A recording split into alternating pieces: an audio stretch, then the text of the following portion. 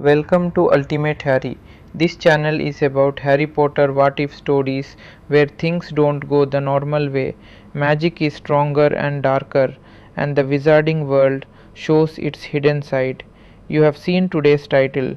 What if Harry was chosen by a forbidden wand that refused every other wizard? Quick note before we start. This video is self-recorded and made following YouTube's latest rules. All stories here are originally written and created only for storytelling and entertainment.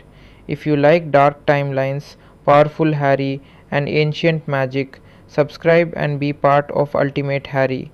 Now, let's begin. Chapter 1 The Wand That Waited. The dust in Ollivander's shop had a memory. It hung in the slanted rays of afternoon sun, golden and silent, settling on thousands of long, narrow boxes with the patience of centuries. To Harry Potter, standing small and tense on the worn floor, it felt less like a shop and more like a library of sleeping lives. Each box a tomb, each wand a story, unfinished. Difficult, very difficult, Mr. Ollivander murmured, his pale eyes like moons in the dim light. His fingers had fluttered over Harry's scar, not with the gawking curiosity of others, but with the recognition of a scholar finding a referenced text. The tape measure had conducted its own frantic dance, now lying coiled and inert on the counter. Box after box was produced. Wand after wand was placed in Harry's trembling fingers. Each rejection was a small, violent expulsion.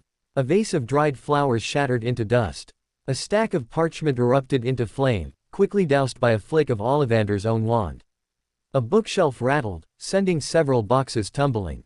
With each failure, Harry's hope shriveled. Maybe, he thought, a cold dread pooling in his stomach, maybe the magic that made the glass disappear at the zoo was a fluke. Maybe there's been a terrible mistake. Asterisk. No, decidedly not, Ollivander would whisper, snatching the wand back as if it had grown hot. His excitement, however, seemed to grow with each failure. A curious core, that phoenix feather, curious indeed. Hagrid, a mountain of patient beard and tweed in the corner, shifted his weight. Don't worry, Harry. Took me 3 tries, it did. Ollivander knows his business. But this felt different. This felt like a search. An audition where Harry was the one being judged unfit for every role. Then, Ollivander paused. He stood perfectly still in the center of the aisle, his head cocked as if listening to a distant sound. The shop held its breath. I wonder, he breathed. The words were barely audible. He turned and vanished into the deepest shadows at the rear of the shop, where the air was even colder and the dust lay thicker. Harry heard the scrape of a ladder, a soft rustle, then silence. Minutes stretched. Hagrid cleared his throat. Ollivander emerged. He wasn't carrying a box. He was cradling something long and slender in both hands, wrapped in what looked like faded black velvet. He laid it on the counter with a reverence that hadn't accompanied any of the other wands. This, he said, his voice hushed, is not for sale. It has never been for sale. It has resided here since before my grandfather's time. Many have tried. Many great witches and wizards have tested their compatibility. All have been found wanting. Some violently so. He peeled back the velvet. The wand lay there, and it didn't look like the others. It wasn't polished, neat, or elegant. It was carved from a wood so dark it seemed to drink the light, a deep, weathered ebony. Veins of a silvery, metallic substance, like liquid mercury frozen mid-flow, streaked through it from the rough, gnarled handle to the slightly twisted tip. It had no discernible core exposed, no carvings or adornments. It looked less like a tool and more like a fragment of a lightning-struck tree, raw and potent and old. Blackthorn and Ollivander hesitated, his finger hovering an inch above the silvery streak. A core I have never been able to identify. Not dragon heartstring, not unicorn hair, not phoenix feather. The wood is combative, protective. It chooses only those of a certain disposition, usually those who have known conflict. But this particular wand, it has chosen no one. It has refused all. Why are you showing it to me, then? Harry asked, his voice small. Because, Ollivander said, his moon-like eyes fixed on Harry's. When you failed with the phoenix feather wand, the one with the brother to the wand that gave you that scar, this box shook. It fell from its shelf. It has not moved in 150 years. The air left Harry's lungs. Hagrid was utterly silent. Take it, Ollivander said, not a command, but an invitation to witness a verdict. Harry's hand moved without his conscious thought. His fingers, still grubby from the London Underground, closed around the handle. Warmth. That was his first sensation. Not the sparkly, cheerful warmth of a hearth, but the deep, subterranean warmth of stone that has soaked in a day's sun. It traveled up his arm, steady and certain. Then came a vibration, a low hum that resonated in his bones, a note so deep he felt it more than heard it. The silvery veins in the wand pulsed once, a soft, gray light. No explosions, no shattered vases, no rejection. A sense of rightness, profound and absolute, settled over him. It was like coming home to a place he'd never known he'd missed. The wand's hum synced with the frantic beat of his heart, slowing it, steadying it. Power, vast and ancient and strangely somber, thrummed in the space between his palm and the wood. It didn't feel like a weapon. It felt like a key. A companion. Ollivander let out a shuddering breath. Remarkable, he whispered. Oh, how truly remarkable. What does it mean? Harry asked, unable to tear his eyes away from the wand. It felt alive in his grip. It means, Mr. Potter, Ollivander said, taking a step back, his face a mask of awe and something else, something like caution. That the wand has chosen. And its choice is unprecedented. Blackthorn is a warrior's wood. It bonds with a witch or wizard who has proven their mettle. But you are untested. Yet it has waited. For you. He leaned forward, his voice dropping. This wand has a history, fragments of which are known only to me. It is not a gentle wand. Its magic will not be tame. It is forbidden not by law, but by reputation. Wizards who sought it and were found wanting often found their own magic turned against them for a time. It was named, by my great-grandfather, Athelred. Athelred, Harry repeated. The name felt old and heavy on his tongue. It means, noble counsel, Ollivander said. But also, in older tongues, resolute in power. Treat it with respect, Harry Potter. It has not accepted a master lightly. Do not presume to fully command it. Seek instead to partner with it. Harry paid the 7 galleons, the transaction feeling absurdly mundane. As they left the shop, the bell tinkling behind them, Harry clutched the wand in its simple box, the warmth of it seeping through the cardboard. The sun on Diagon Alley seemed brighter, the colors more vivid. He felt anchored for the first time since Hagrid had crashed into his life on a rocky island. On the train back to the Dursleys, as Hagrid dozed, Harry opened the box again. He didn't take the wand out, just looked at it. The silvery veins caught the light. He thought of Ollivander's warning. Forbidden, not gentle. Asterisk. A part of him, a part that had spent 11 years in a cupboard, flinched. He wanted a normal wand. A simple, polite, holly and phoenix feather wand. But a larger, newer part, a part that had seen a world of wonder open up, looked at the dark, streaked wand and felt a thrill that was edged with defiance. This wand had been rejected by great wizards. It had been locked away. Like him, it had waited. And so, in a whisper so quiet it was lost under the train's rumble, Harry made his first promise to it. I won't put you back in the dark. The wand lay still in its box. But in the very center of his palm, where he had held it, a faint, comforting warmth lingered. That night, back in his cupboard at number 4, Privet Drive, the dream returned. But it was different. Always before, it was a blur of green light and a high, cold laugh that ended with his mother's scream. This time, the green light flashed, the laugh rang out, but as his mother screamed, a silver streak, like the vein in his wand, cut through the darkness. It didn't stop the curse. But it tangled with the green light, fracturing it, making the high laugh snarl with sudden, unexpected effort. Harry woke not with a gasp of terror, but with a hammering heart and his fingers curled around nothing. He stared into the absolute black of the cupboard, the phantom warmth from the wand shop still on his skin. The wand had a history. And somehow, impossibly, it was already entwined with his own. He had a tool. A strange, powerful, forbidden key to a new world. And as the first gray light of dawn filtered under his cupboard door, a cold, clear thought followed the fading echo of the dream laugh. If the wand refused others, what did it know about them that made them unworthy? Asterisk. And what did it see in him? Asterisk. The warmth in his palm faded, leaving behind a faint, tingling residue of power and a question that would haunt him long after he left the cupboard behind. For the first time, Harry Potter was not just chosen. He was selected. And the weight of that distinction settled on his small shoulders, not as a burden, but as a silent, waiting pact. The weeks until September 1st were a peculiar limbo. The Dursleys, cowed by the latent threat of Hagrid and the bizarre letters, left him largely alone. They eyed the long, slender box he kept with him at all times with a superstitious dread, as if it contained a sleeping viper. Harry spent his days in the sun-baked backyard, the wand box on his knees, reading his school books. He didn't take the wand out again. Ollivander's reverence had seeped into him. It felt like a thing to be unveiled only when necessary. The standard book of spells, grade 1 * was full of cheerful diagrams and simple instructions. Wand movements are key, Mr. Potter. The introduction chirped. But Harry's eyes kept drifting to his box. Athelred. The wand didn't look like it would appreciate cheerful, standard movements. The night before his departure, a storm raged over Little Whinging. Thunder shook the foundations of Number 4. Rain lashed the windows. In his cupboard, now more of a storage room since the Dursleys had reluctantly moved him to Dudley's second bedroom after the letters, Harry lay awake. The wand box was on the bedside table. A crack of lightning, closer than the others, lit the room in a stark, white flash. In that instant, Harry saw it. The wand box was glowing. A faint, pulsing silver light seeped through the cracks in the cardboard, synced with the distant rumble of thunder. He sat up, heart in his throat. He reached out, his fingers inches from the box.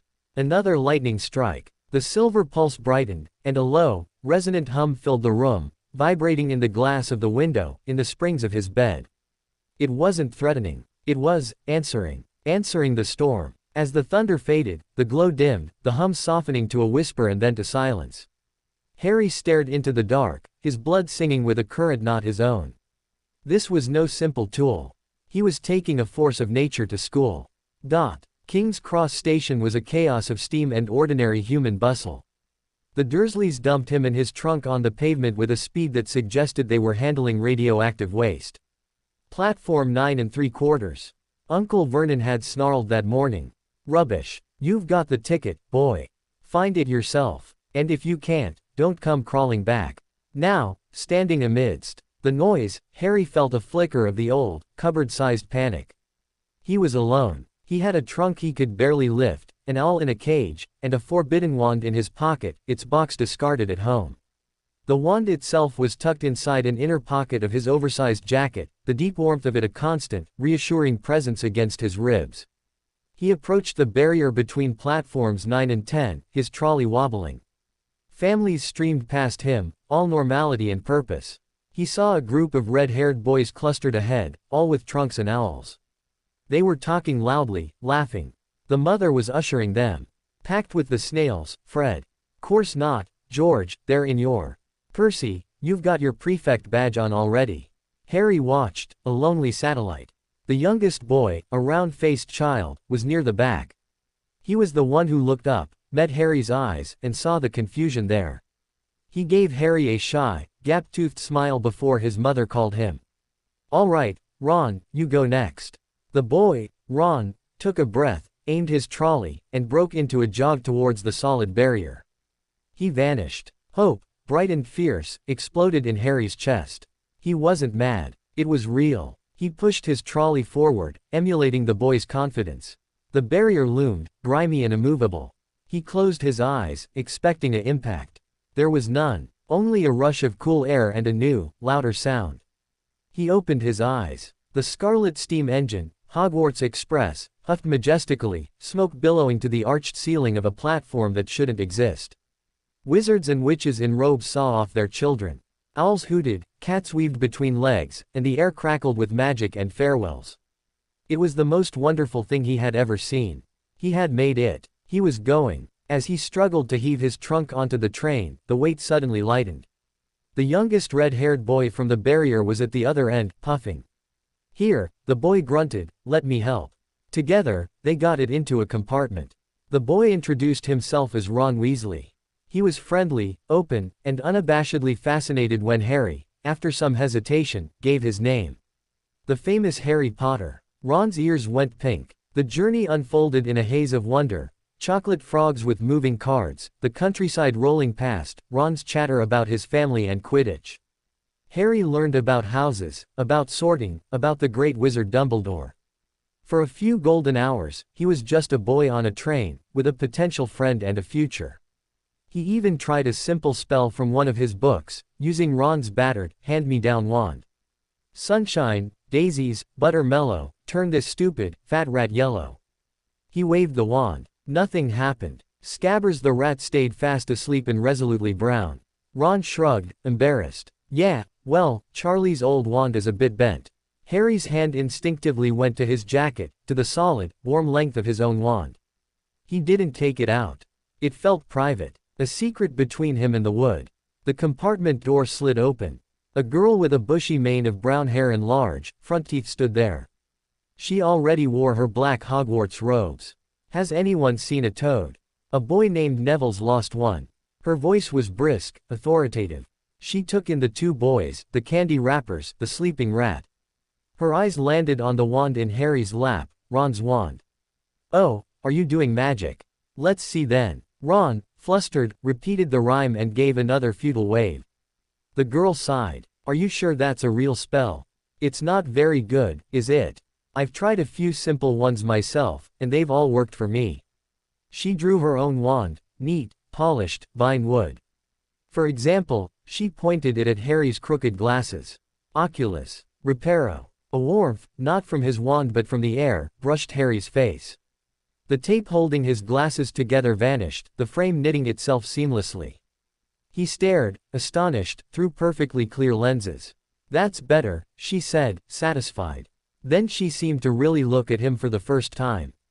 Her eyes widened. You're Harry Potter. She knew all about him from books.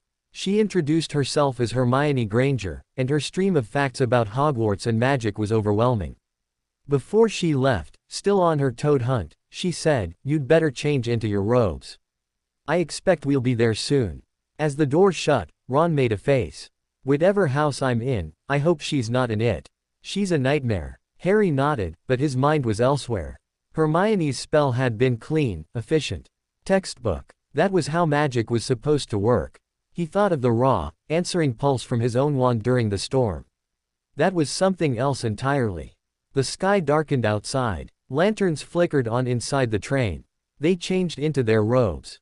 Harry's were secondhand, like Ron's, but clean and whole. As he fastened the cloak, he felt the weight of his wand in the pocket, a familiar anchor. Ron was talking about his family again, about being the sixth son, about hand-me-down everything. Harry listened, but a part of him was acutely aware of the divide. Ron's worries were about living up to brothers, about not having anything new. Harry's were about a wand that hummed with thunderstorms and a past written in green light. The train began to slow. "We're here," Ron said, his voice hushed. The lights of Hogsmeade Station appeared, and the train chugged to a stop. The corridor outside erupted into noise and movement. "Furs years. Furs, years over here." The voice was unmistakable. Hagrid's gigantic, bearded face beamed over a sea of heads, a lantern held aloft. Harry's heart lifted at the sight of him, a familiar rock in this swirling new world. "Come on, follow me, mind your step, now. Furs, years, follow me." They clambered out onto a small, dark platform. The night air was cold and smelled of pine and lake water. Hagrid led them down a steep, narrow path where it was too dark to see their feet. There were murmurs and nervous stumbles. "Ye'll get furs sight o' Hogwarts in a sec," Hagrid called over his shoulder, "just round this bend here." They turned the corner. And there it was. Hogwarts. A vast castle perched on a mountain ledge, its windows glittering with 1,000 points of golden light against the star-strewn sky and the black sheet of the lake below. Turrets and towers pierced the darkness. It was more magnificent than anything Harry had dreamed. A collective gasp went through the first years. For a moment, even Harry forgot about his wand, his past, the whispers that followed his name. This was a promise. A home. No more in four to a boat. Hagrid called, pointing to a fleet of little boats sitting in the water by the shore. Harry and Ron were joined by Hermione and a nervous, round-faced boy who was clutching a toad and introduced himself as Neville Longbottom. They all climbed into a boat. It moved off smoothly, magically, across the glassy black lake. The castle loomed larger and larger, until it filled the entire sky. They sailed through a curtain of ivy, down a dark tunnel, and emerged in an underground harbor. They clambered out onto rocks and followed Hagrid's lantern up a flight of stone steps to a huge, oak front door. Hagrid raised a gigantic fist and knocked 3 times. The door swung open silently. Professor McGonagall stood there, tall, severe, and dressed in emerald green robes. Her hair was in a tight bun, her expression stern but not unkind. "The furs, years, Professor McGonagall," said Hagrid. "Thank you, Hagrid. I will take them from here." She led them into the entrance hall, a space so vast the ceiling was lost in darkness. Torches flared in brackets on stone walls. From a doorway to the right, Harry could hear the rumble of hundreds of voices, the rest of the school, already assembled. But McGonagall stopped them before they reached it. She turned to face them, her gaze sweeping over the cluster of nervous, upturned faces. "Welcome to Hogwarts," she said, her voice crisp. "The start of term banquet will begin shortly, but before you take your seats in the Great Hall, you will be sorted into your houses. The sorting is a very important ceremony because, while you are here, your house will be something like your family within Hogwarts. You will have classes with the rest of your house, sleep in your house dormitory, and spend free time in your house common room." She explained the 4 houses: Gryffindor, Hufflepuff, Ravenclaw, and Slytherin. She spoke of house points and the house cup. Harry's stomach twisted. More judging. More being placed. The sorting ceremony will take place in a few minutes in front of the rest of the school. I suggest you all smarten yourselves up as much as you can while you are waiting. Her eyes lingered for a moment on Neville's cloak, which was fastened under his left ear, and on a smudge on Ron's nose. Harry instinctively straightened his glasses. "I shall return when we are ready for you," said Professor McGonagall. "Please wait quietly." She left. The first years shifted nervously. Then the whispers started. About the sorting. About how it was a test. About how you had to fight a troll. Hermione Granger was whispering very fast about all the spells she'd learned and which she might need. Harry wasn't listening. His hand had found its way into his robe pocket. His fingers closed around the warm, dark wood of his wand. "You have not accepted a master lightly," Ollivander had said. What if the Sorting Hat saw the wand? What if it saw the forbidden partnership and didn't know what to do with it? What if it put him in Slytherin, the house of the dark wizard who had tried to kill him? A cold sweat broke out on his neck. He was Harry Potter, the boy who lived. He was supposed to be brave. To be a Gryffindor, like his parents. But the wand against his ribs felt neither brave nor cowardly. It felt resolute, ancient. It felt, in its deep warmth, like it belonged to all the houses and none of them. The door swung open again. Professor McGonagall had returned. "They're ready for you now," she said. "Form a line, and follow me." Harry let go of his wand, letting his empty hand fall to his side. He fell into line beside Ron, who looked distinctly green. Hermione was taking deep, shaky breaths ahead of them. They walked out of the chamber, across the hall, and through the giant doors. The Great Hall. It was lit by thousands and thousands of candles floating in midair over 4 long tables, where the rest of the students sat, their faces turned towards them. The tables were laid with glittering golden plates and goblets. At the top of the hall was another long table where the teachers sat. Professor McGonagall led the first years up here, so they came to a halt in a line facing the other students, with the teachers behind them. The hundreds of faces staring at them looked like pale lanterns in the candlelight. Harry looked upwards and saw a velvety black ceiling dotted with stars. "It's bewitched to look like the sky outside," Hermione whispered. "I read about it in Hogwarts, a history." It was beautiful, but Harry barely registered it. His eyes were fixed on the tattered, dirty old wizard's hat placed on a 3-legged stool at the front. For a terrible moment, there was complete silence. Then the hat twitched. A rip near the brim opened wide like a mouth, and the Sorting Hat began to sing. It sang of unity and difference, of the qualities of each house. It sang of bravery, loyalty, wit, and ambition. The song ended with a flourish. The hall erupted into applause. The hat became motionless again. Professor McGonagall now stepped forward, holding a long roll of parchment. "When I call your name, you will put on the hat and sit on the stool to be sorted," she said. "Abbott, Hannah." A pink-faced girl stumbled out of line, put on the hat, which fell right down over her eyes, and sat down. A moment's pause. "Hufflepuff," shouted the hat. The table on the right cheered and clapped as Hannah went to sit down. The list went on. Bones, Susan, became a Hufflepuff. Boot, Terry went to Ravenclaw. Brocklehurst, Mandy, followed. With each name, Harry's tension wound tighter. Ron muttered, I'm going to kill Fred and George. They were going on about wrestling a troll. Finch Fletchley, Justin, Hufflepuff, Granger, Hermione. Hermione almost ran to the stool and jammed the hat eagerly onto her head. Gryffindor. The hat shouted after only a few seconds. Hermione, beaming, ran to join the cheering table on the far left. There weren't many people left now. Longbottom, Neville. Neville tripped on his way to the stool. The hat took its time with Neville. Finally, it shouted, Gryffindor. Neville ran off still wearing the hat, and had to jog back amid gales of laughter. Malfoy, Draco. The pale boy with the pointed chin swaggered forward. The hat had barely touched his head when it screamed, Slytherin. Malfoy went to join his friends, looking pleased. Then, Potter, Harry. A sudden hush fell. Every single head in the Great Hall turned. Whispers broke out like little hisses of flame all over the hall. Potter, did she say? The Harry Potter. Harry walked forward, his legs moving automatically. He felt every eye like a physical pressure. He sat on the wooden stool. Professor McGonagall lowered the sorting hat onto his head. It fell over his eyes, plunging him into darkness and the faint smell of dust and old leather. Said a small voice in his ear. Difficult. Very difficult. Plenty of courage, I see. Not a bad mind, either. There's talent, oh my goodness, yes, and a nice thirst to prove yourself. Now that's interesting, but where to put you? Not Slytherin, Harry thought desperately. Anything but Slytherin. Asterisk. Not Slytherin, said the hat. Are you sure? You could be great, you know. It's all here, in your head, and with that, oh my. The hat went very still. Harry felt a peculiar sensation, as if the hat's internal gaze had shifted from his own mind to something else. To the warm, humming presence in his pocket. The presence that seemed to be, looking back. Well, the hat whispered, its tone changed, becoming less playful, more contemplative, almost respectful. This is unexpected. The wand chooses the wizard, they say. But this wand has been waiting. It has chosen a path, not just a person. A path of resolute power. It seeks not glory, not knowledge for its own sake, it seeks a purpose.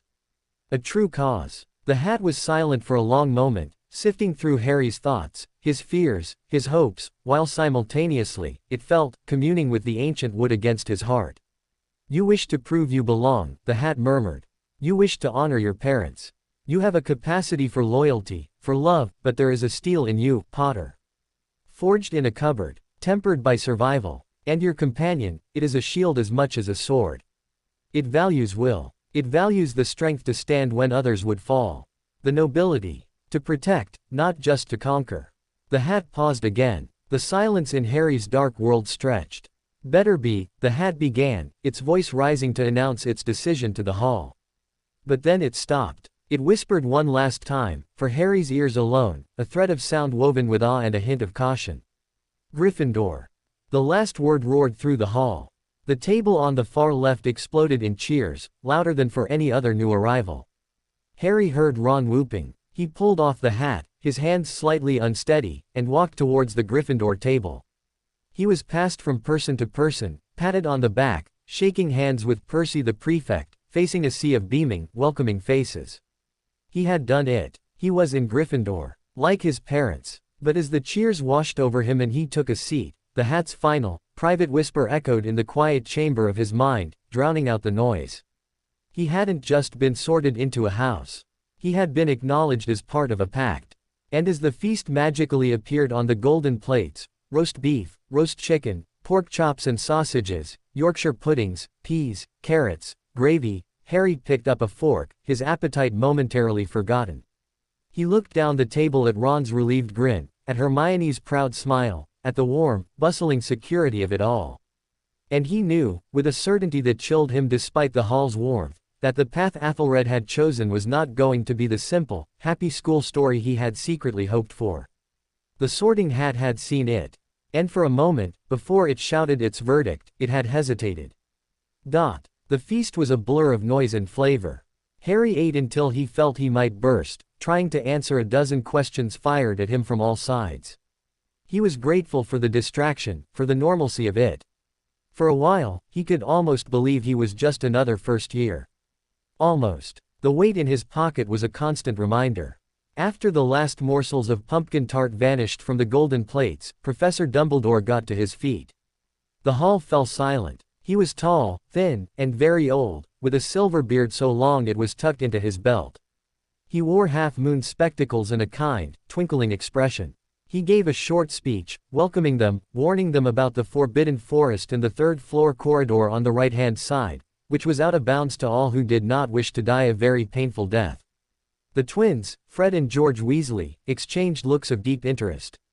And now, Dumbledore said, before we go to our beds, let us sing the school song. He gave a little flick of his wand, and a long golden ribbon flew out of it, which rose high above the tables and twisted itself into words.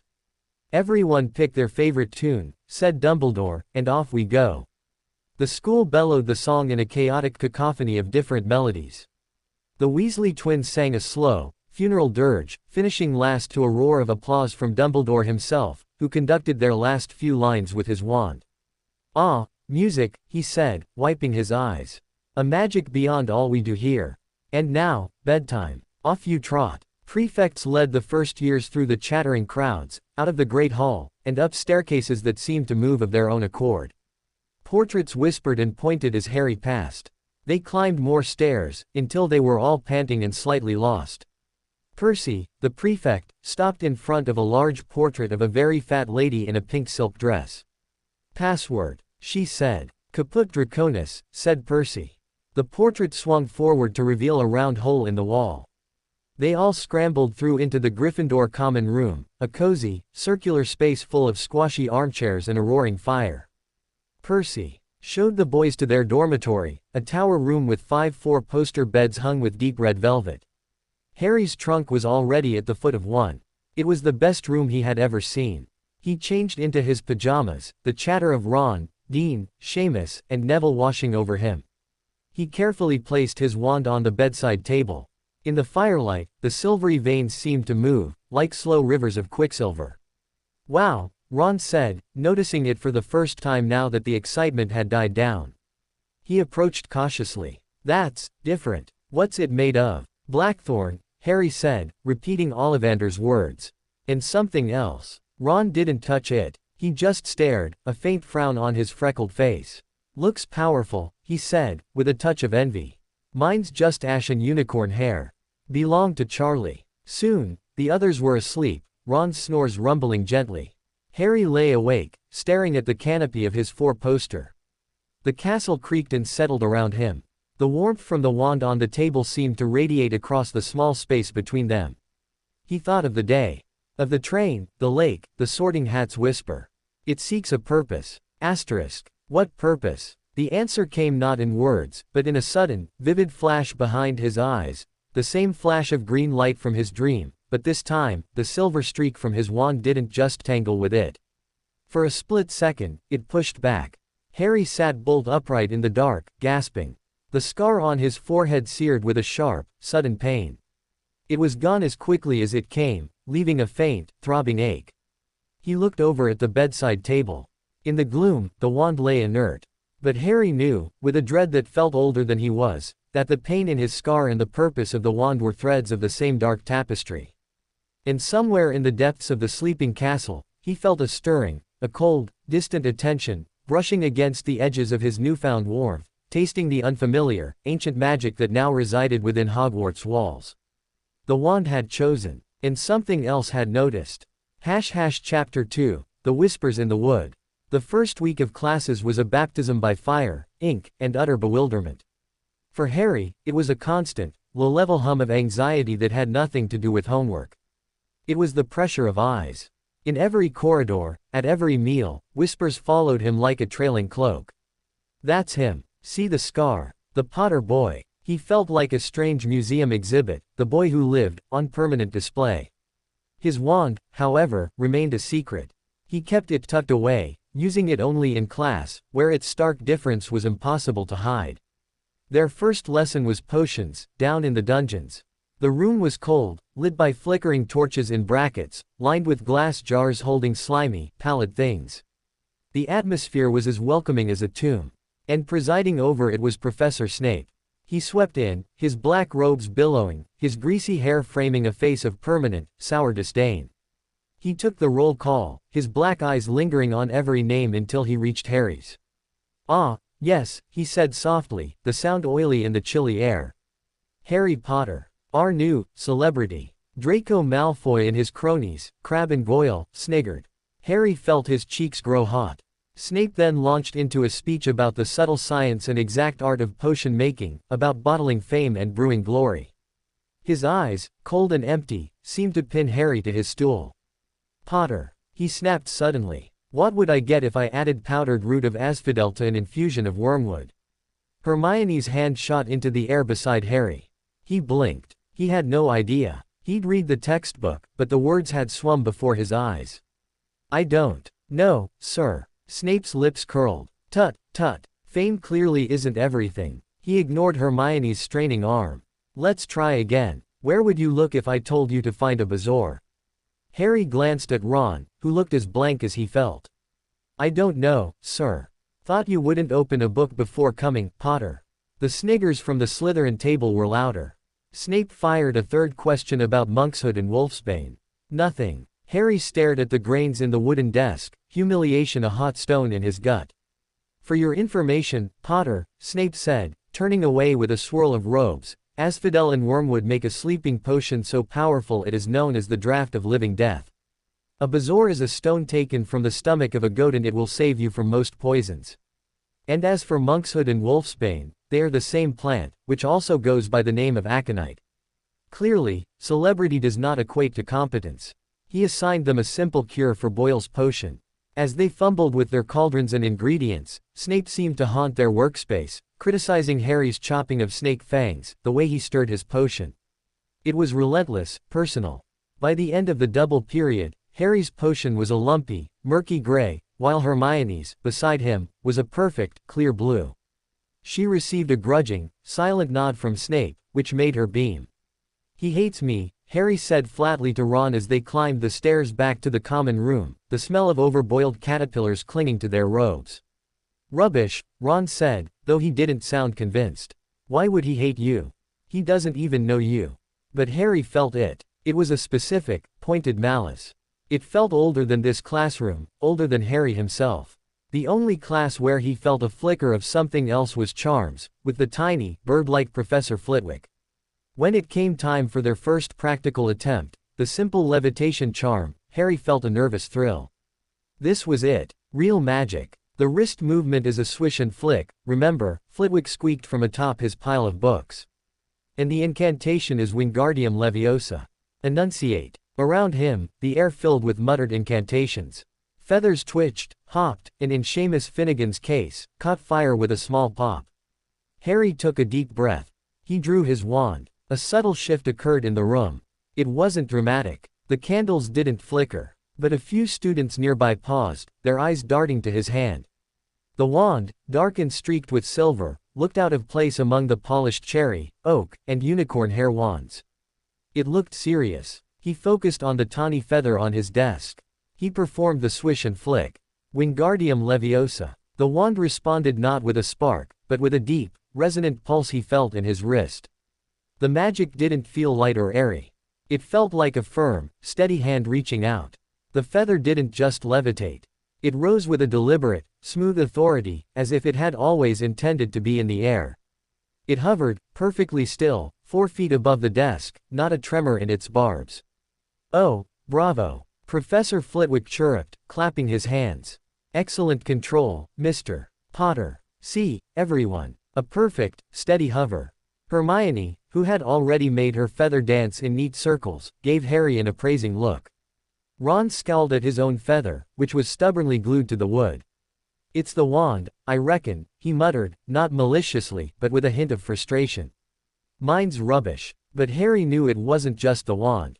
It was the partnership. The wand had provided the power, the unshakable stability, but his own will, his focused desire to make it work, to prove he belonged, had directed it.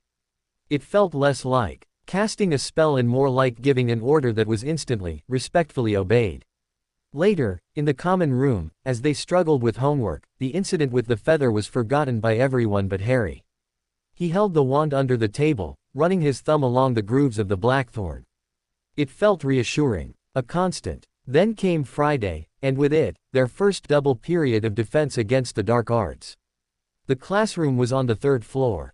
Professor Quirrell was already there, his turban looking larger and more lopsided than ever.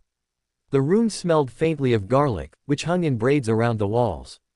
Good morning," he stammered, avoiding everyone's eyes, particularly Harry's.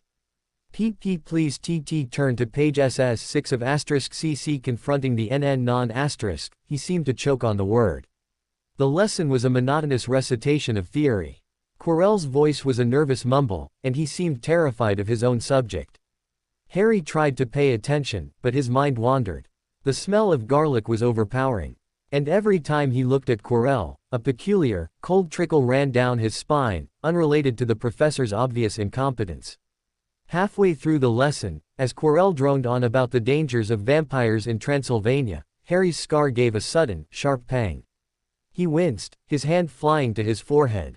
"You all right, Harry?" Ron whispered. "Yeah," Harry mumbled. "Just a headache." But it wasn't. It was the same searing pain he'd felt the first night, concentrated and fierce. And as it peaked, the wand in his pocket grew warm.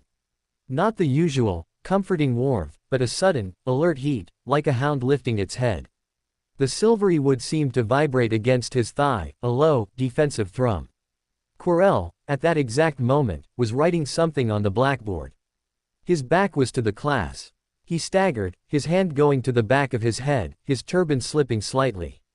He righted it quickly, but not before Harry saw it, a flash of something pale and oddly shaped beneath the purple fabric. The pain in Harry's scar faded as quickly as it came. The wand's heat subsided to its normal warmth. But a new, icy certainty gripped Harry. The pain, the wand's reaction, Quirrell's stumble, they were connected. The wand wasn't just reacting to magic. It was reacting to a specific magic. A dark, familiar magic that made Harry's scar burn. He left the defense classroom in a daze, Ron's chatter about Quirrell being a useless teacher washing over him unheard. "You're quiet," Ron said as they headed for the Great Hall for lunch.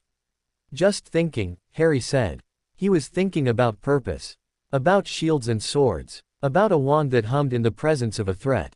The following Tuesday brought their first lesson in the one subject Harry had been equally dreading and anticipating, Transfiguration with Professor McGonagall. She was every bit as stern as she had been at the sorting. Her classroom was on the first floor, precise and orderly. She began with a lecture on the dangers and complexities of transformation magic, turning her desk into a pig and back again with a sharp, efficient tap of her wand. It was awe-inspiring. "Transfiguration is some of the most complex and dangerous magic you will learn at Hogwarts," she said, her eyes sweeping over them like a hawk's. "Anyone messing around in my class will leave and not come back. You have been warned." They were tasked with turning a match into a needle. It was tedious, exacting work. Hermione, of course, managed to give hers a silvery sheen and a sharp point within 10 minutes, earning a rare, tight smile from McGonagall. Ron's match turned a funny, rubbery gray and bent in the middle. Seamus's exploded, covering him in soot.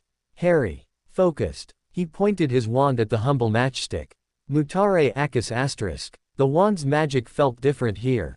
In charms, it had been direct, forceful. For transfiguration, it was more subtle, a probing, reshaping energy. The match twitched, its tip sharpening to a dull point, its wood taking on a metallic gray color. But it remained stubbornly wooden in texture. It was a crude, ugly hybrid. McGonagall paused by his desk. She examined the half-match, half-needle. Her lips pursed. "Adequate intention, Potter, but your focus is imprecise. Transfiguration requires a perfect mental image. You are forcing the change. You must convince the object to become something else." Her eyes flicked to his wand, resting beside the failed transformation. A barely perceptible frown line appeared between her brows. She said nothing about it, moving on to critique Dean's attempt. Harry stared at his wand. Forcing the change. That's what it felt like. The wand's power was so readily available, so potent, he was trying to bludgeon the match into submission. McGonagall was right. He needed finesse. He needed partnership, not domination. He took a deep breath. He didn't just picture a needle. He felt its coolness, its smoothness, its singular purpose. He thought not of imposing a shape, but of revealing the needle within the match. He touched his wand to it again. Mutare Acus asterisk. The magic flowed, slower this time. It wasn't a command. It was a suggestion, backed by immense, quiet power. The wood softened, flowed like liquid silver, then hardened. The match was gone. In its place lay a perfect, if slightly blunt, steel sewing needle. A wave of satisfaction washed over him, warmer than any praise. He'd listened. He'd adapted. The wand had complied, its power channeled with a new precision. It was in the corridors, between classes, that the otherness of the wand truly began to whisper. Walking back from herbology, their hands smelling of dragon dung compost, Harry and Ron took a wrong turn. They found themselves in a deserted, narrow passageway lined with suits of armor that looked older and more battered than the ones near the main halls. The air was colder here, the torchlight dim. As they passed a particularly grim-looking suit, holding a notched axe, Harry's wand warmed in his pocket. He stopped. "What?" Ron asked. "Dunno." Harry looked around. The corridor was empty and silent. But the wand's warmth was the alert warmth from defense class. He drew it out slowly. The silvery veins pulsed once, a faint, gray light that didn't illuminate, but seemed to deepen the shadows.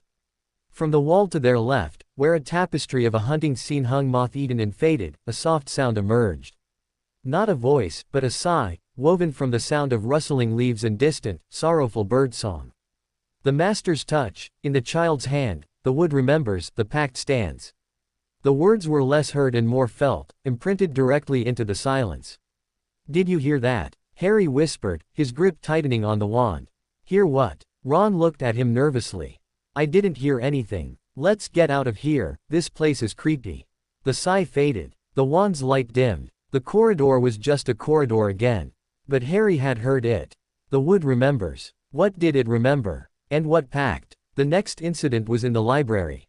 He was searching for a book on medieval wizard dueling for a history of magic essay, a class so boring even the wand's presence couldn't keep him awake, taught by the ghost Professor Binns. He trailed his fingers along the spines in a forgotten, dust-shrouded section labeled Arcanum Sylvae, the lore of wood.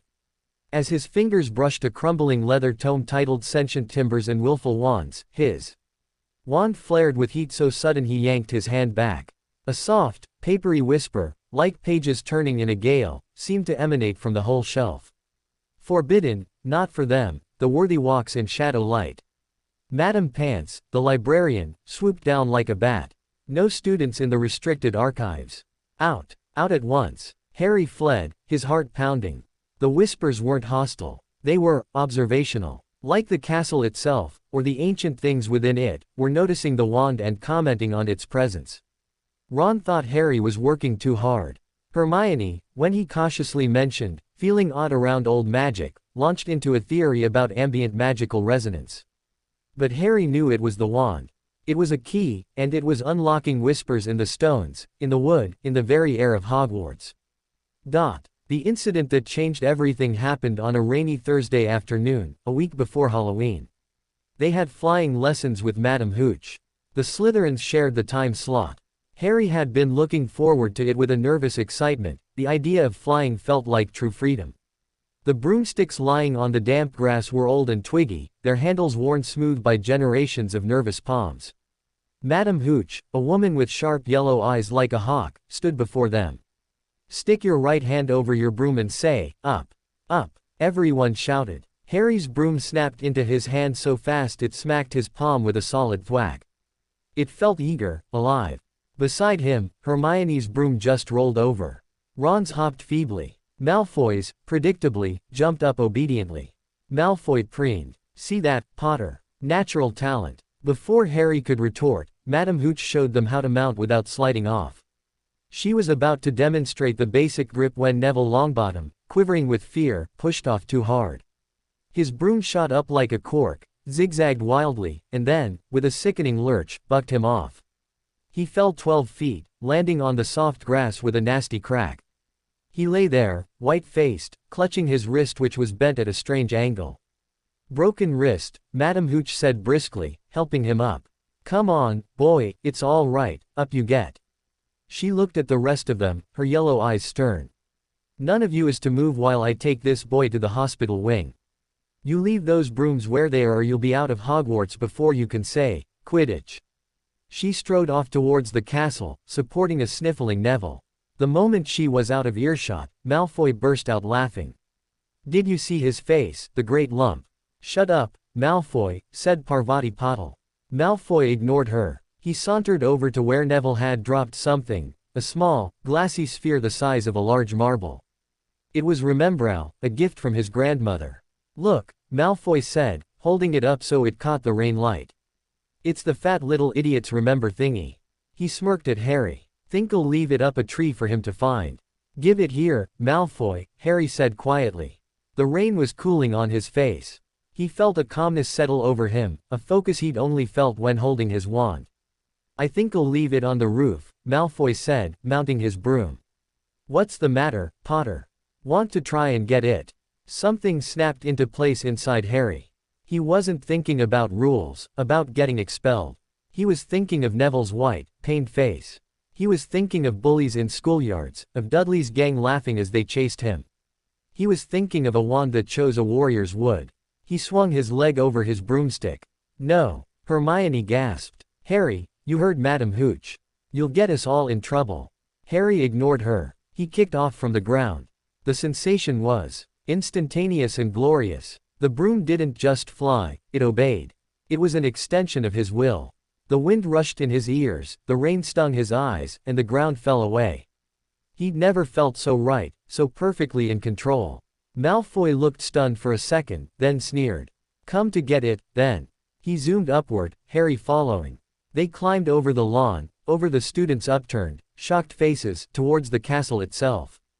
Malfoy was a competent flyer, but Harry's broom responded with an intuitive sharpness, as if it had been waiting for this. Give it here, Harry called, his voice steady in the wind, or I'll knock you off your broom. Oh yeah, Malfoy taunted, but he looked less sure.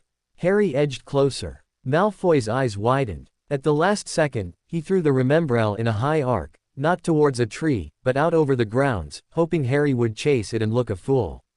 Harry didn't hesitate. He didn't think. He leaned forward, pointing the broom handle down.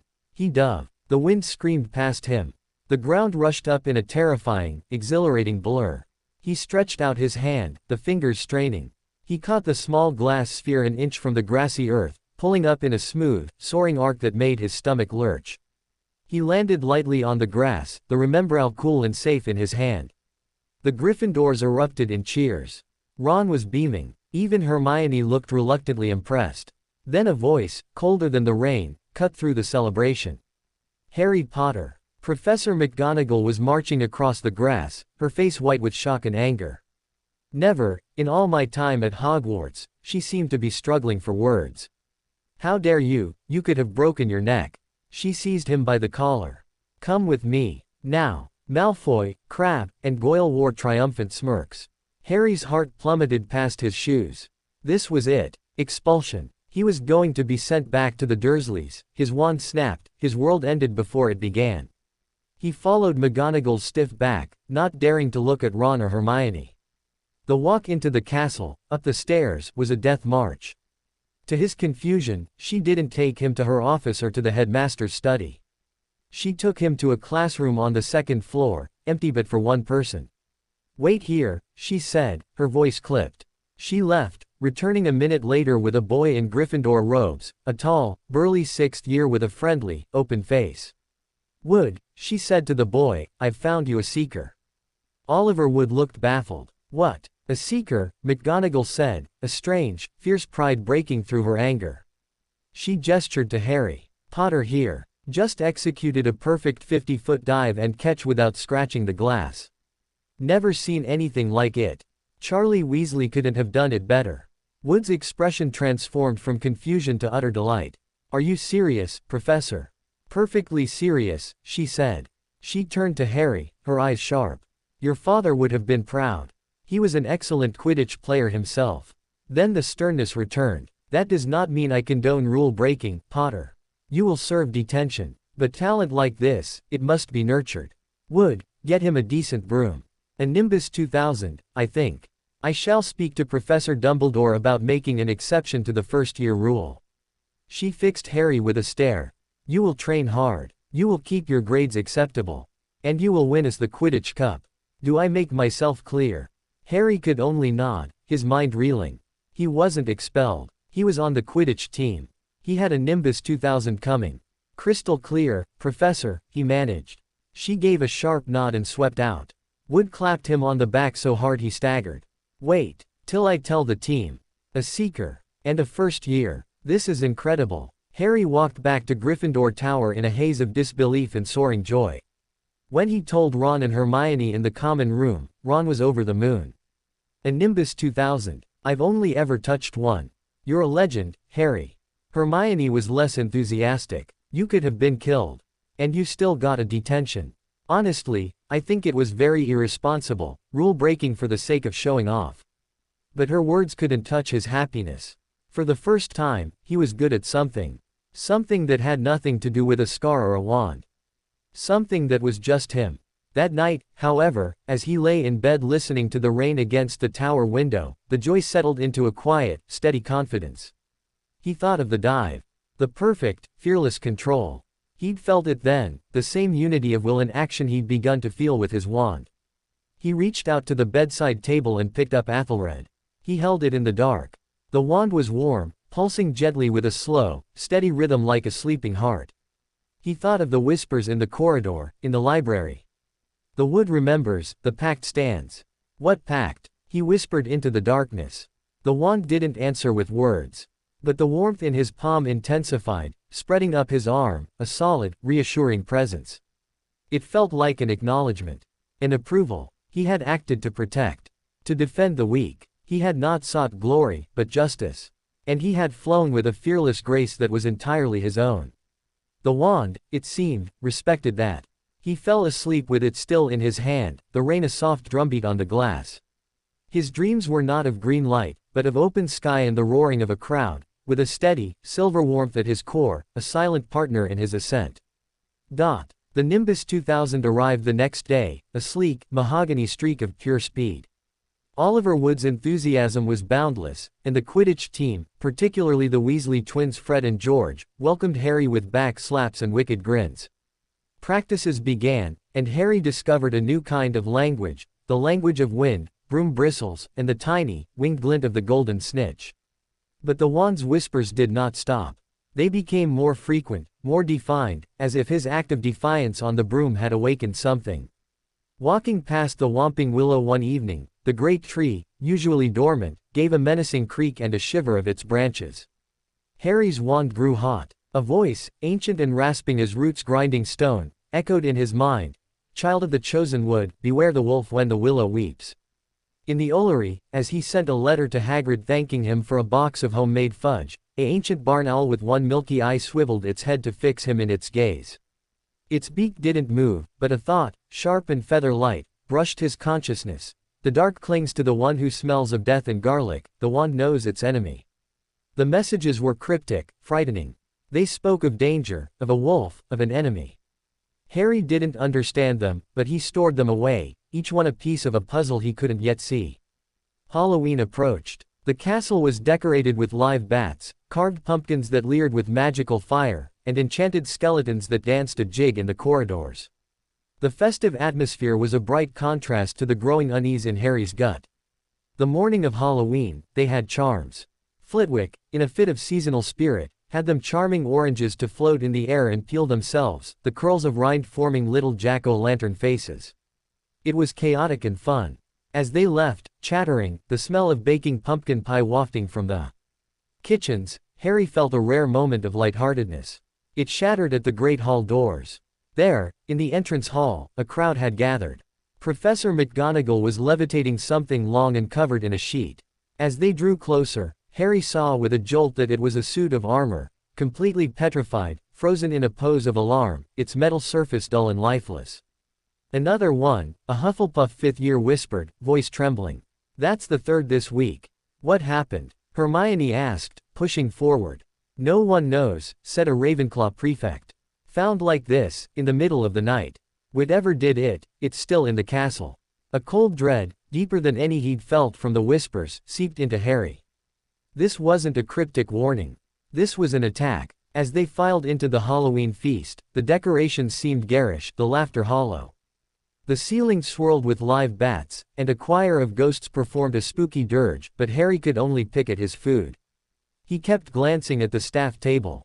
Dumbledore looked serene. McGonagall was tense. Snape's expression was unreadable. Quirrell was absent. Halfway through the feast, the doors to the Great Hall burst open. Quirrell came sprinting in, his turban askew, terror distorting his face. He reached the staff table, tripped, and gasped, "Troll, in the dungeons, thought you ought to know." He then collapsed in a dead faint. Pandemonium erupted. Dumbledore's voice boomed, "Silence." It echoed off the stone walls. "Prefects," he said calmly, "lead your houses back to the dormitories immediately." The Gryffindors followed Percy through the chattering, terrified crowd. Harry was shoved along with the tide, but his mind was racing. A troll. In the castle. The petrified armor. The whispers. Beware, the enemy. As they pushed their way into a packed corridor, an awful thought struck Harry. "Hermione," he said, grabbing Ron's arm. "She doesn't know." Ron stared. "What?" "Hermione. She wasn't at the feast. She was in the girls' bathroom, crying. Parvati Patil said she'd been upset because I heard her say something about Ron being an insensitive prat after charms." Ron's ears turned red, but fear overrode his embarrassment. "The trolls in the dungeons. That bathroom is on the first floor. She'll be okay." "What if it's not just in the dungeons?" Harry hissed. "What if it moves? She won't know." They shared a look of pure, unspoken agreement. Without a word, they broke away from the crowd, ducking behind a large statue of a one-eyed witch. "We have to find her," Harry said, his hand already closing around the warm wood in his pocket. For the first time, he drew it not for class, but for a real, tangible danger. The wand slid into his hand, and its warmth was no longer just comforting. It was a burning focus. The silvery veins glimmered faintly in the dim torchlight of the deserted corridor. They moved as quietly as they could, their footsteps echoing. The castle was eerily silent, emptied by Dumbledore's order. The smell of the Halloween feast was replaced by older smells, dust, damp stone, and now, as they rounded a corner towards the girls' bathroom, a new, horrific stench. It was a mixture of old socks and the kind of public toilet no one seems to clean. And it was getting stronger. A low grunting sound reached them, and the shuffling footfalls of something enormous dragging its feet. Harry's scar gave a sudden, vicious throb. He clutched his head. "You all right?" Ron whispered, his face pale. "Yeah," Harry gritted out. The pain was a white-hot needle behind his eye. The wand in his hand grew hotter still, a searing brand against his palm, its usual hum rising to a silent, high-pitched keen of warning. They reached the corner. Harry peered around it. The troll was even more monstrous than he could have imagined. 12 feet tall, its skin was a dull, granite gray, lumpy and thick. It had a small, balding head on a body like a mountain of potatoes. Its legs were as thick as tree trunks, its feet flat and horny. In one massive hand, it dragged a huge, knotted wooden club that scored the stone floor. It was standing outside the door to the girls' bathroom, peering stupidly at it, as if trying to decide how to get in. A high-pitched scream came from inside the bathroom. "Hermione." The troll made up its mind. It raised its club and smashed the door to splinters. "We have to do something." Ron moaned, paralyzed with fear. Harry's mind went blank, then crystal clear. The wand was screaming in his hand, a torrent of power begging for direction. He didn't think of spells. He thought of stopping it. He stepped out into the corridor. "Hey!" he shouted, his voice surprisingly steady. "Over here." The troll turned its tiny, mean eyes on him. It grunted, a low, stupid sound, and began to lumber towards him, raising its club. "Harry!" Ron yelped. Harry raised his wand. He didn't know a spell for this. He just poured his will into the wand, a raw, desperate command to stop. Asterisk impedimenta. He yelled, the first spell that came to mind, a jinx he'd read about. The wand discharged not a jet of light, but a wave of force, visible as a rippling distortion in the air. It wasn't the neat, textbook jinx. It was a crushing, invisible wall that slammed into the troll's chest with the sound of a gong. The troll staggered back, a look of dim surprise on its face. It roared, more in annoyance than pain, and swung its club. Harry dove sideways. The club smashed into the wall where he'd been standing, cratering the stone. Chips flew. Wingardium Leviosa. Ron's voice, shrill with terror. He'd drawn his own wand. The spell shot from Charlie's old wand and struck the club as the troll raised it for another blow. The club suddenly became weightless. The troll, confused, held it aloft, overbalancing. Now! Ron screamed. Harry scrambled to his feet. The troll was wobbling, its back to the shattered bathroom door. Hermione was huddled against a sink, her face white. He had one chance. He raised his wand again, pointing it not at the troll's thick body, but at the club hovering above its head. He didn't want to levitate it. He wanted to guide it. To use the troll's own strength against it. He focused all his will, all the wand's resonant power, on the connection between the troll's grip and the wood. He imagined a giant, invisible hand wrapping around the troll's fist and pushing down. De primo. He roared, a spell he didn't know he knew, the Latin word for press down, springing from some primal place. The wand blazed. A shaft of pure, concentrated force, not silver or any color, but a distortion that made the air weep, shot from its tip. It struck the troll's knuckles. With a bellow of pain and shock, the troll's grip spasmed. The heavy club, now under the influence of both Ron's levitation and Harry, crushing force, dropped like a stone. Thwump. Asterisk. It landed squarely on the troll's head. The troll swayed on the spot. A stupid, cross-eyed expression flitted across its face. Then it crumpled, falling forwards with a crash that shook the corridor, landing face down, unconscious. Silence, broken only by the drip of a broken tap in the bathroom and their own ragged breathing. Harry stood, his arms still outstretched, the wand humming with spent power, its warmth now a feverish pulse. He looked at the massive, inert body. He had done that. They had done that. A rush of footsteps. Professors McGonagall, Snape, and Quirrell arrived at a run, wands drawn. They skidded to a halt, taking in the scene. The destroyed door, the unconscious troll, Ron and Harry covered in dust, Hermione shakily getting to her feet.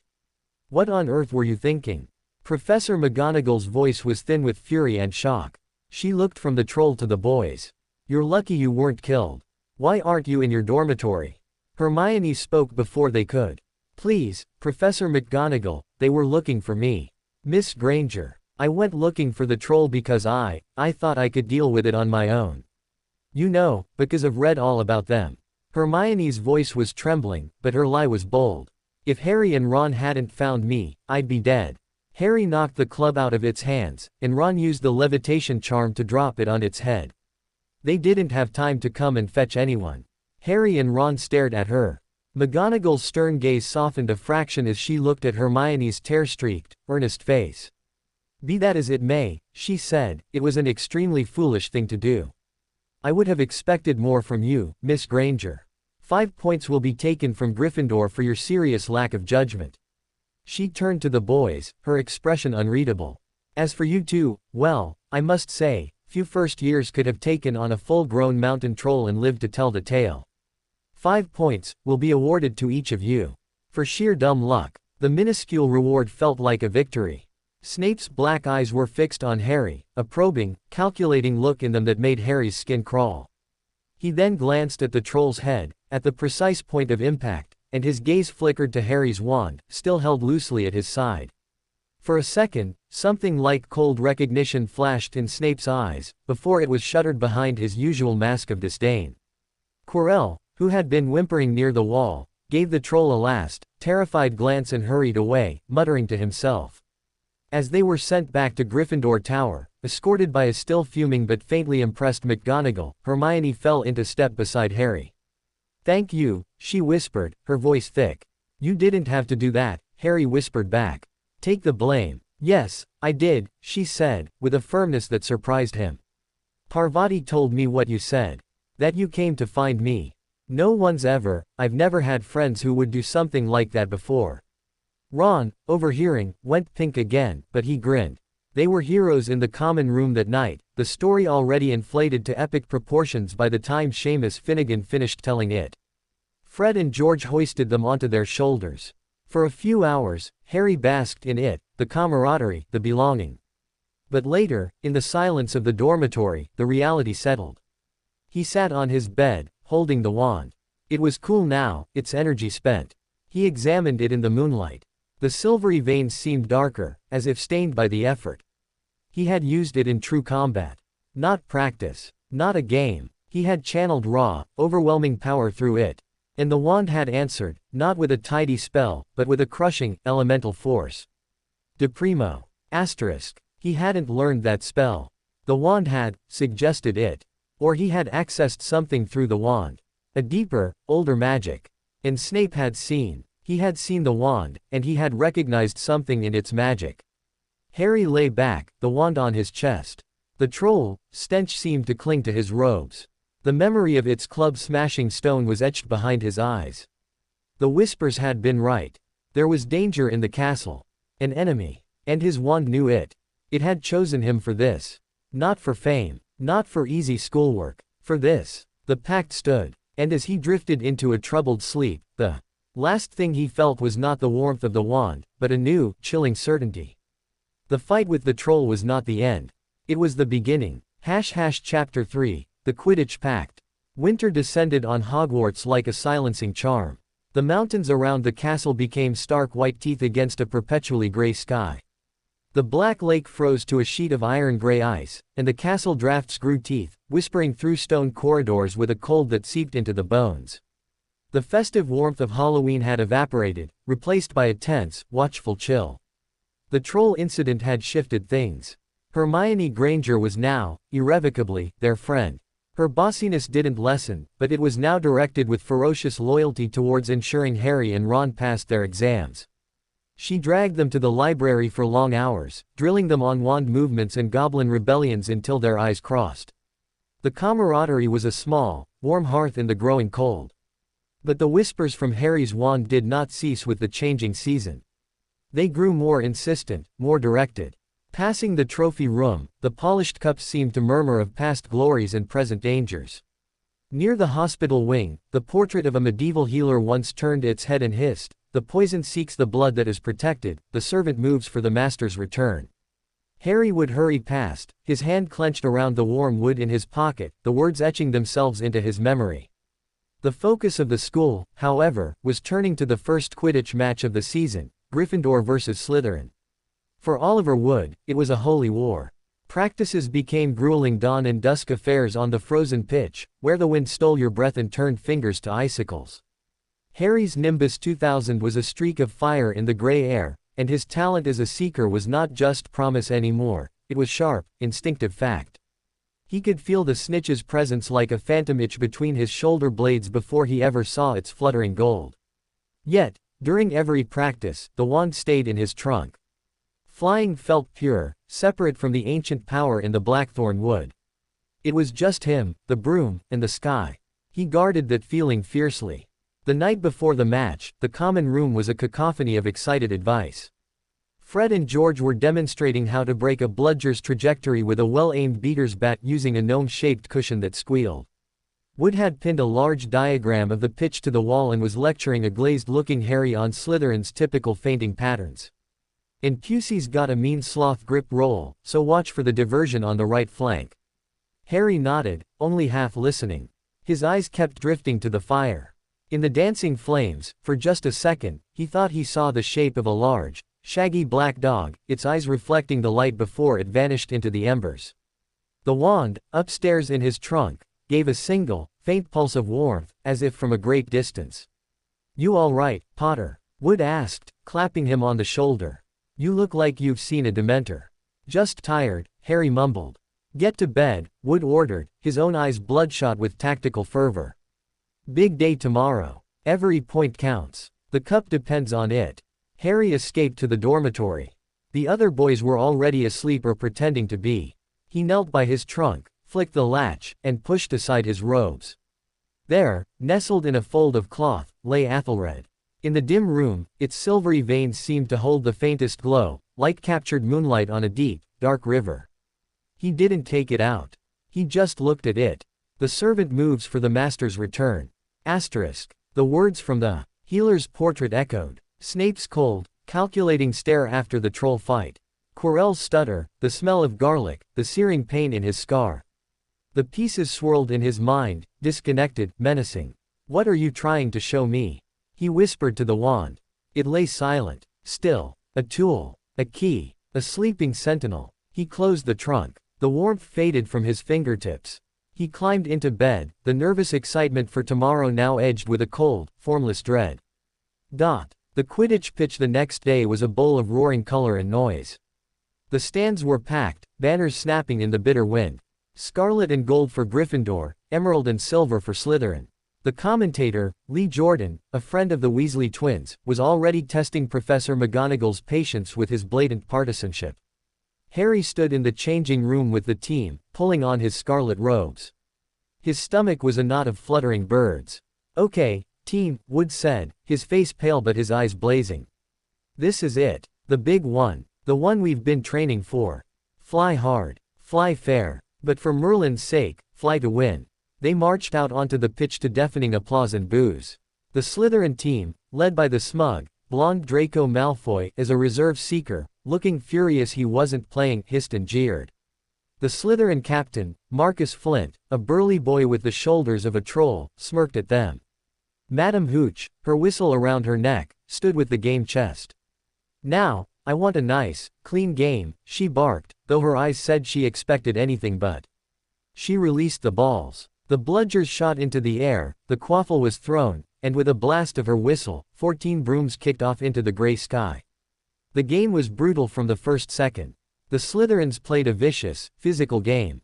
Flint deliberately blocked Angelina Johnson, sending her into a spin. A bludger, hit by a Slytherin beater, shot like a cannonball towards Katie Bell. George Weasley intercepted it with a crack of his bat that echoed over the pitch, sending it rocketing back towards the Slytherin keeper, who had to duck. Harry soared above it all, his eyes scanning, his body moving with the broom as one. The wind whipped tears from his eyes. He ignored the game below, the shouts, the gasps of the crowd. He was looking for a flicker of gold. Then he saw it. The snitch was hovering near the ground, close to the Slytherin goalposts, darting playfully around the base of one. He dove. The wind screamed in his ears. He was a scarlet bullet. Out of the corner of his eye, he saw the Slytherin seeker, a 7th year named Bletchley, spot it too and peel away from his own circling pattern. It was a race. Harry was faster, his dive tighter. The snitch danced, then zipped along the ground. Harry leaned flat against his broom, his hand outstretched. He was inches away. A shadow fell over him. Marcus Flint's bulk slammed into him, not trying to get the snitch, but to knock Harry off course. Harry's broom slewed wildly. He clung on, his fingers scraping the frozen turf as he pulled up, his heart hammering against his ribs. "Foul!" Lee Jordan roared over the commentary. "Blatant foul. Referee, open your eyes." Madame Hooch was shouting at Flint, awarding a penalty to Gryffindor. The Gryffindor supporters screamed abuse. Harry, righting himself, felt a hot surge of anger. It wasn't about winning anymore. It was about the dirty, bullying cheat of it. He caught Flint's eye as the Slytherin captain smirked, wheeling away. The anger crystallized into something cold and sharp. For a fleeting second, he wished he had his wand. A single, targeted jinx. He shook the thought away, disgusted with himself. That wasn't Quidditch. That was the kind of magic the wand's whispers warned against. He climbed back to his patrol height, his jaw set. The game resumed, fiercer than before. Gryffindor was pulling ahead, but only just. The snitch had vanished. Then, 20 minutes in, it happened. Harry was making a wide turn near the Gryffindor goalposts when his broom gave a sudden, violent jerk. It wasn't a gust of wind. It was as if the nimbus had been grabbed by an invisible giant and yanked sideways. He gripped tight, his knuckles white. The broom shuddered, then began to buck and twist, trying to throw him off. It looped the loop wildly. Harry clung on, his stomach lurching. "Harry!" He heard Ron scream from the stands, faint over the roaring in his ears. The broom was now rolling over and over, zigzagging through the air. He was holding on with his hands and knees, slipping, the broomstick vibrating with a malevolent energy that was not its own. The crowd was gasping, pointing. "Something's wrong with Potter's broom." Lee Jordan yelled, his commentary losing its humor. "It's gone haywire." Harry saw the teachers in the stands get to their feet. He saw Hagrid's mouth open in horror. He saw Professor McGonagall raise her wand, her lips moving, but the broom only bucked harder, as if fighting her spell. This was no broom fault. This was magic. Dark, interfering magic. Someone was cursing his broom. Trying to kill him. The thought cut through his panic like a knife. It sharpened his senses. As the broom spun him upside down, his glasses dangling from one ear, he scanned the stands. Not the Slytherins, they were laughing, but they looked surprised too. Not the teachers, they were trying to help. His gaze, blurred and dizzy, swept the staff section. There. Professor Quirrell. He wasn't looking at the sky. He was staring fixedly at Harry, his lips moving silently, his face a mask of intense, sweaty concentration. And right behind him, leaning forward as if to get a better view, was Professor Snape. His black eyes were locked on Harry, his own lips moving in a steady, silent stream. Two of them. Harry's mind reeled. Were they both cursing him? Working together. The broom did a wild corkscrew. Harry's grip slipped. He was hanging by one hand, 50 feet in the air. A scream ripped from the crowd. The wand. Asterisk. The thought was not his own. It was an instinct, a primal command that came from the very center of his being, echoed by a sudden, furnace-like heat that erupted in his trunk, far away in the castle. The warmth he'd felt the night before, the connection, it blazed now across the distance. He didn't need to hold it. He just needed to call it. As he dangled, the world a spinning blur of color and noise, he closed his eyes. He didn't think of spells. He thought of the pact. Of the wand's steadfast warmth. Of its purpose. He poured every ounce of his will, his desperation, his sheer refusal to die like this, into that invisible thread that connected him to the blackthorn wood. Help me. Asterisk. The broom gave one last, vicious heave. And stopped. The violent bucking ceased so abruptly it was jarring. The broom hung in the air, quivering slightly, like a horse that had just been calmed by a master's hand. Harry scrabbled, pulling himself back into a proper seat, his heart trying to pound its way out of his chest. In the stands, Quirrell let out a choked gasp and stumbled backwards, collapsing into his seat as if his strings had been cut. Snape's silent chanting stopped. He jerked sideways, his robe smoking slightly at the hem. He batted at them, his face twisted in pain and surprise. Harry saw, for just a second, a flicker of actual flame lick at Snape's ankle before he extinguished it. The jinx was broken. Someone had broken it, but not the teachers. They were still waving their wands, looking confused as Harry's broom now obeyed his slightest touch. He had no time to think. Movement below. A flash of gold. The snitch, zipping along the perimeter of the pitch, as if drawn by the chaos. Bletchley, the Slytherin seeker, had been staring open-mouthed at Harry's near fall. He was slow to react. Harry wasn't. He kicked the nimbus forward. It shot like a released arrow, perfectly responsive. He didn't look at the stands, at the teachers, at anything but that tiny, winged sphere. He and Bletchley were neck and neck, hurtling towards the snitch.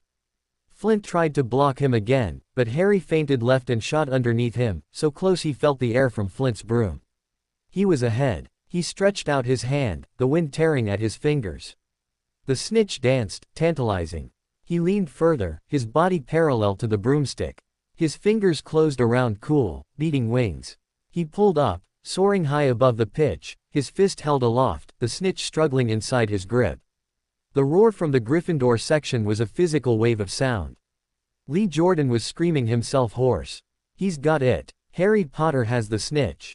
Gryffindor wins. 170 points to 60. He landed to a mob of scarlet robes. He was pulled off his broom, passed from teammate to teammate, pummeled and hugged. Through the sea of faces, he saw Ron and Hermione fighting their way down from the stands, Ron's face purple with excitement, Hermione's white with residual terror. "You were brilliant," Ron yelled, thumping him on the back. "What happened with your broom? We thought you were a goner." "Someone cursed it," Harry said, his voice rough. He was scanning the dispersing crowd. Quirrell was scurrying away towards the castle, looking sick. Snape was limping slightly, his face a thundercloud as he stalked in the opposite direction. "Cursed it," Hermione gasped. "But who? How?" I think it was two people," Harry said slowly. "Quirrell and Snape." "Snape." Ron gaped. "But he was trying to save you. Hermione and I saw him. He was muttering a counter-curse, his eyes never left you. Quirrell was the one staring at you like he wanted to drill a hole in your head." Harry froze. The memory reassembled itself. Snape's lips moving, his focused intensity. Not a curse. A counter-curse. And the flame at his robes, had the dark jinx backfired? Had Snape been trying to stop it, and gotten caught in the backlash when Harry's own desperate call to his wand shattered the connection? And Quirrell, who had been cursing him, who had collapsed when the connection broke. We have to tell someone, Hermione said firmly.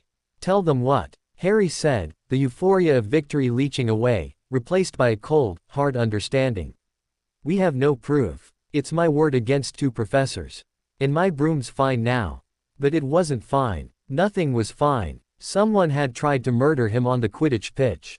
And his forbidden wand, locked in his trunk, had answered his call from across the castle and broken a dark jinx. What did that mean? The victory party in the Gryffindor common room was raucous and endless. Butterbeer flowed, courtesy of the Weasley twins' secret stash. For hours, Harry was the center of a joyful storm. But his smile felt glued on. His mind was in the stands, on those 2 figures, one muttering a curse, one muttering to stop it. He slipped away when Fred and George started singing a particularly rude song about Slytherin. He went up to the dormitory. The room was dark and quiet, a sanctuary from the noise below. He went straight to his trunk. He opened it, pushed past the Quidditch robes, and there it was. Athelred. He lifted it out. It was warm. Not its usual steady warmth, but a fading, post-exertion heat, like a runner's skin after a race. The silvery veins pulsed with a slow, tired rhythm. He sat on his bed, holding it. Was it you? He whispered. Did you break the curse? The wand lay in his palm, silent. But he knew. The sudden cessation of the jinx, the exact moment he had reached out with his mind, it was no coincidence. The wand had acted. It had protected its partner. A new feeling swelled in his chest, pushing aside the fear and confusion. It was gratitude, profound and humbling. This wasn't just a tool. It was a guardian. Thank you, he breathed. The wand's warmth seemed to intensify for a second, a gentle squeeze against his palm, before settling back to its normal state. He had a guardian, but he also had an enemy. Or enemies. Quirrell was trying to kill him. Snape was a mystery. Trying to save him. Or trying to save him for something worse. He needed to know. He needed to understand the wand, the whispers, the pact. The next day, he went to the only person he could think of who might have answers, and who wasn't a teacher. Hagrid's hut was warm and smoky, smelling of rock cakes and burning wood. The half-giant was delighted to see them, bustling about to make tea. Great game, Harry. Brilliant. Knew Ye had it in Ye. He beamed, sloshing tea into mismatched mugs. Though Ye gave us a right scare there, with the broom. Hagrid, Harry said, when they were settled, Fang the boarhound drooling on his knee. What do you know about unusual wands? Hagrid paused, his beetle-black eyes blinking. Unusual. Well, all wands are a bit unusual, aren't they? Choose the wizard and all that. I mean, really old ones. Ones that have a history. Maybe a dark history. Ron and Hermione exchanged a look. They hadn't come for this, but they listened. Hagrid's cheerful expression sobered. He looked at Harry closely. Ye askin' about her own wand, Harry. Ollivander told me it was a rare one. Blackthorn, wasn't it? Harry nodded. He drew it from his pocket. He'd taken to carrying it with him everywhere since the match. In the hut's firelight, the dark wood and silver streaks looked more mysterious than ever. Hagrid didn't reach for it. He just stared, a shadow passing over his broad face. Blackthorn's a sturdy wood, loyal to its wizard. But that one, I've seen a picture, in an old book o' mine. He got up, heaving his bulk over to a cluttered bookshelf, and pulled down a massive, leather-bound tome titled Fantastical Beasts and Where to Find Them. He flipped past pages on quintipedes and chimeras to a section at the back titled Arcane Artifacts, a brief survey. There, on a yellowed page, was a sketch. It was crude, but unmistakable. A long, dark wand with lighter, wavy lines running through it. The caption read, Athelred, wand of unknown origin, Blackthorn and property of Ollivanders, unsold. Notable for rejecting all witches and wizards who attempted to wield it post-1742. Believed to possess a willful consciousness, and an affinity for elemental magic, particularly storm and earth. Historical accounts suggest it was last actively wielded by a Scottish hedge wizard known as Aldous the Unyielding, who used it to defend his village from mercenary sorcerers during the clan wars. Aldous was said to have perished not by an enemy's hand, but by the wand's final, exhausted sigh, after a 3-day siege. Harry's blood ran cold. The wand's final, exhausted sigh. Had Aldous drained himself dry using it? Willful consciousness, Hermione read aloud, her eyes wide. Harry, that's incredibly rare. It's like the wand is almost alive. And, it chose you, Hagrid said, his voice low with awe. After all them years. After rejecting everyone. He looked from the wand to Harry's face. It must see something powerful special in ye, Harry. But why? Harry asked, the question that had haunted him since the shop. What does it want? Hagrid closed the book gently. Maybe it don't want anything. Maybe it just recognizes a kindred spirit. Aldous the Unyielding, he was a defender. Held a line against dark wizards to protect regular folk. He wasn't famous. He wasn't seeking glory. He was just standing his ground. Hagrid's eyes met Harry's. Ye stood ground against a mountain troll for a friend ye barely knew. Ye faced down a cursed broom 50 feet in the air. Maybe that's what it sees. The explanation was simple, but it resonated deep within Harry. A defender. Not an attacker. A shield. The book says it has an affinity for storm and earth magic, Hermione said, her brain clicking into analysis mode. That could explain the reaction during the thunderstorm, Harry. And the way it feels so solid. Hagrid, Harry said, a new thought striking him. The night I got my wand, I had a dream. About my parents. But it was different. There was a silver light, like the veins in this wand, that fought against the green light. The warmth in the hut seemed to diminish. Hagrid's face went very still. He looked suddenly older, sadder. Ye remember that night, Harry? He asked softly. Only flashes. A green light. My mother screaming. Harry's throat was tight. But in this dream, the wand's magic was there. Like it knew. Like it was trying to help, even then. Hagrid blew his nose loudly into a tablecloth-sized handkerchief. I weren't there for the worst of it, he mumbled. Dumbledore sent me to fetch ye from the ruins. But I know this, the magic that saved ye, that's love. Mum's love. The darkest magic can't penetrate it. He looked at the wand in Harry's hand. Maybe a wand that chooses a defender can sense that kind of magic. Maybe it's drawn to it. Like a moth to a flame. Silence fell, broken only by the crackle of the fire and Fang's snores. The idea was staggering. That the wand had chosen him not in spite of his past, but because of it. Because of the echo of his mother's sacrifice that lived in him. You said someone cursed your broom, Harry. Hermione brought them back to the present danger. Who? Harry told them about Quirrell's fixed stare, his collapse. About Snape's counter-curse and the flame. Hagrid's bushy eyebrows drew together in a frown. Now, hold on. Professor Snape. A Death Eater. Don't be daft. A what? Harry, Ron, and Hermione said together. Hagrid looked like he'd bitten his tongue. Nothing. Forget I said anything. Just old gossip. But Snape's a teacher. He'd not try to kill a student. But Quirrell would. Ron pressed. Quirrell. Hagrid scoffed, but it sounded forced. He's scared of his own shadow. He came back from his summer break white as a sheet, babbling about vampires. He wouldn't have the guts. But Harry remembered the pain in his scar during defense lessons. The wand's heat. The servant moving for the master's return. Hagrid, Harry said, choosing his words carefully. What was taken from Gringotts on the day I went there with you? The thing that was in the vault that got broken into. Hagrid's teacup clattered into the saucer. His face went ruddy, then pale.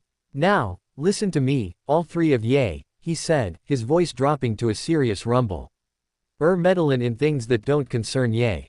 That's ministry business. Hogwarts business. You stick to studies, and Quidditch, and leave the dark stuff to Dumbledore.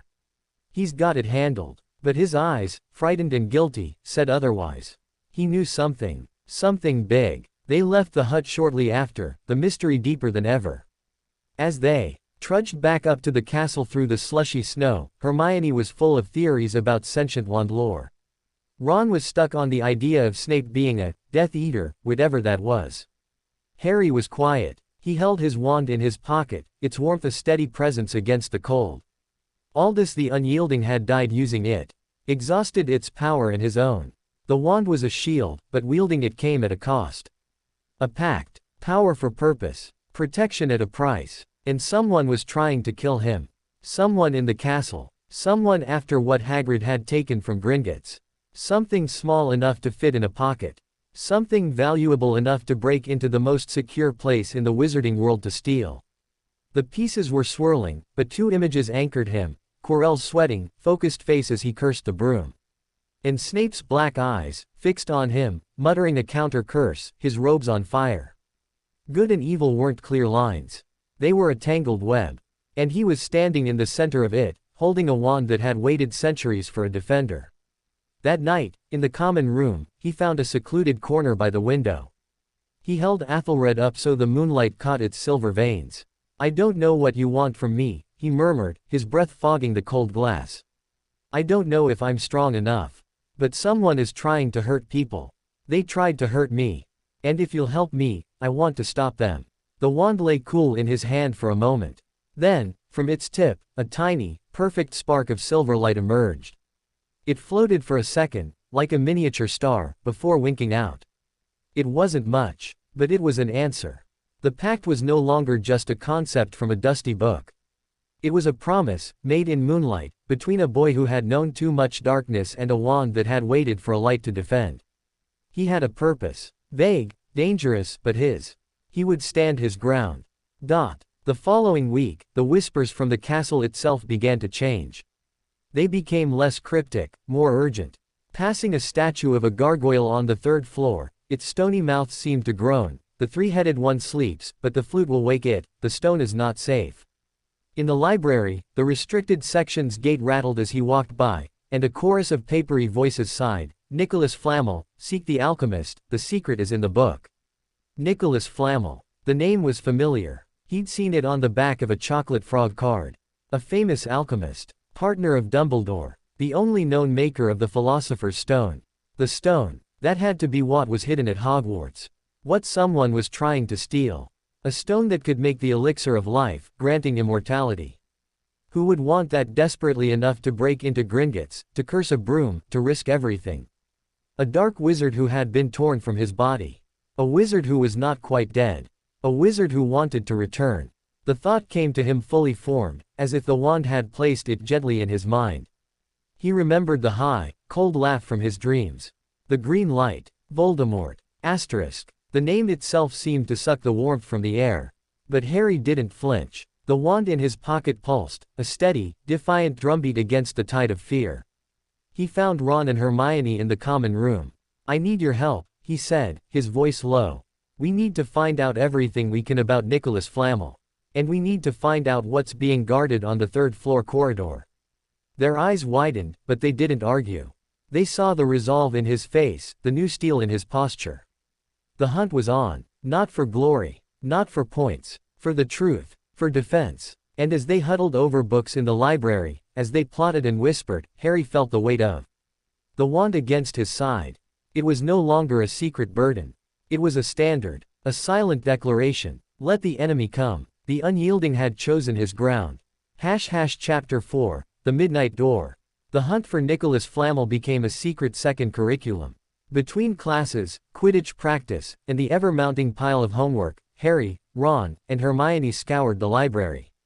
They moved like ghosts through the dusty stacks, avoiding the prowling gaze of Madame Pants. The name, Flamel, was a key that fit no lock they could find. It was maddening. Harry's wand, Athelred, remained a silent partner in the search. In the deep quiet of the library, he would sometimes hold it loosely, hoping it might nudge him towards the right section, the right book.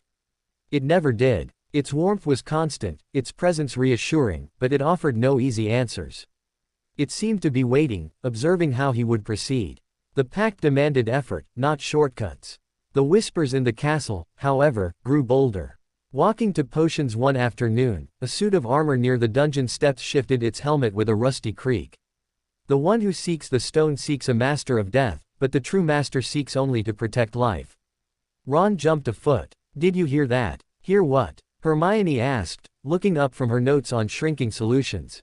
Harry just shook his head, his hand closing over the warm wood in his pocket. The messages were for him alone. They were clues, but woven in a riddle. Master of death. Protect life. It sounded like Dumbledore. Was the headmaster the true master the whispers meant? Snape's dungeon classroom was its usual circle of hell. The air was thick with the acrid fumes of their latest failure, a forgetfulness potion that had turned Seamus Finnegan's hair bright blue and made him giggle uncontrollably for 10 minutes. Harry's own potion simmered, a suspiciously lumpy puce color. He stirred it clockwise, his mind on flannel, on three-headed dogs and flute music. "Your inattention is an insult to the art, Potter," Snape's voice hissed in his ear, making him start. The potion's master had glided over soundlessly. His black eyes bored into Harry's, then dropped to the cauldron. A primate could produce a more coherent brew. 5 points from Gryffindor, for sheer ineptitude. As Snape swept away, his robes billowing, Harry saw it again, the slight, careful limp. The memory of the tiny flame at his ankle during the Quidditch match was sharp. Snape had been hurt trying to save him. Or hurt by the backlash of Quirrell's dark magic when Harry's wand had broken it. The mystery of Snape was a splinter in his mind. Every sneer, every point deducted, every lingering, hate-filled glance, it all felt personal. But Hagrid's reaction to the word, Death Eater, and the evidence of the counter-curse painted a contradictory picture. Who was he? After class, as they filed out, Malfoy deliberately shoved past Harry, knocking his books to the floor. "Out of the way, Potter. Some of us have better things to do than Bruce will." Harry bent to pick them up, his temper flaring. As his fingers closed around his copy of 1000 Magical Herbs and Fungi *, a wave of heat shot from his wand pocket up his arm. Not angry heat, warning heat. He looked up. Malfoy was already swaggering away, but Crabbe and Goyle loomed, blocking the corridor. Malfoy turned, a smirk on his pointed face. "Hurry up, Weasley. You and your pathetic friends are holding up traffic." Ron's ears went red. "Shove off, Malfoy." "Or what?" Malfoy drawled. "You'll turn my hair blue." "Oh wait, that was your other oafish friend." The wand's heat intensified. It wasn't urging him to fight. It was alert, a steady pressure against his ribs, like a hand holding him. "Back. Not here. Not like this." Harry straightened up, his books in his arms.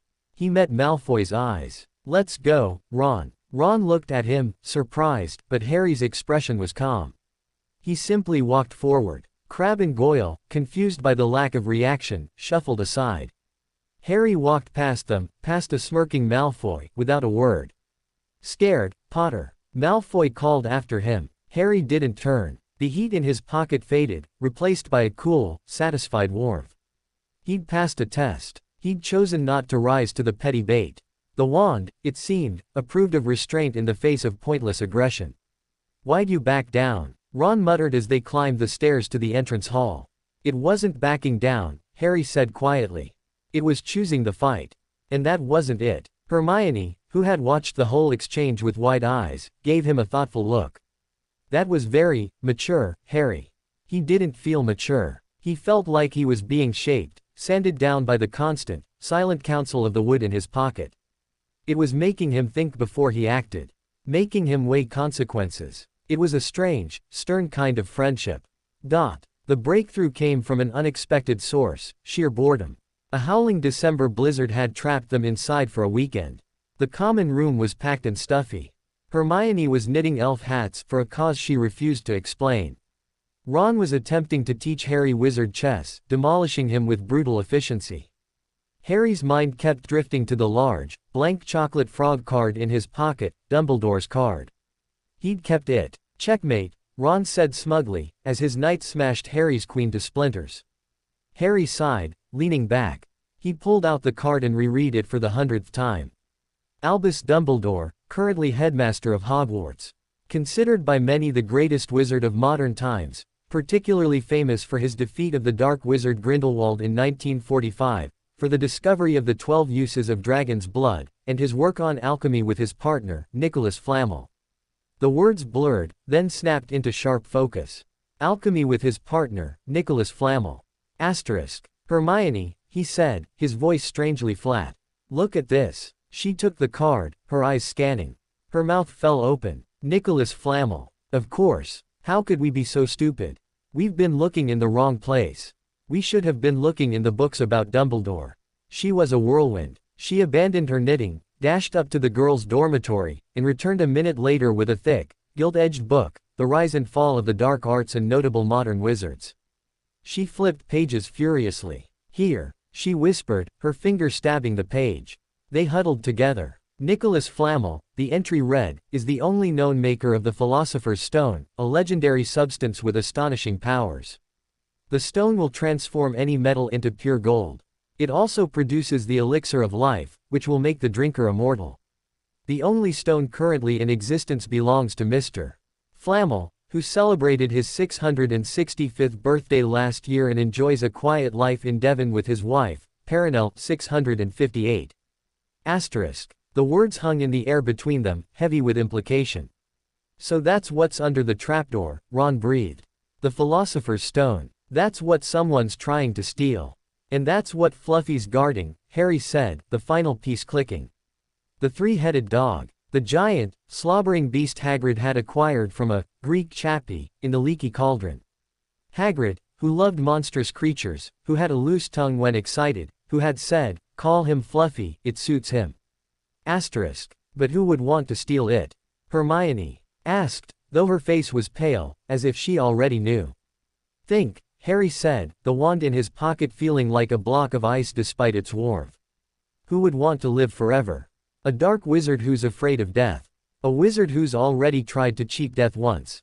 The name didn't need to be spoken. It vibrated in the air. Voldemort. Asterisk. Hermione let out a small whimper. Ron's freckles stood out starkly against his suddenly white skin. But he's gone, Ron said weakly. You finished him. Did I? Harry asked. He thought of the high, cold laugh in his dreams. The pain in his scar. What if he's not finished? What if he's trying to come back? The stone would let him make a body. Or give him eternal life in whatever form he's in now. The fire in the grate seemed to burn lower. The festive decorations around the common room, tinsel, enchanted snowflakes, looked garish and silly against the darkness of their discovery. We have to tell Dumbledore, Hermione said firmly. Tell him what? Harry countered. That we figured out his secret. He already knows it's here. He's protecting it. But someone in the castle is trying to get it. Someone who cursed my broom. Someone who's working for him. Quirrell, Ron said, with dawning horror. It has to be. The stuttering, the nervousness, it's an act. He's the one who let the troll in as a diversion. He was cursing your broom. But Snape was trying to stop him, Harry said, the contradiction twisting in his gut. Snape knows. He's trying to protect the stone too. Or he's trying to get it for himself. They were caught in a web of suspicion, with only whispers and half-truths to guide them. We need proof, Harry said finally. We need to know what's really happening. How? Hermione asked, her voice small. Harry didn't have an answer. But the wand against his side pulsed, a single, steady beat. Wait. Watch. Asterisk. Dot. The proof, when it came, was delivered by Hagrid's love of dangerous pets and dragon eggs. It was a week before Christmas holidays. They'd gone down to his hut for tea, seeking a break from the oppressive tension in the castle. Hagrid was acting furtive, a huge, black kettle held suspiciously close to the fire. What's that, Hagrid? Ron asked, nodding at the kettle, which was rocking slightly and emitting puffs of smoke. Nothing, Hagrid said too quickly. Just a little project. A sharp crack came from inside the kettle, followed by a spurt of flame that licked the underside of the lid. Hagrid, Harry said, a terrible suspicion dawning. Is that what I think it is? Hagrid's guilty expression was all the confirmation they needed. He lifted the lid. Inside, nestled in the embers, was a large, black, leathery egg. As they watched, a deep crack snaked across its surface. Another crack. A tiny, spiny snout poked out, blowing a wisp of smoke. A dragon, Hermione whispered, equal parts horror and fascination. Hagrid, you've hatched a dragon. In a wooden house. He's beautiful, isn't he? Hagrid murmured, his eyes misty. Norbert, I'll call him. Norwegian Ridgeback. Rare, they are. Norbert was indeed rare, and growing at an alarming rate. Within 2 days, he was the size of a large dog, belching jets of fire that set Hagrid's tablecloth ablaze and ate dead rats by the bucketload. Hagrid was in heaven, but Harry, Ron, and Hermione were in a panic. It's illegal, Hagrid. Hermione pleaded. You'll go to Azkaban. And he'll be huge in weeks. You can't keep him. Hagrid, stroking Norbert's knobbly head, just sighed. I know, but where can he go? The solution, ironically, came from Charlie Weasley. Ron wrote a desperate letter to his older brother, a dragon keeper in Romania. Charlie agreed to take Norbert, but coordinating the pickup was a nightmare of secret notes and planning. It was decided they would smuggle Norbert up to the tallest tower at midnight on Saturday, where Charlie's friends would collect him. The plan was fraught with danger, but it was also an opportunity. A late-night excursion. A chance to see things in the sleeping castle. Saturday night arrived, cold and clear. They wrapped the now dog-sized Norbert in an invisibility cloak that had been Harry's anonymous Christmas gift from Dumbledore, he was sure. The dragon was a squirming, scaly bundle between them. Getting him out of Hagrid's hut was one thing. Getting him through the castle was another. They moved like shadows, their breath pluming in the moonlight slicing through the high windows. The castle at night was a different beast, silent, vast, watchful. Every creak of a settling stone made them jump. Norbert hiccuped a small fireball that nearly set Ron's robes alight. As they passed the third-floor corridor, the forbidden one, Harry felt a powerful pull. The wand in his pocket grew so hot it was almost painful. A compulsion, not from fear, but from a deep, resonant need to see. To know. Wait, he whispered, stopping. What? Ron hissed, struggling with Norbert's tail. We can't stop. Just for a second. Harry peeled back the edge of the invisibility cloak. You two go on. Get Norbert to the tower. I'll catch up. Harry, no. Hermione gasped. It's forbidden. You'll be expelled. I have to, he said, and his voice held a certainty that silenced further argument. The wand's heat was a guide, a lodestone pointing down that dark corridor. This was part of the pact. To face the danger. To understand it. Reluctantly, Ron and Hermione shuffled onward, the invisible, grumbling dragon between them. Harry watched them vanish around a corner, then turned to the forbidden corridor. The air grew colder with each step. The moonlight didn't seem to penetrate here.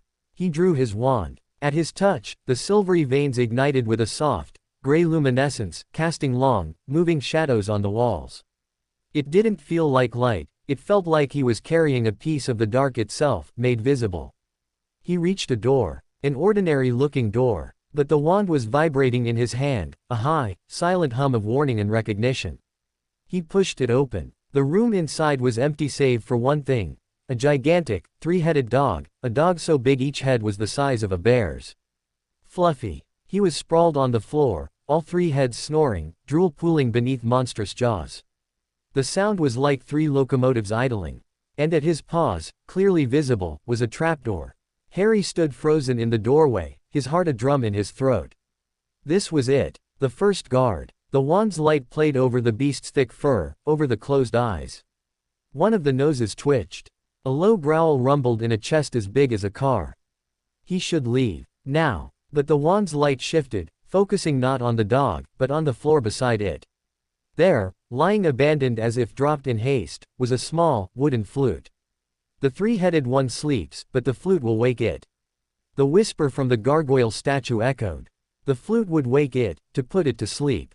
Music soothed savage beasts. Was that the key? As if sensing his thoughts, the middle head of Fluffy snorted, a gust of hot, meaty air washing over Harry. An eyelid fluttered. Panic spiked. He took a step back. At that moment, he heard something else. Not from the room. From the corridor behind him. Footsteps. Soft, careful, but coming closer. Someone else was here. Harry's breath caught. He extinguished the wand's light with a thought, plunging himself into near-total darkness. He pressed himself into a shallow alcove beside the door, his black robes blending with the shadows. The footsteps halted outside the door. The door creaked open wider. A figure slipped in, silhouetted against the faint moonlight from the corridor. Tall, thin, robes billowing. It wasn't Quirrell's stuttering shape. It was someone with a predatory grace. Snape. Asterisk. Snape stood just inside the room, observing the sleeping dog. He didn't pull out his wand. He simply stood there, a dark sentinel. Then, he did something utterly unexpected. He knelt. He examined the floor around the trapdoor, his fingers brushing the stones. He was looking for something. Signs of disturbance. He was checking the defenses. After a minute, he stood up. He didn't approach the trapdoor. He turned, his gaze sweeping the room, passing over the alcove where Harry stood, holding his breath, his wand clutched so tightly his fingers ached. Snape's eyes, black pools in the gloom, lingered for a second on the spot. Harry felt seen, felt those eyes pierce the darkness. But then Snape turned and glided out, closing the door softly behind him. Harry didn't move for a full minute, his heart hammering against his ribs. Snape. Here. Guarding. Not stealing. Checking. Asterisk. The evidence was mounting. Snape was on their side. Dumbledore's side. The pain in his leg, the counter-curse, the nightly patrols, he was protecting the stone.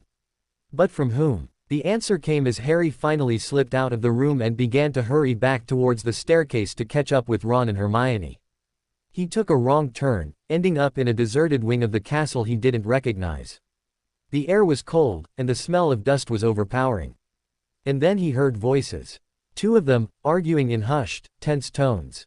Coming from a shadowy classroom with its door ajar. One voice was the familiar, nervous stutter of Professor Quirrell. The other was a voice he had never heard, and yet knew in the deepest, most terrified part of his soul. It was high, cold, and clear. Devoid of warmth, of life. It was the voice from his dreams. The troll was a useless diversion. The dog is easily bypassed with the right music. The other obstacles are mere puzzles for the weak-minded. But the old fool has placed his own enchantments. I need to know what they are. Master, Snape suspects, he is watching me.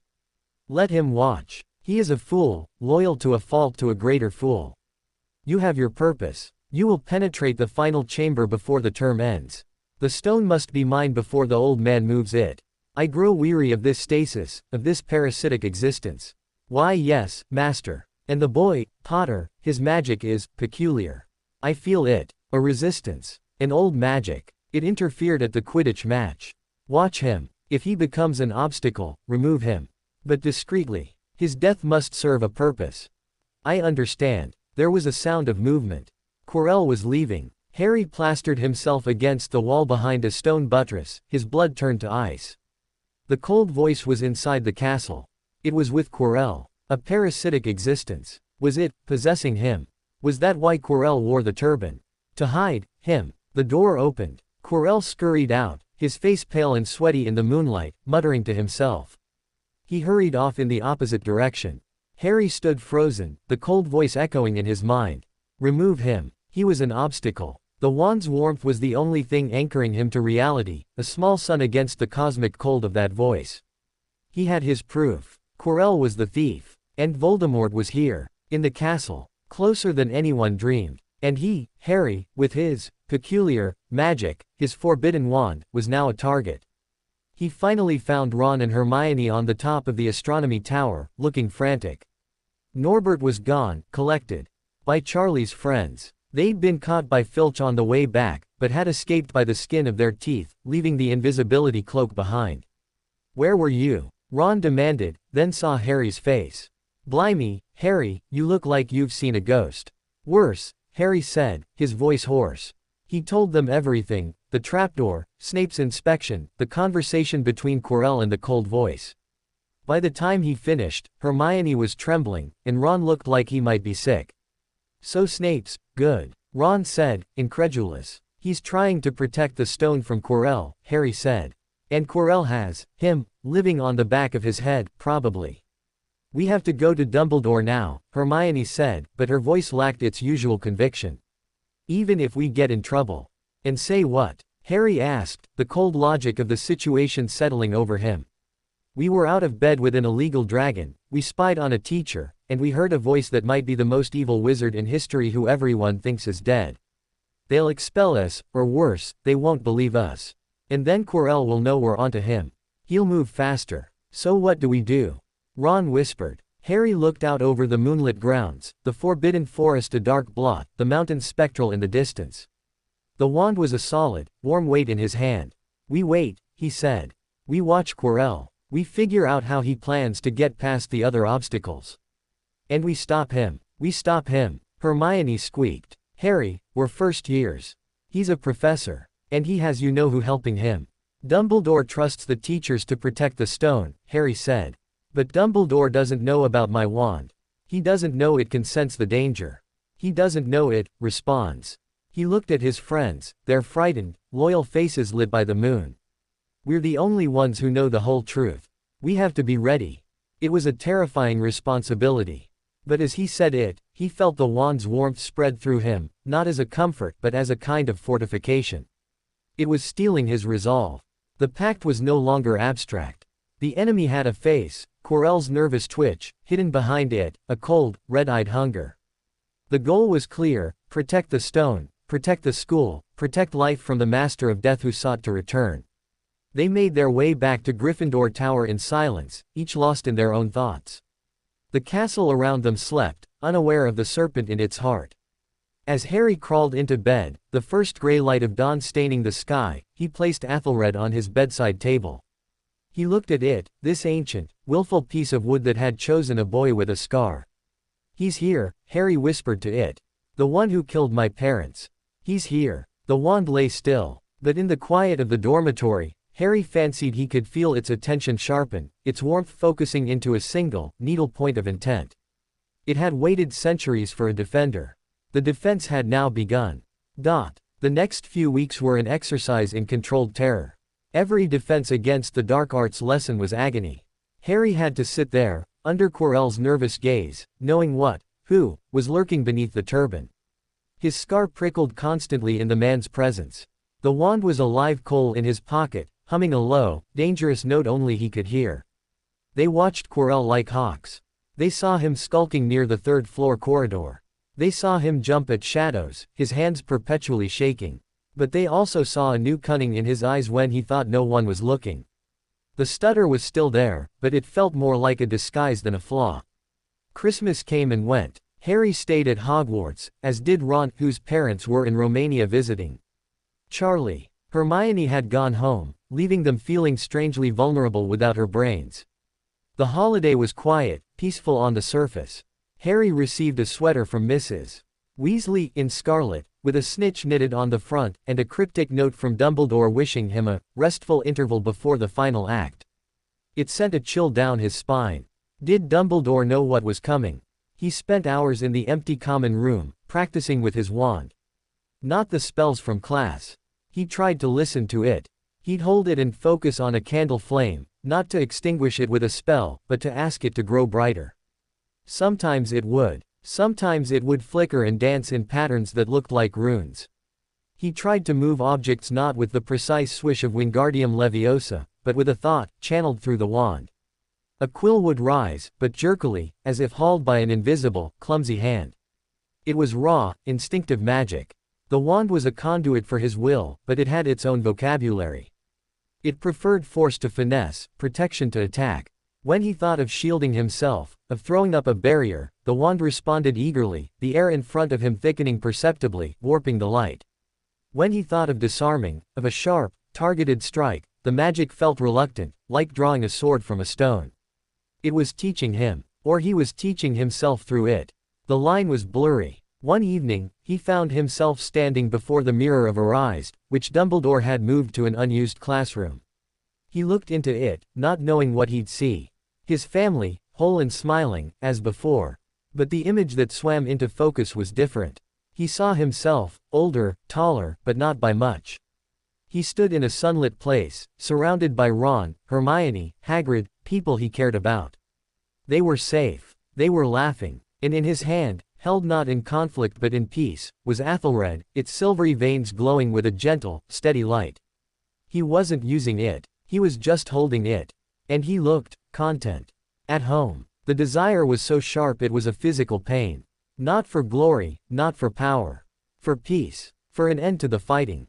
It shows us nothing more or less than the deepest, most desperate desire of our hearts, Dumbledore's voice said softly from behind him. Harry jumped, spinning around. The headmaster stood there, his half-moon spectacles glinting in the mirror's light. "I see my family," Harry said automatically, the old lie. Dumbledore's twinkling eyes seemed to see right through him. "It has been a great comfort to many. But it does not do to dwell on dreams, Harry, and forget to live. Remember that." His gaze dropped to the wand in Harry's hand, which he'd drawn instinctively. "An interesting wand. Ollivander wrote to me of it. Athelred. A name from a more decisive age. You know about it?" Harry asked, his heart thudding. "I know it has waited a long time," Dumbledore said gently. "And that waiting implies expectation. Wands of such nature are not chosen lightly. They seek a congruence of spirit. A meeting of purposes." He looked from the wand to Harry's face. Yours is a purpose that has been forced upon you, Harry. But the wand suggests you are embracing it. Or it is embracing you. The distinction, in partnerships such as these, often vanishes. Is it strong enough? The question burst from Harry before he could stop it. To face what's coming. Dumbledore's expression grew solemn. Strength, in matters of magic and heart, is rarely a simple measure of power. Athelred is a wand of profound resolve. It does not grant strength. It reflects and amplifies the strength of will of the one who holds it. He stepped closer, his voice dropping. You will be tested, Harry.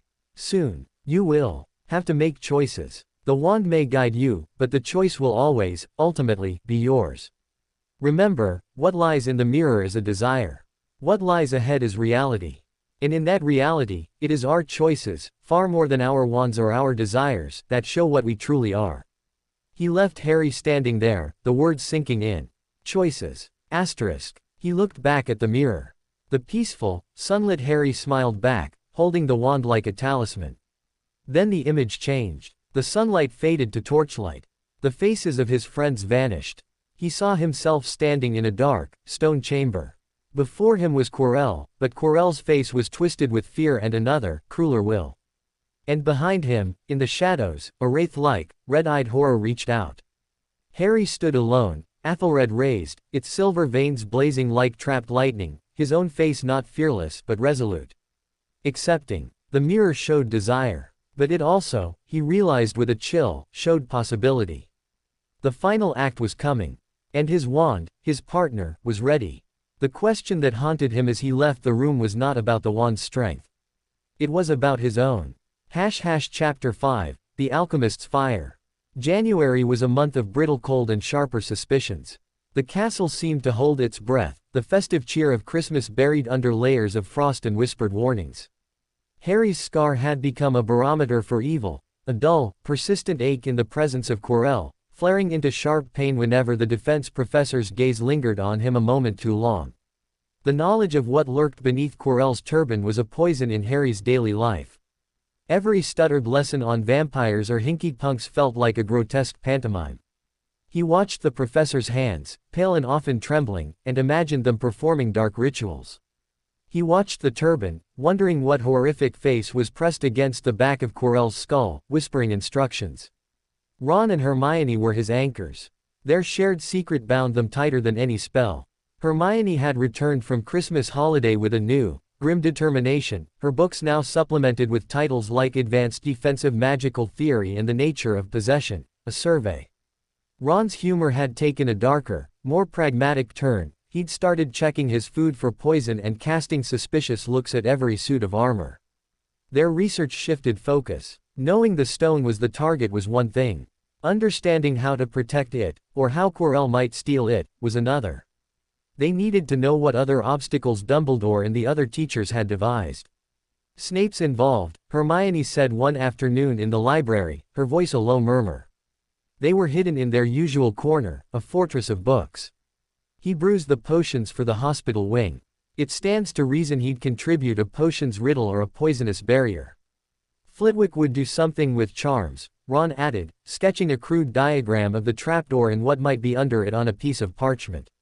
Maybe something you have to levitate across, or keys you have to catch. Professor Sprout loves her plants, Harry said, his finger tracing the silver vein in his wand where it lay on the table. The wood was warm, humming faintly, as if listening. Devil's snare. Or something worse. McGonagall would transfigure something, Hermione concluded. Maybe a chess set. Or a puzzle that requires transfiguration to solve. They were piecing together a map of imagined dangers, a gauntlet designed by the most brilliant witches and wizards Harry knew. And Quirrell, with the whispered guidance of Voldemort, was planning to run it. The strain showed. Harry's sleep was fractured by dreams that were not quite memories, flashes of a high, cold laugh, a room full of fire, and always, the sensation of his wand blazing in his hand, a solitary beacon against a swallowing dark. He woke often, his fingers already curled around Athelred's handle on his nightstand, its steady warmth the only thing calming his racing heart. One such night, near the end of January, the dream was different. He was in a cavern, not the stone chamber from the Mirror of Erised. The air was thick with heat and the smell of sulfur. In the center of the cavern, on a pedestal of black rock, sat the philosopher's stone.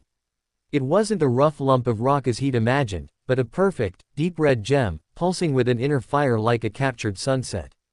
From the shadows, a figure emerged. Quirrell, but his face was slack, his eyes vacant. He moved towards the stone, his hand outstretched. But between him and the pedestal, flames erupted, not ordinary fire, but magical fire, purple and violent, roaring with a sound like 1,000 shrieking voices. Quirrell stumbled back, his robes smoldering.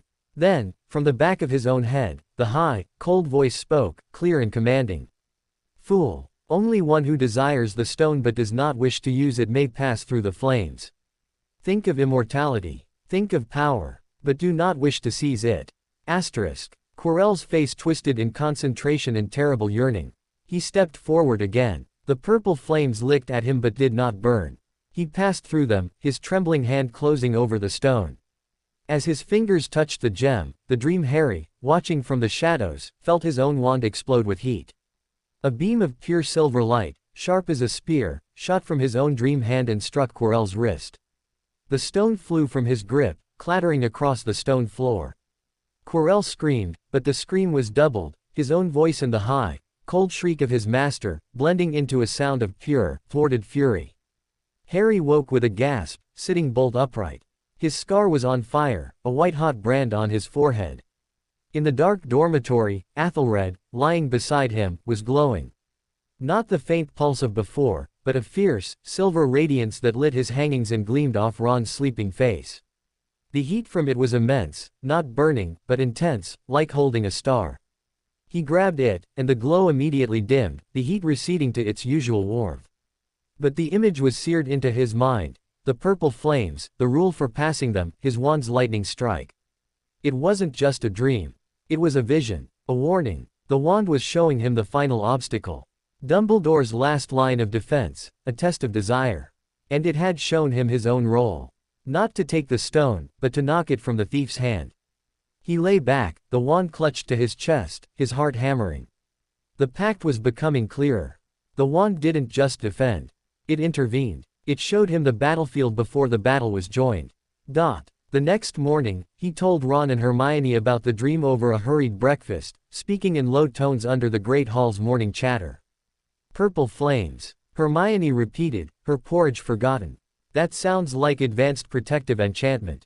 A variant of Fidelius or perhaps a priori incantatum barrier keyed to intent. It's brilliant. Only someone who wanted the stone but didn't want to use it could pass. Like a neutral party. Or a protector. So Quirrell can't get it, Ron said through a mouthful of sausage. Because he and you know who want to use it more than anything. But in the dream, he was passing through, Harry said quietly. The voice was telling him how. To think of immortality, to desire it, but to not wish to seize it. It was confusing, but he was getting through. Hermione's face fell. Then the enchantment can be tricked. If the desire is complex enough. Or if the will directing it is powerful enough. My wand stopped him, Harry said. He didn't say it proudly, it was a fact, delivered with the weight of the vision behind it. It showed me what to do. Ron and Hermione looked at the wand, which lay beside Harry's plate. In the morning light, it looked ordinary, just a dark, twisted stick. But they had seen it glow in the dark of the common room, had felt the strange shift in the air when Harry held it with purpose. It's on our side, Ron said, with simple, solid faith. It's on its own side, Hermione corrected, ever the analyst. But its side seems to be against anyone who wants the stone for dark purposes.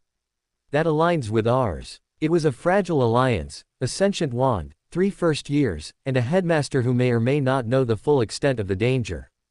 But it was all they had. The pressure mounted as February bled into a damp, miserable March.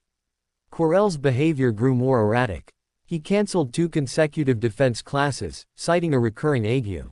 When he returned, he was paler, thinner, and the smell of garlic around him had intensified, now mixed with a cloying, sickly sweet scent that made Harry's stomach turn. His turban seemed larger, tighter. Harry's scar was a constant, throbbing companion. The wand's warmth was its counterpoint, a grounding presence. He found himself speaking to it in his mind, not in words, but in feelings. He's close. He's planning. And the wand would answer with a pulse of readiness, a thrum of gathered power. They decided they needed to see the other obstacles for themselves. Not to interfere, but to understand. The problem was the trapdoor. Fluffy was a literal monster of a hurdle. The solution came, as many things did, from Hagrid's loose tongue. They were visiting him for tea, a regular ritual that now felt like intelligence gathering. Hagrid was mending an enormous pair of trousers, humming off-key. "How's Fluffy, Hagrid?" Harry asked, trying to sound casual. "Oh, fine, fine," Hagrid said, beaming. "Loves a bit o' music, he does. Falls right asleep if ye play him a tune. Got him a lovely little harp that plays itself, just in case." A harp that plays itself. So that was how a teacher would get past. But Quirrell knew about the music. The cold voice in Harry's dream had said as much. "Must be tricky, keeping him fed," Ron said, playing along. "Nah, not really," Hagrid said, biting off a thread. "3 heads, triple the appetite, but he's not picky. Though, between you and me, he's got a bit of a sweet tooth. Loves a treacle tart, he does. I slip him one sometimes, after hours." After hours. That was their window. The plan was reckless, born of desperation. The next Hogsmeade weekend, which first years couldn't attend, provided the perfect cover. The castle would be quieter. Using the map of the castle they'd painstakingly drawn from memory, they identified a route from the kitchens to the third-floor corridor. Hermione, through diligent research, had befriended a house elf named Winky who could be persuaded to provide a large, covered treacle tart. "This is insane," Hermione whispered the night of the plan, as they stood in the dim, echoing kitchens. The tart, the size of a wagon wheel, sat between them, smelling overwhelmingly of sugar and guilt. "It's a reconnaissance mission," Harry said, his hand on his wand. It was calm tonight, a deep, patient warmth. "We see what's under the trapdoor. We don't touch anything. We just know." Winky, a small elf with enormous eyes, wrung her hands. "Miss is sure this is for the big dog. Not for tricking. Winky does not want to be helping bad things. It's for the dog, Winky, I promise," Hermione said. "To make him happy. Thank you." They levitated the tart between them, a tricky bit of magic that required all 3 of their wands and resulted in several near drops, and began the long, tense journey through the deserted castle. Every shadow was a teacher, every Russell Filcher Mrs. Norris. The tart seemed to scream their presence with its sugary scent. Finally, they reached the forbidden corridor. The door to Fluffy's room was slightly ajar. From within came the seismic rumble of 3-headed snoring. Harry pushed the door open wider. The room was dark, the great beast a mountainous shadow in the center. Taking a deep breath, Harry levitated the tart forward, guiding it through the door and setting it down gently a few feet from Fluffy's front paws. For a terrible moment, nothing happened. Then, 6 nostrils twitched. A low, interested whine emerged from the left head. The right head's snore cut off with a snort. The center head's eyes slit open, glowing yellow in the dark. Slowly, with a sound of shifting tons of flesh, Fluffy sat up.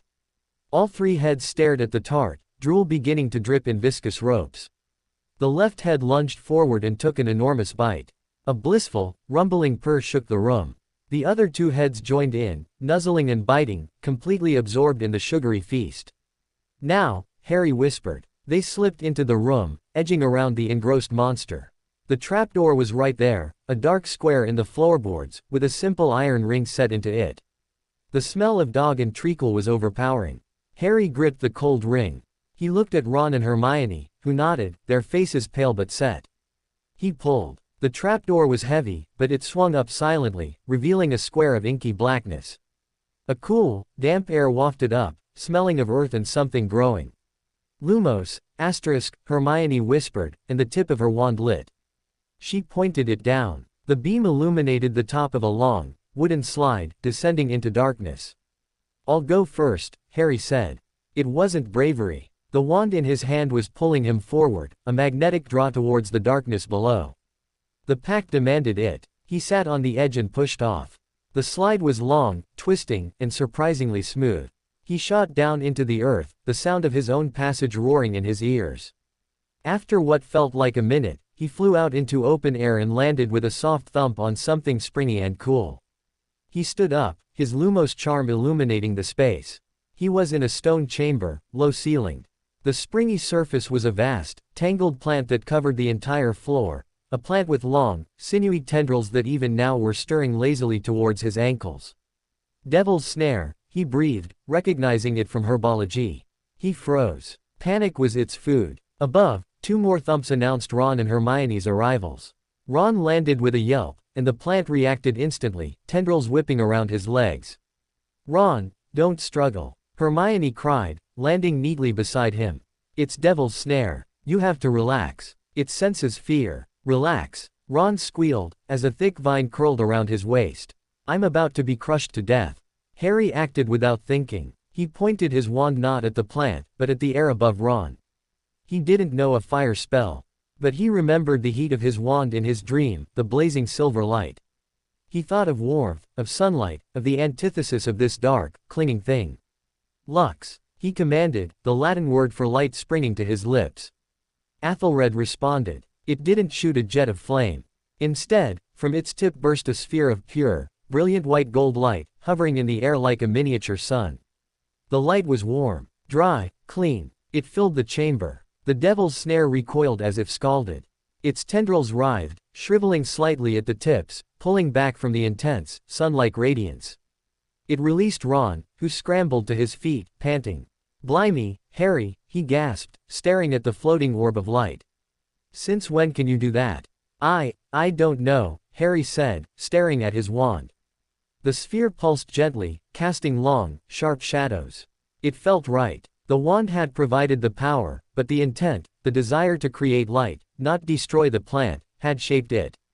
"The textbooks say Devil's snare hates sunlight and fire," Hermione said, her voice full of wonder as she gazed at the magical sun. "But that's not fire. It's purified light. That's incredibly advanced magic, Harry." The orb began to dim. Harry concentrated, and it brightened again, but he could feel a drain, a faint tiredness in his arm. Sustaining it took effort. "Come on," he said, moving carefully across the now sluggish plant towards the only other door. The orb of light floated ahead of him, illuminating their way.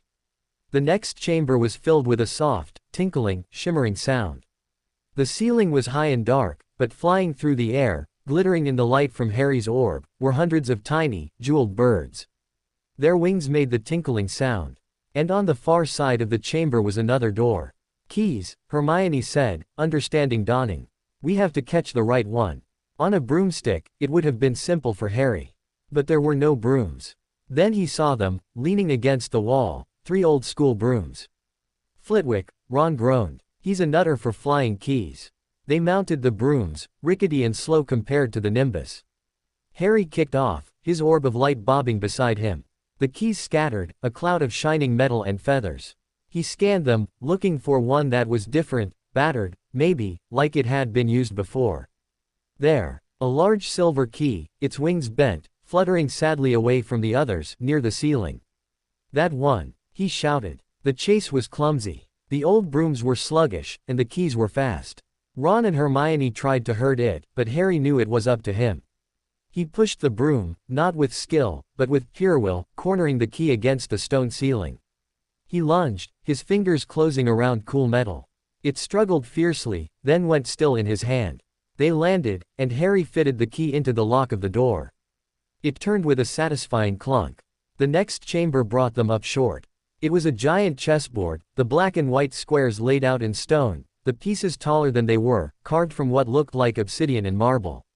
As they stepped onto the board, the white pieces moved, not attacking, but shifting to block their path to the door on the opposite side.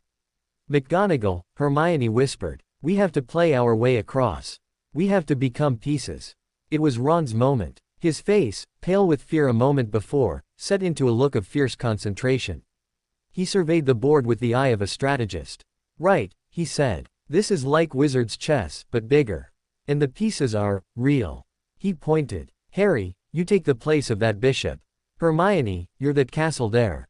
I'll be a knight." What followed was the most terrifying game of chess Harry could imagine. The black pieces showed no mercy. When one of their knights was taken, the Black Queen smashed it to rubble with a stone club, the sound echoing cruelly in the chamber. Hermione let out a choked sob but stayed in her square. Ron directed them with short, sharp commands, sacrificing himself over and over to protect them. He was brilliant, seeing moves 3 steps ahead. But the cost was high. When it was down to the final few moves, Ron stopped, his face gray. "I have to be taken," he said quietly. "No," Harry and Hermione said together. "That's chess," Ron said, his voice cracking. "You've got to make some sacrifices. I make my move, she takes me, you checkmate the king, Harry. It's the only way." He stepped forward. The Black Queen glided across the board, her blank stone face impassive. She raised her club. "Ron, no!" Hermione screamed. The club swung down. Ron didn't flinch. It connected with his head with a sickening crack. He crumpled to the stone floor, motionless. A white-hot rage exploded in Harry's chest. He forgot the game, forgot the plan. He raised his wand, pointing it at the Black Queen. The orb of light winked out.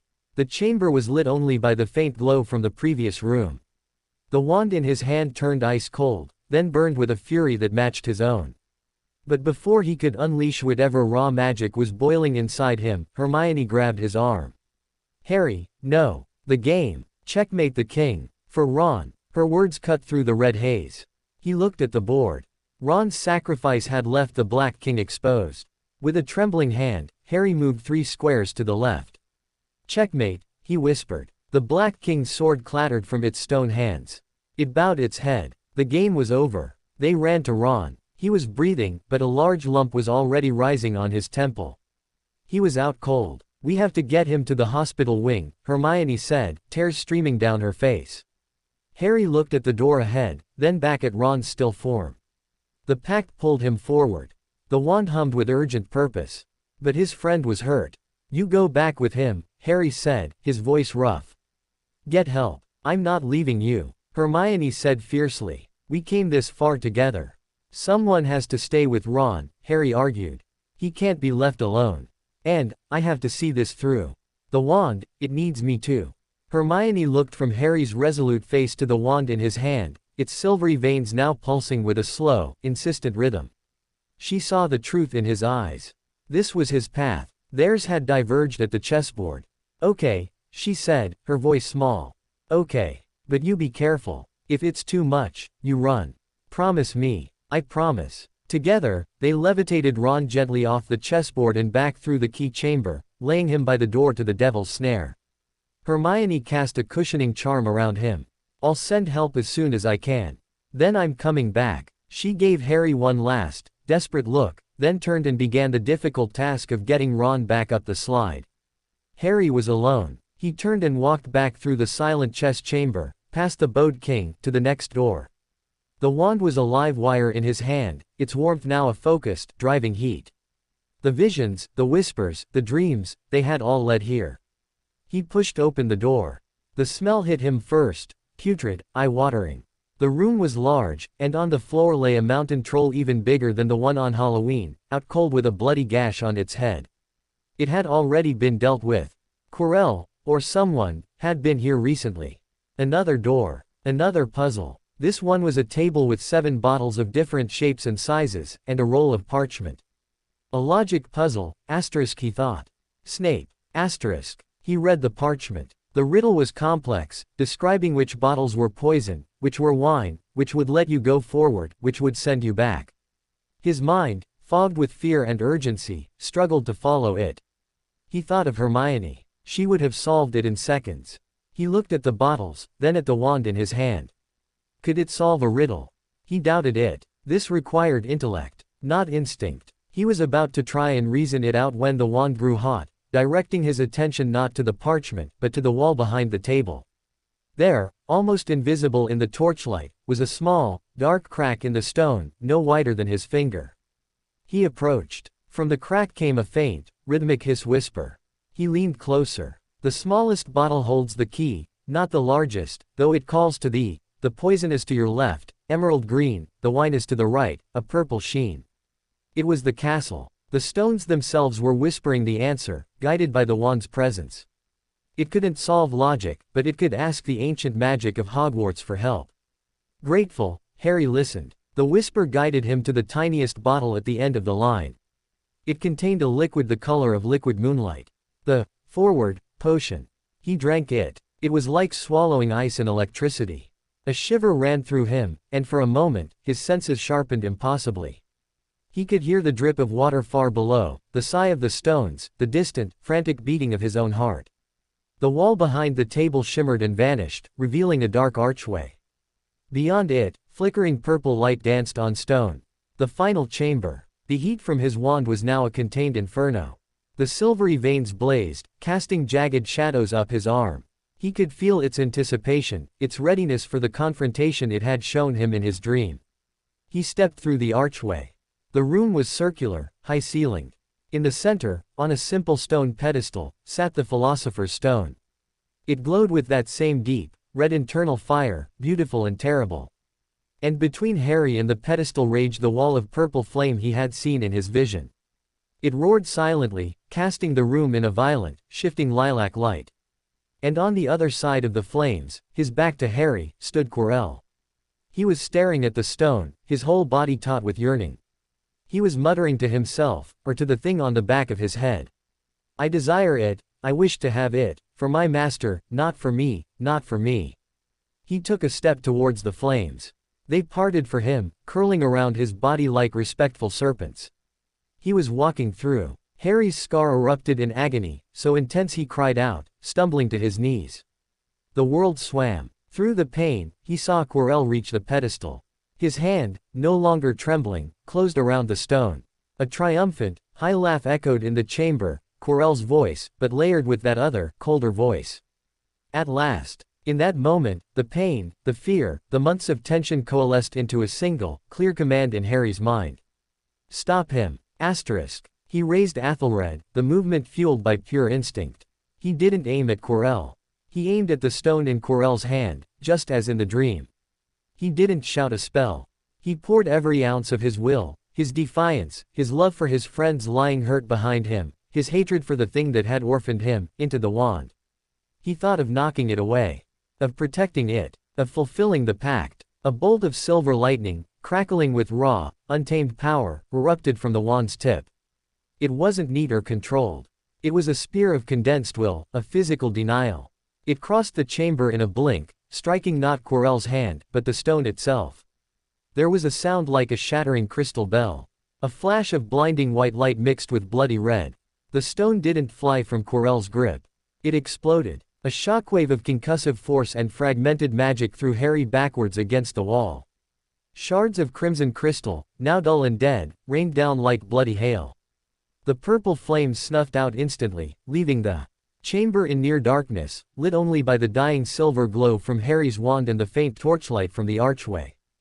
Quirrell stood frozen, his hands still outstretched, clutching nothing but dust and fragments. On his face was an expression of utter, incredulous horror. Then, the high, cold voice screamed, a sound of pure, unadulterated rage and pain that seemed to tear the very air. No. Quirrell's body convulsed. He turned slowly towards Harry, and his face was no longer just fearful. It was a mask of twisted fury, the eyes glowing with a sickly red light that wasn't his own. You, the voice hissed from Quirrell's mouth, but the lips weren't moving in sync. You, stupid boy, you have destroyed everything. Quirrell raised his own wand, his movements jerky, as if fought for control.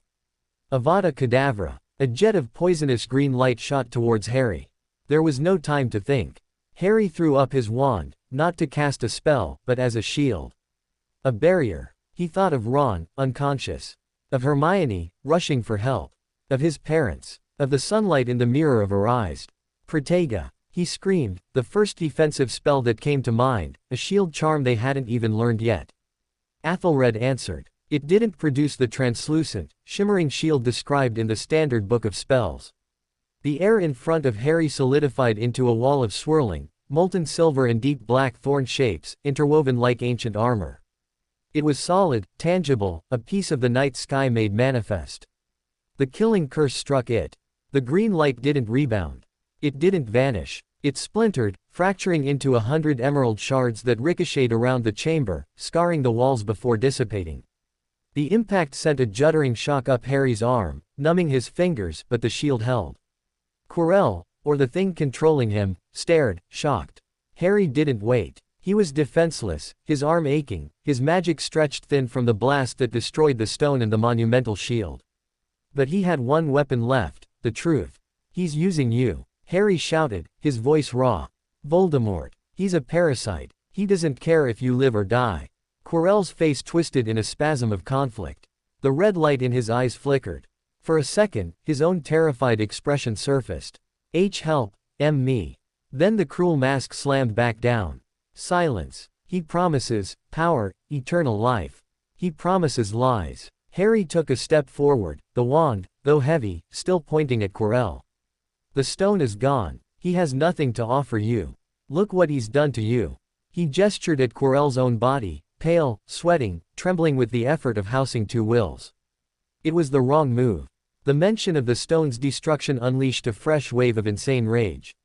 With a snarl that was all Voldemort, Quirrell lunged, not with magic, but physically, his hands outstretched to throttle. Harry backed away, but his heel caught on a piece of rubble. He fell. Quirrell was on him, his fingers closing around Harry's throat. The touch was like ice and fire together, a burning, necrotic cold that seared Harry's skin. But where Quirrell's flesh met Harry's, something else happened. Where his hands gripped Harry's neck, a sizzling, smoking sound erupted. Quirrell screamed, a true scream of agony, and jerked back, staring at his palms. They were blistering, red and raw, as if he'd grasped white-hot metal. Love. Your mother's love. Hagrid's words echoed. The ancient protection lived in Harry's skin, a final gift. Quirrell scrambled back, cradling his ruined hands, his face a grotesque mix of pain and the Dark Lord's fury. Kill him. Use your magic, you pathetic worm. The cold voice shrieked from within him. But Quirrell seemed broken, his will shattered by pain and the destruction of his master's dream. He just rocked, moaning. From the shadows near the archway, a new voice spoke, calm and deadly. It's over, Quirinus. Snape stood there, his wand raised, his black eyes burning with a cold fire. He wasn't looking at Harry. He was staring at Quirrell with utter contempt. Behind him, Professor McGonagall and Flitwick appeared, wands drawn, their faces grim. Quirrell looked up, and for a final, terrifying second, both his own terror and Voldemort's rage warred on his face. Then, with a sound like ripping silk, a wisp of dark, smoky vapor shot from the back of his head, from under the turban, and streamed towards the ceiling, vanishing through the stone. Quirrell's body went rigid, then crumpled, empty, to the floor. Silence, broken only by the drip of water and Harry's ragged breaths. Snape strode forward, kneeling beside Quirrell's body, checking for a pulse. He looked up at McGonagall and shook his head once, sharply. Then his gaze turned to Harry, who was struggling to sit up, his wand still clutched in his blistered, trembling hand. Snape's eyes traveled from Harry's face to the destroyed pedestal, to the shards of the Philosopher's Stone littering the floor. His expression was unreadable. Potter, he said, his voice strangely hollow. What have you done? But before Harry could answer, darkness, thick and welcoming, rushed in from the edges of his vision. The last thing he saw was the silvery veins of his wand, glowing softly against the black stone floor, as his head hit the ground and he knew no more. Chapter 6, The Echo in the Ash. Consciousness returned in fragments, like light through a shattered window. First, there was smell. Not the damp earth and dark magic of the chambers below, but the sharp, clean scent of antiseptic and linen. Hospital wing. Then, sound. A low, steady hum that wasn't the castle's magic, but something mechanical. And voices, muffled, as if heard through water. Severe magical exhaustion, the backlash from the stone's destruction, remarkable he's alive. The burns on his hands and neck, not from conventional fire, necrotic, dark curse residue, but they are healing, Albus, against all reason. The wand, Severus. You are certain. A pause. The air in the room seemed to grow colder. Certain. The magic signature is unmistakable. It matches the trace on the boy's broom. It matches the dissipating energy in the lower chambers. It acted. Aggressively. To protect. To destroy. There is a difference. Harry forced his eyelids open. The light was soft, gray. He was in a hospital bed, white sheets crisp around him. His body felt hollowed out, a vessel scraped clean. Every muscle ached with a deep, bone-weary soreness. His throat was raw, his neck tender. He looked at his hands lying on the covers. They were bandaged, but a faint, silvery shimmer seemed to glow through the gauze on his right palm, where he'd held Athelred. He turned his head, a slow, painful movement. Near the foot of his bed, 3 figures were silhouetted against the high windows: the tall, slender frame of Dumbledore, the severe, straight-backed shape of Professor McGonagall, and the darker, more angular presence of Snape. "Ah, Harry," Dumbledore said, turning. His face was grave, the usual twinkle in his eyes replaced by a deep, weary sadness. "You're awake. That is excellent news." McGonagall hurried to his side, her face pale and tight with concern. "Potter, you foolish, brave boy. What were you thinking?" Snape remained by the window, his arms crossed, his expression a carefully carved mask of disdain. But his black eyes were fixed on Harry with an intensity that felt less like hatred and more like appraisal. A scientist studying a dangerous, anomalous specimen. "The stone," Harry croaked, his voice a dry whisper. "Quirrell is dead," Dumbledore said softly, moving closer. He pulled up a chair. "The dark presence that inhabited him has fled. The Philosopher's Stone is gone. Destroyed, by all accounts, in a cataclysm of conflicting magics." He leaned forward, his blue eyes peering over his half-moon spectacles. "Would you tell us what happened, Harry? From the beginning?" So Harry told them. His voice gained strength as he spoke. He told them of their suspicions, of the dream of the purple flames, of their reconnaissance mission to see the obstacles. He glossed over the source of his knowledge, simply saying he had a feeling about the flames. He told them about Ron's sacrifice at the chessboard, about Hermione going for help. He described reaching the final chamber, seeing Quirrell pass through the fire, the stone in his hand. "I couldn't let him have it," Harry said, his fingers curling into the sheets. "I didn't know what else to do. I just pointed my wand. I wanted to knock it away. But the magic that emerged was of a different nature," Dumbledore finished gently. "A wand, especially one as ancient and willful as Athelred, can sometimes interpret a wizard's deepest need, not his spoken intent. Your need was to stop the stone from falling into Voldemort's hands. Permanently. The wand, with its affinity for decisive, protective action, obliged. It channeled your will into a force of pure negation. It destroyed an object of immense, ancient power," Snape said, his voice a silken drawl from the shadows. "A feat far beyond a first year's capability. Or a 7th year's. The wand acted of its own accord. It acted in partnership with Harry," Dumbledore corrected, though he looked troubled. "A partnership we do not yet fully understand." He looked at Harry's bandaged hands. "The burns. Quirrell tried to touch you." Harry nodded, a shiver running through him at the memory of that freezing, seizing grip. It hurt him. His hands, they smoked. "Your mother's sacrifice," Dumbledore said, his voice thick with emotion. "It lives in you, Harry. A protection so powerful it turns a dark wizard's touch to agony. It saved your life." He paused. "As did your wand, in its own, dramatic fashion." There was a long silence. Madame Pomfrey bustled over, shooing Dumbledore and McGonagall away to check Harry's temperature and pulse. Snape lingered a moment longer, his gaze dropping to the bedside table where Athelred lay. It looked inert, just a dark, twisted stick. But Harry could feel a faint, tired pulse from it, like a sleeping heartbeat. "It will be studied," Snape said, not to Harry, but as a statement to the room. "Such an artifact cannot be allowed to operate with unchecked autonomy in a school. The wand has chosen its wizard, Severus," Dumbledore said, his tone final. "It is not an artifact to be studied. It is a part of Harry now. We will monitor. We will guide. But we will not interfere with the bond." Snape's lip curled, but he said nothing more, sweeping from the room with a final, inscrutable glance at Harry. Over the next 2 days, Harry mended. The magical exhaustion faded, replaced by a profound tiredness. The silvery shimmer on his palm faded, leaving only smooth, unmarked skin. Ron and Hermione were constant visitors. Once Ron was released from his own bed with a magnificent black eye and a hero's status for his chess game. They recounted their part of the story in hushed, excited tones to Harry, who lay back and listened, a smile touching his lips for the first time in what felt like ages. But underneath the relief, a cold knot of aftermath settled in Harry's stomach. He had destroyed something priceless. He had killed a man, or been the instrument of his death. Quirrell had been a villain, a puppet of Voldemort, but he had been a living person. The memory of that empty body crumpling to the stone floor haunted the edges of his sleep. And the wand, it slept on his table. When he held it, its warmth was there, but muted. Subdued. He could feel its presence, a familiar weight in his mind, but it felt contemplative. As if it, too, was processing the violence of what they had done together. On the third day, Dumbledore came to see him alone. The headmaster sat, steepling his fingers. Nicholas Flamel has been informed, he said without preamble. He and Perenelle took the news with remarkable grace. They have enough elixir stored to put their affairs in order. They see death, as he put it, as the next great adventure. They asked me to thank you. Thank me, Harry said, bewildered. For destroying his life's work. For preventing it from becoming a tool of tyranny and immortality for the darkest wizard of our age, Dumbledore corrected gently. Sometimes, Harry, the greatest act of preservation is destruction.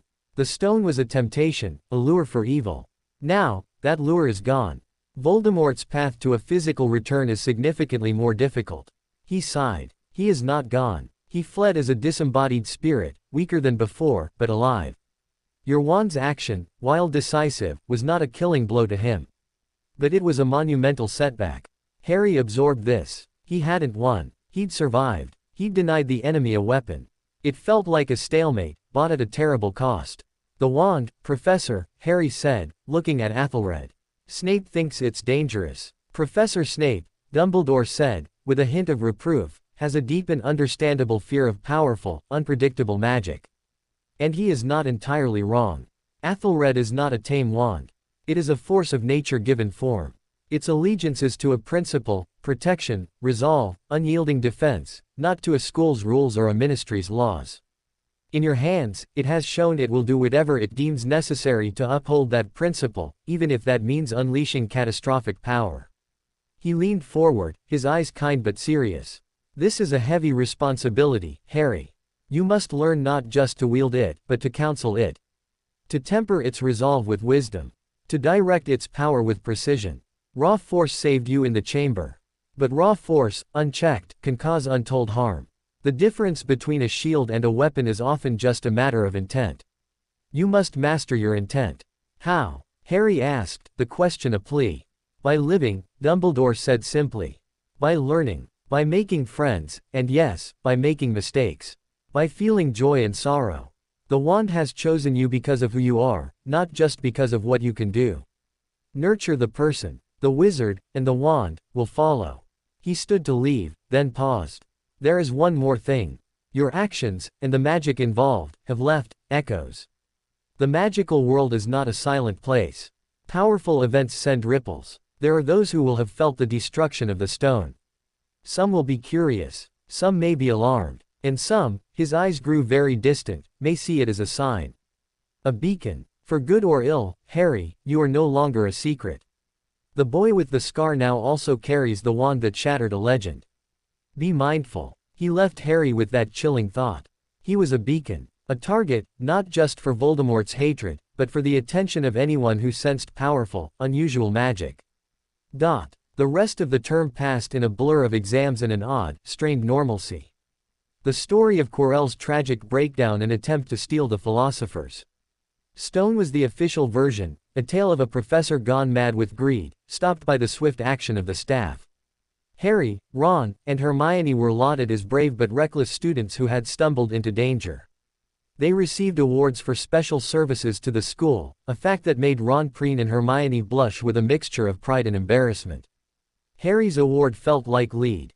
He'd wear the ribbon, but the memory was of purple fire and shattering crystal, not of glory. Snape's hostility towards him had mutated. It was no longer the simple, visceral loathing of before. Now, it was sharper, more clinical. In potions, Snape watched him like a hawk, criticizing every move, but his comments were less about Harry's incompetence and more about his unstable magical influence and lack of controlled focus. He seemed fascinated and repelled by the wand, his eyes darting to it whenever Harry drew it in class. The wand itself was changed. It was quieter. The whispers from the castle had ceased entirely, as if the stone and wood had said all they needed to say. Its warmth was constant, but thoughtful.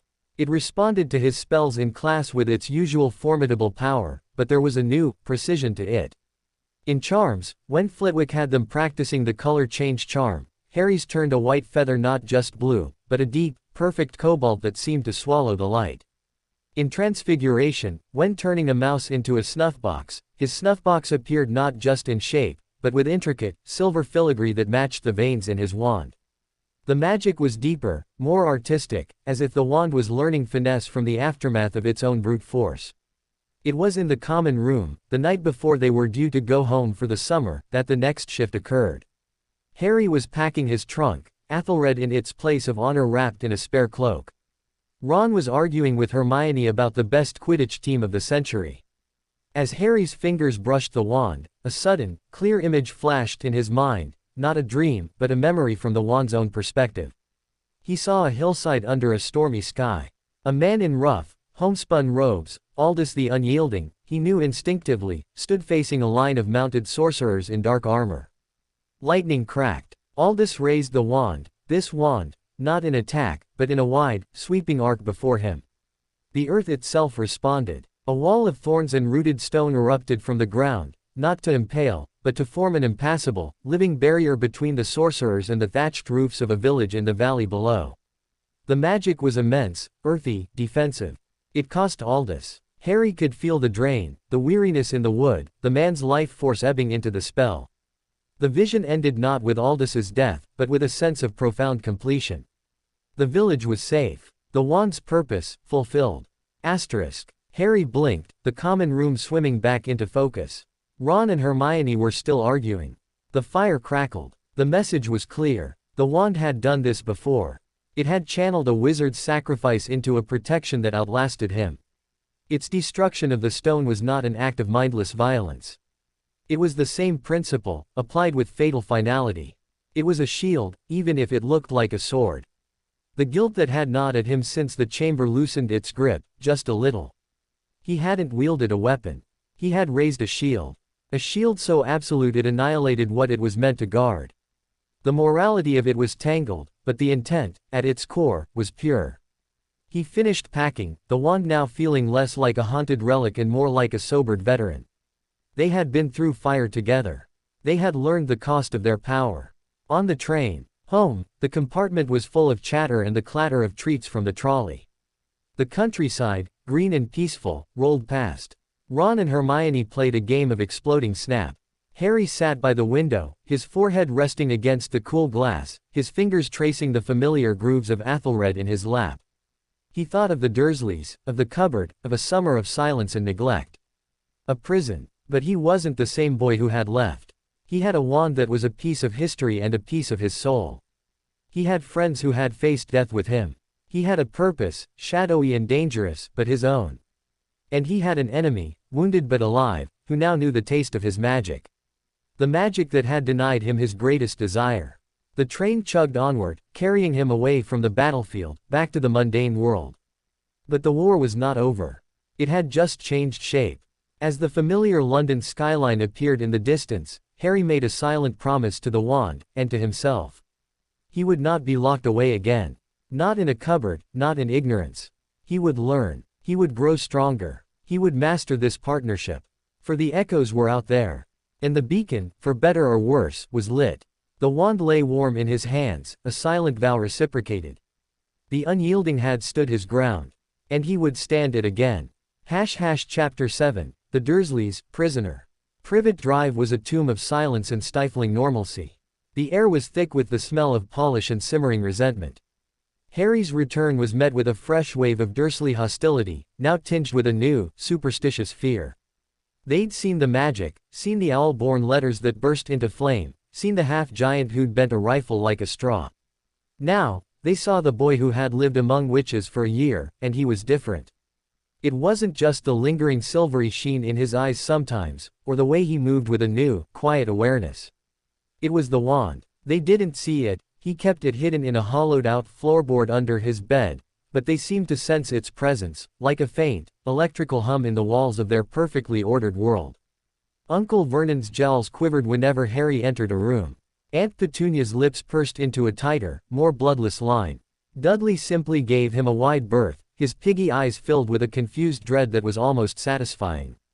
They had moved him back to his old room, the second bedroom, but it felt more like a cell than ever. The locks were on the outside now, a new, heavy bolt Vernon had installed himself. For our protection, he'd grunted, not meeting Harry's eyes. Harry's school trunk was confiscated, shoved into the cupboard under the stairs. His owl, Hedwig, was banished to a miserable cage in the shed, only let out at night under strict supervision. They were trying to cut him off from his world, to force the magic out of him like a poison. But they couldn't touch the wand. Every night, once the house fell into its tense, unhappy sleep, Harry would pry up the loose floorboard. He wouldn't even take Athelred out. He would just lay his hand on the dark wood. Its warmth would seep into him, a slow, steady infusion of strength. It was his tether. It reminded him that Privet Drive was the illusion. Hogwarts, with its moving stairs and talking portraits, was the reality. He spent his days in a state of suspended animation. The Dursleys largely ignored him, speaking in hushed tones as if he were a dangerous animal that might startle.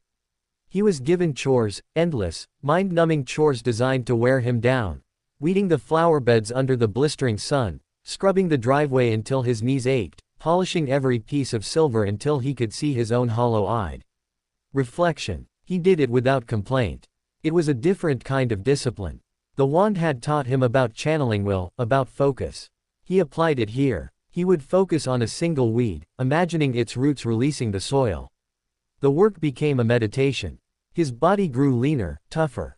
His hands, once soft, developed calluses. He was hardening, not just in spirit, but in flesh. At night, he practiced. Not spells, the trace would alert the ministry. Instead, he practiced feeling. He would sit on his bed, the wand in his lap, and close his eyes. He would reach out with his mind, not to cast magic, but to sense it. He could feel the sluggish, dormant magic in the old pipes of the house. He could feel the faint, green pulse of life from the garden through the wall. And he could feel the wand itself, a compact star of potential beside him, humming with patient energy. He tried to communicate with it, not in words, but in concepts. He would think of shield, and feel the wand's magic coil defensively. He would think of light, and a soft glow would emanate from the silver veins. He thought of fire, and the wood grew almost too hot to touch, but the heat was controlled, banked. It was learning his mind, and he was learning its language. The dreams started again, not of the stone, or Quirrell. These were stranger, more elemental. He was standing in a forest of black, thorny trees under a sky swarming with stars. In the center of the forest was a clearing, and in the clearing grew a single, magnificent tree with bark like polished ebony and leaves of shimmering silver. It was the wand, he knew. Its true form, or its soul. And he was there, a small figure, tending to it. Not as a master, but as a gardener. Clearing weeds, touching the bark, listening to the deep, slow song it sang to the earth. He woke from these dreams feeling rested, strangely nourished, the loneliness of the Dursleys, house pushed back for a few precious hours. The isolation was the hardest part. No letters. Ron and Hermione were under strict instructions not to write, for fear of the Dursleys' reaction. Hedwig's frustrated hoots from the shed were a constant ache. He was cut off, marooned. Then, halfway through July, the doorbell rang. Aunt Petunia, peering through the net curtains, let out a small shriek. "Vernon, it's that woman." Harry, who was washing the windows, looked down. Standing on the pristine doorstep, looking utterly out of place, was a tall, stern-looking witch with a monocle and a tartan traveling cloak. It was Professor McGonagall. His heart leapt. A visitor. From his world. Uncle Vernon turned puce. "You. Get off my property." Professor McGonagall's voice, crisp and clear, came through the glass. "I am here to speak with Harry Potter, Mr. Dursley. It is a matter of school welfare. I suggest you let me in, unless you wish for this conversation to become rather more public." With a sound like a deflating balloon, Vernon yanked the door open. McGonagall swept in, her gaze taking in the spotless, soulless hallway with clear disdain. Her eyes found Harry on the ladder, and for a second, her stern expression softened into something like pity before hardening into resolve. "Harry. A word. In private." She was shown into the sterile living room. Harry followed, under the Dursleys' glowering watch. The moment the door closed, McGonagall waved her wand. *Muffaliato. The room seemed to sink into a deep, artificial silence. Professor, Harry said, the word feeling rusty on his tongue. What's wrong? Is it Hogwarts? Hogwarts is fine, Potter, she said, though her eyes were troubled. This is about you. And your wand. She fixed him with a piercing look. Headmaster Dumbledore has asked me to check on you. And to deliver a warning. A warning. The destruction of the Philosopher's Stone was not a quiet event in the magical world, Potter. The resonance of such an act, performed with a wand of Athelred's nature, has created ripples. The Department of Mysteries has noted an anomalous magical discharge of ancient patterning. Certain circles within the ministry are asking questions. And other, less savory elements of our world have also taken notice. Harry's mouth went dry. What kind of elements? Collectors, McGonagall said bluntly. Historians of the dark arts. Those who traffic in powerful and rare magical artifacts. Athelred is a legend, Potter. A wand that refused all masters for centuries, then chose the boy who lived and promptly obliterated one of the greatest alchemical creations in history. You have made yourself, and your wand, a subject of intense interest. She leaned forward, her voice dropping even though the charm prevented eavesdropping. You must be vigilant, even here, in this place. Do not use magic, of course. The trace will be on you until you are 17. But more importantly, do not draw attention to the wand's nature. In the wrong hands, knowledge of its capabilities could be dangerous. There are those who would seek to take it from you, by force or by guile. The thought was ice in his veins. Someone trying to steal Athelred. The wand was a part of him. The idea was a violation. How do I hide it? He asked. It's not like other wands. It has a presence. I can feel it, McGonagall said, her eyes glancing towards the ceiling, towards his room. Even through the floorboards and your aunt's ghastly air freshener. It is potent. You cannot hide its essence from a determined, sensitive witch or wizard. What you must do is project normalcy. When you return to Hogwarts, you must use it as you would any other wand in class. Do not showcase its differences. Practice your standard spells until they are impeccable. The more ordinary you make it seem, the more its extraordinary acts will be attributed to you, the boy who lived, rather than to the wand itself. Let your fame be a smokescreen. It was a strange, unsettling strategy. To use the thing he hated, his celebrity, as a shield for the thing he cherished. Is that why you're really here, Professor? Harry asked, a suspicion forming. To warn me, or to see the wand for yourself? McGonagall's lips thinned. I will not lie to you, Potter. Professor Snape was insistent that the wand be examined by the Hogwarts staff for latent hazards. The headmaster refused. My visit is a compromise. I am to satisfy myself that the bond is stable and that you are not being adversely influenced. Adversely influenced, Harry echoed, a spark of anger cutting through his fear. It saved my life. It also channeled enough destructive power through a first year to vaporize a magical artifact of immense stability, McGonagall said sharply. That is not normal, Potter. That is not safe. For you, or for those around you. The headmaster trusts in the wand's nature and in your character. Others, she said, and he knew she meant Snape, were less convinced. Show me the wand. It wasn't a request. Harry hesitated, then nodded. He led her upstairs, past Dudley's second bedroom, now filled with even more broken electronics, to his own. He knelt, pried up the floorboard, and lifted Athelred out. In the dull light of the bedroom, it seemed to drink the color from the air. McGonagall did not reach for it. She simply stared, her face unreadable. Harry felt the wand stir in his hand, its warmth intensifying, the silvery veins glinting as if in challenge. May I? McGonagall asked, holding out her hand. Harry's grip tightened instinctively. A fierce, protective surge rose in him. Mine. The wand's heat flared in agreement. McGonagall saw it. She lowered her hand. I see. The bond is indeed profound. It will not suffer another to hold it. She sounded almost relieved. That, in itself, is a protective measure. Very well, Potter. Keep it close. And remember my warning. Normalcy is your defense now. Study your textbooks. Practice your theory. Be ready to return to school and be an unexceptional student with an exceptional past. She left shortly after, leaving behind a tin of Scottish shortbread and a heavier burden of anxiety. The Dursleys were visibly shaken by her visit, treating Harry with even more exaggerated caution, as if he were a bomb that might detonate if spoken to. The warning changed Harry's nightly practices. He dug out his schoolbooks from his imprisoned trunk, one by one, smuggling them up to his room. He pored over the standard book of spells, grade 2, not to learn new magic, but to perfect the theory behind the magic he already knew. He practiced wand movements with a chopstick, focusing on precision, on the exact swish and flick. He was building a mask of competence to hide the wild, ancient power he partnered with. The wand seemed to understand. When he practiced his theoretical drills, it lay cool and still. When he held it and meditated, seeking that deep, wordless connection, it responded with its usual warmth. It was learning, as he was, the value of secrecy. Then, on the eve of his birthday, the silence broke.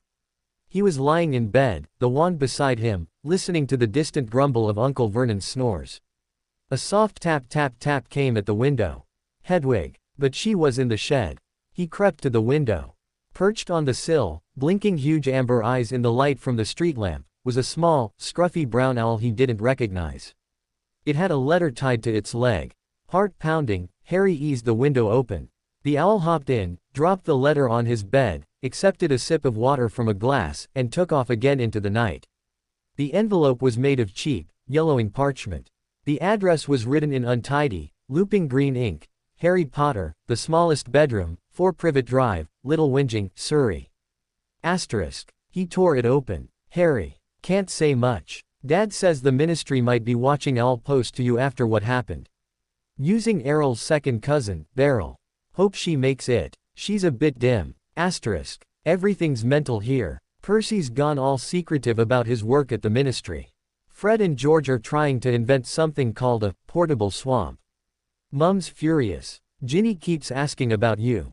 She starts Hogwarts this year. Asterisk. Hermione's in France. Sent me a postcard of some boring castle.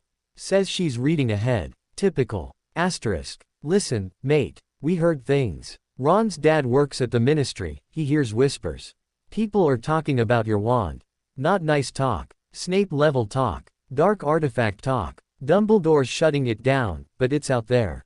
Be careful, yeah. Don't do anything flashy. Asterisk. We'll see you on the train. Save us a compartment. And watch out for Malfoy. He's been bragging his dad bought the whole Slytherin team new Nimbus 2001s. Cheating gits. Asterisk. Ron. Asterisk P.S. Happy birthday for tomorrow. Mum's sending a cake via proper post. Hopefully it doesn't get eaten by rats. Asterisk. Harry read the letter twice, then folded it carefully.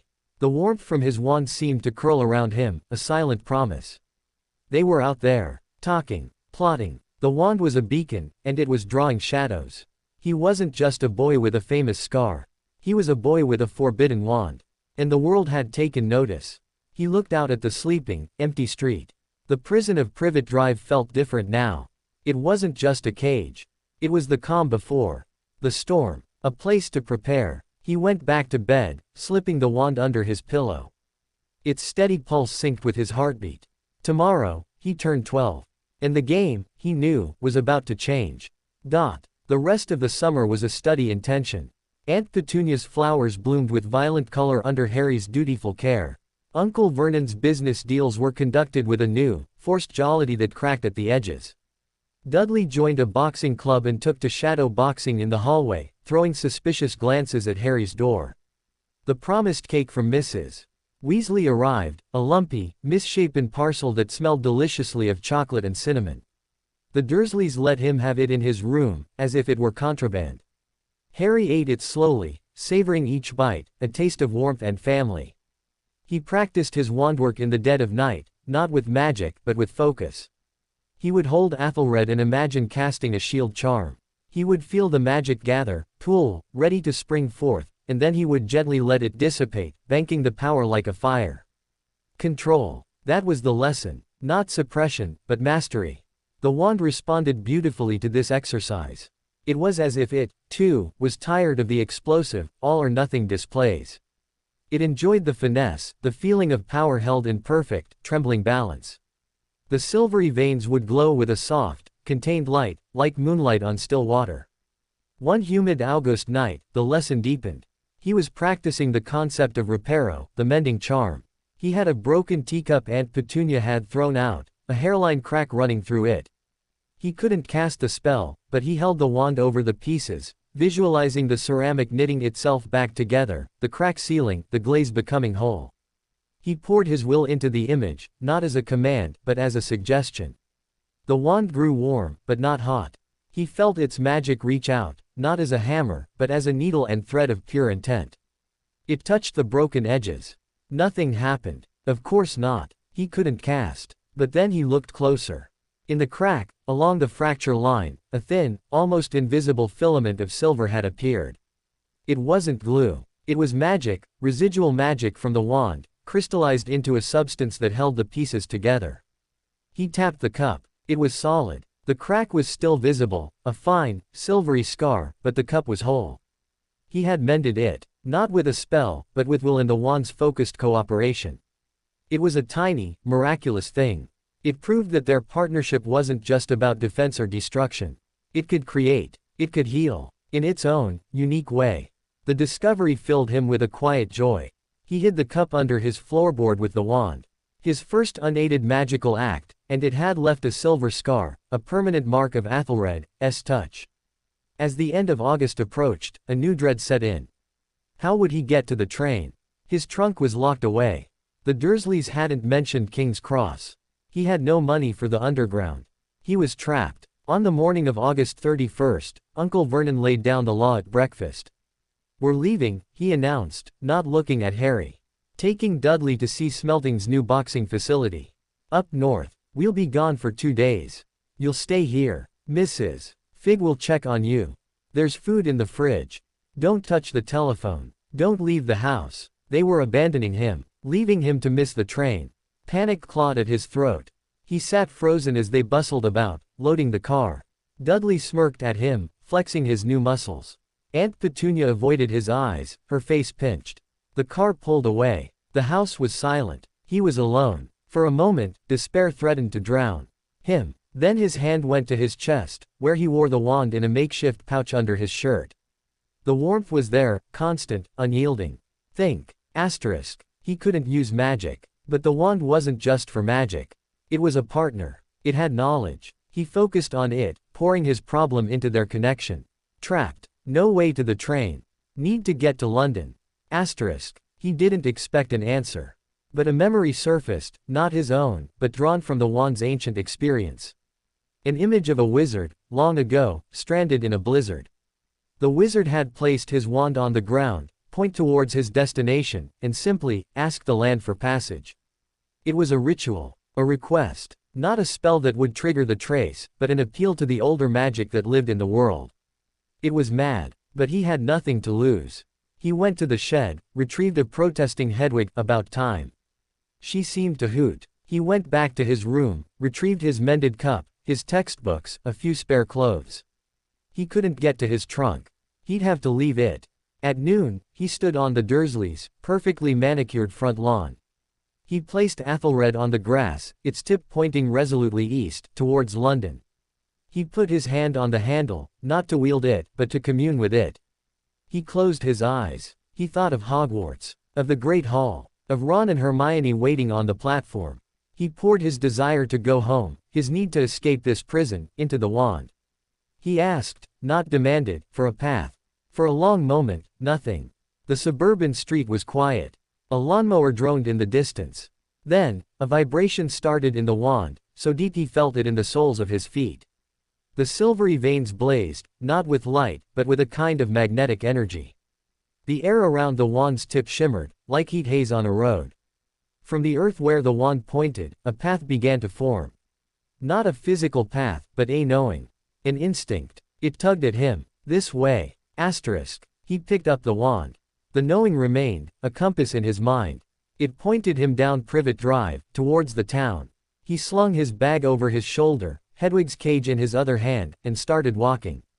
He didn't look back. He walked for hours. The knowing guided him through back alleys, across parks, along busy roads where no one gave a skinny boy with an all a second glance. His feet ached. His shoulders burned. But the wand's warmth fueled him, and the mental compass never wavered. As evening fell, he found himself standing outside a small, shabby London pub he'd never seen before, the Leaky Cauldron. The knowing pulsed strongly here. Through He pushed the door open. The warm, smoky, magical air washed over him like a baptism. A few wizards looked up, did double takes, and quickly looked away, muttering. Tom, the toothless barman, gaped. Mr. Potter, we weren't expectin' you. Alone. I need to get to the station tomorrow, Harry said, his voice hoarse from disuse and exhaustion. Of course, of course. A room for the night, on the house. Terrible, you being on your own. Harry didn't care about the pity. He had made it. The wand had guided him home. That night, in a small room above the pub, he lay in a real bed, Hedwig preening happily on the headboard. He held Athelred, its silver veins glowing softly in the dark. They had escaped the prison. Not with a flashy spell, but with a whisper to the old magic of the land. It was a subtler power, a wiser power. He had learned his summer's lesson. Power was not just about force. It was about connection, about asking the right questions. And as he drifted to sleep, the sounds of magical London a comforting hum below, he knew the mask Professor McGonagall wanted him to wear would be harder than ever. Because the wand had shown him a deeper magic, and he would never be content with just the standard spells again. The train awaited. School awaited. The watching world awaited. And Harry Potter, with the forbidden wand warm in his hand, was no longer a prisoner. He was a seeker. And he had just found his first, true path. Chapter 8, The Whispers Return. The air on platform 9 3/4 was a cacophony of steam, shrieking owls, and the joyous din of reunion. To Harry, stepping through the barrier behind a flustered wizard with a luggage trolley full of mewling cat baskets, it was the sweetest music he'd ever heard. The scarlet engine exhaled great white plumes, and the scent of coal smoke and magic was an intoxicating perfume after the sterile air of Privet Drive. He stood for a moment, just breathing it in. He was back. Harry. Over here. Ron's voice, louder and deeper than Harry remembered, cut through the noise. He was standing by a compartment door, waving frantically. Beside him, Hermione was bouncing on her toes, her bushy hair even larger, her smile wide enough to split her face. Something tight and cold in Harry's chest, a knot formed over the long summer, loosened and melted away. He pushed his trolley towards them, Hedwig hooting indignantly at the jostling. He'd bought a new trunk in Diagon Alley that morning, a second-hand, serviceable thing, and filled it with new supplies. Athelred was safely tucked in an inner pocket of his robes, its familiar warmth a constant, reassuring presence against his ribs. You made it. Ron crowed, clapping him on the back. We got your note from the leaky cauldron. Blimey, Harry, you walked. From Surrey. Sort of, Harry said, grinning. It felt strange on his face. It's a long story. Hermione hugged him tightly, then pulled back, her eyes scanning him with clinical concern. You look thinner. Are you eating enough? Did you get all your books? I've already read through most of the standard book of spells, grade 2, and some of the supplementary texts are just fascinating, especially the chapters on. Let him breathe, Hermione, Ron said, rolling his eyes. He was indeed taller, his freckles more pronounced, his hands and feet looking too big for his body. Come on, let's get this lot loaded before the train leaves without us. As they heaved Harry's trunk into the compartment, a drawling voice cut through the platform's hustle. Well, if it isn't Potter. Survived another summer with the Muggles, I see. Surprised they let you out. Draco Malfoy stood a few feet away, flanked by the mountainous Crabbe and Goyle. He was also taller, his pale hair slicked back, his smirk more polished. But his eyes, gray and cold, held a new, sharp curiosity as they flicked over Harry, lingering on the pocket where his wand rested. The summer's rumors had clearly reached him. Piss off, Malfoy, Ron said, bristling. Tut tut, Weasley. Such language. Malfoy's gaze returned to Harry. Heard you had a bit of an adventure last term. Made quite a mess, from what Father says. Certain people at the Ministry are very interested in unusual magical events. He said the last two words with deliberate weight. Be careful, Potter. People are watching. He sauntered away, Crabbe and Goyle lumbering in his wake. What's he on about? Ron muttered, slamming the compartment door. He knows, Harry said quietly, settling into a seat by the window. The train gave a lurch and began to move. About the wand. Or he's heard rumors. His dad's got connections at the Ministry. Hermione's face was serious. He's trying to get under your skin, Harry. Ignore him. Professor McGonagall said normalcy is the best defense. But normalcy felt like a distant country. As the suburbs of London gave way to green fields. Harry told them about his summer, the Dursleys, Silent War, McGonagall's visit, Ron's warning letter, and his guided walk to London. He left out the mended cup with its silver scar, that felt too private, a secret between him and the wand. You asked the land for directions. Hermione repeated, her eyes wide with a mixture of awe and academic hunger. That's pre-wand lore. Animistic magic. It's supposed to be almost extinct. Harry, do you realize what that means? Your wand isn't just a focus for your magic, it's a conduit to a much older, wilder kind of magic. It must have a profound connection to the elemental forces of the earth itself. Her excitement was a buffer against the unease Malfoy's words had planted. Ron just looked impressed. So you can't get lost. Brilliant. Could have used that in the Forbidden Forest. The journey passed in a comfortable blur of chocolate frogs and catching up. Hermione had indeed read all their textbooks and was full of dire warnings about the increasing difficulty of second-year work. Ron was more concerned with the fact that the Slytherin Quidditch team now had 7 gleaming new Nimbus 2001s, a blatant bit of Malfoy bribery. It's cheating, is what it is. We'll still thrash them, though. Wood's got us training twice a week already. Harry's hand went to his wand pocket.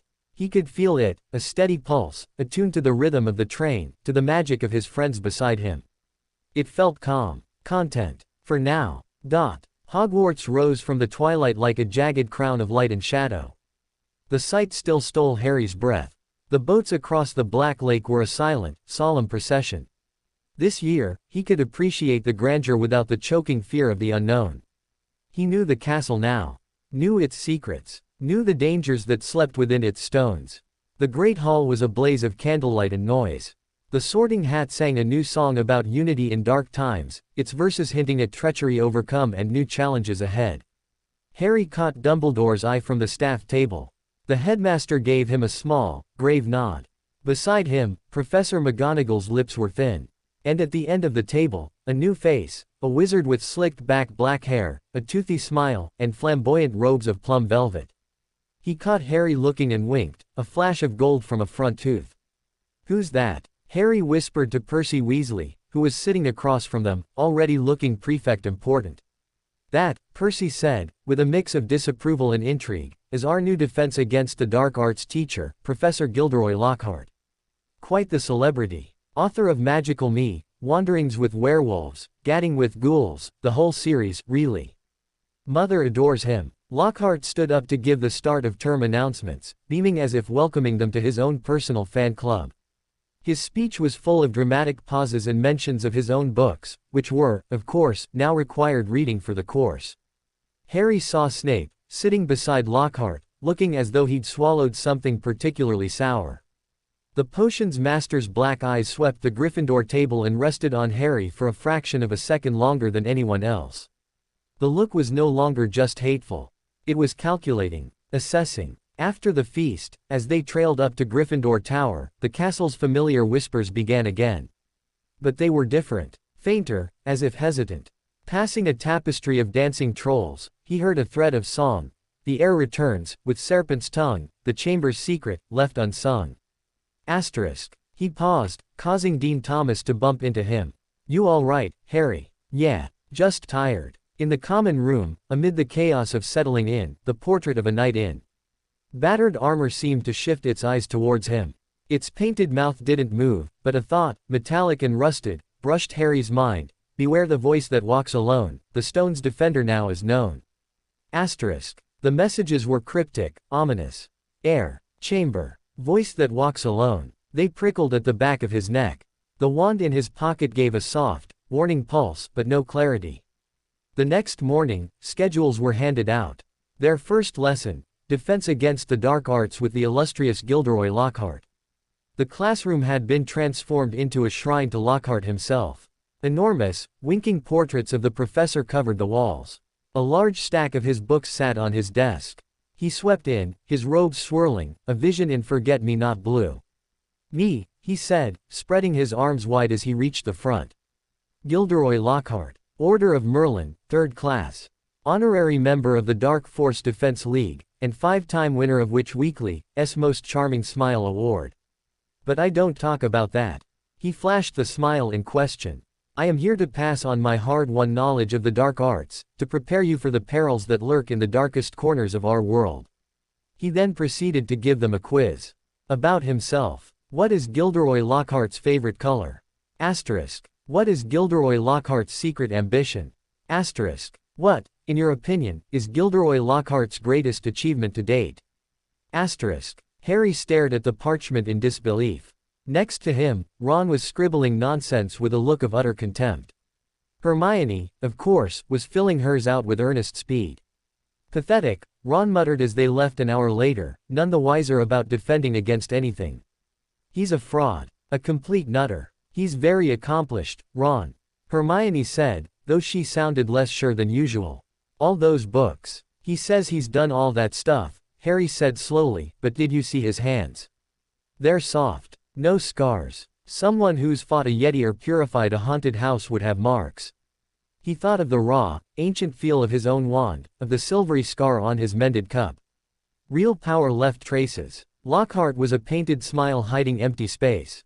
The realization was unsettling. After Quirrell, they needed a real teacher. They were getting a celebrity.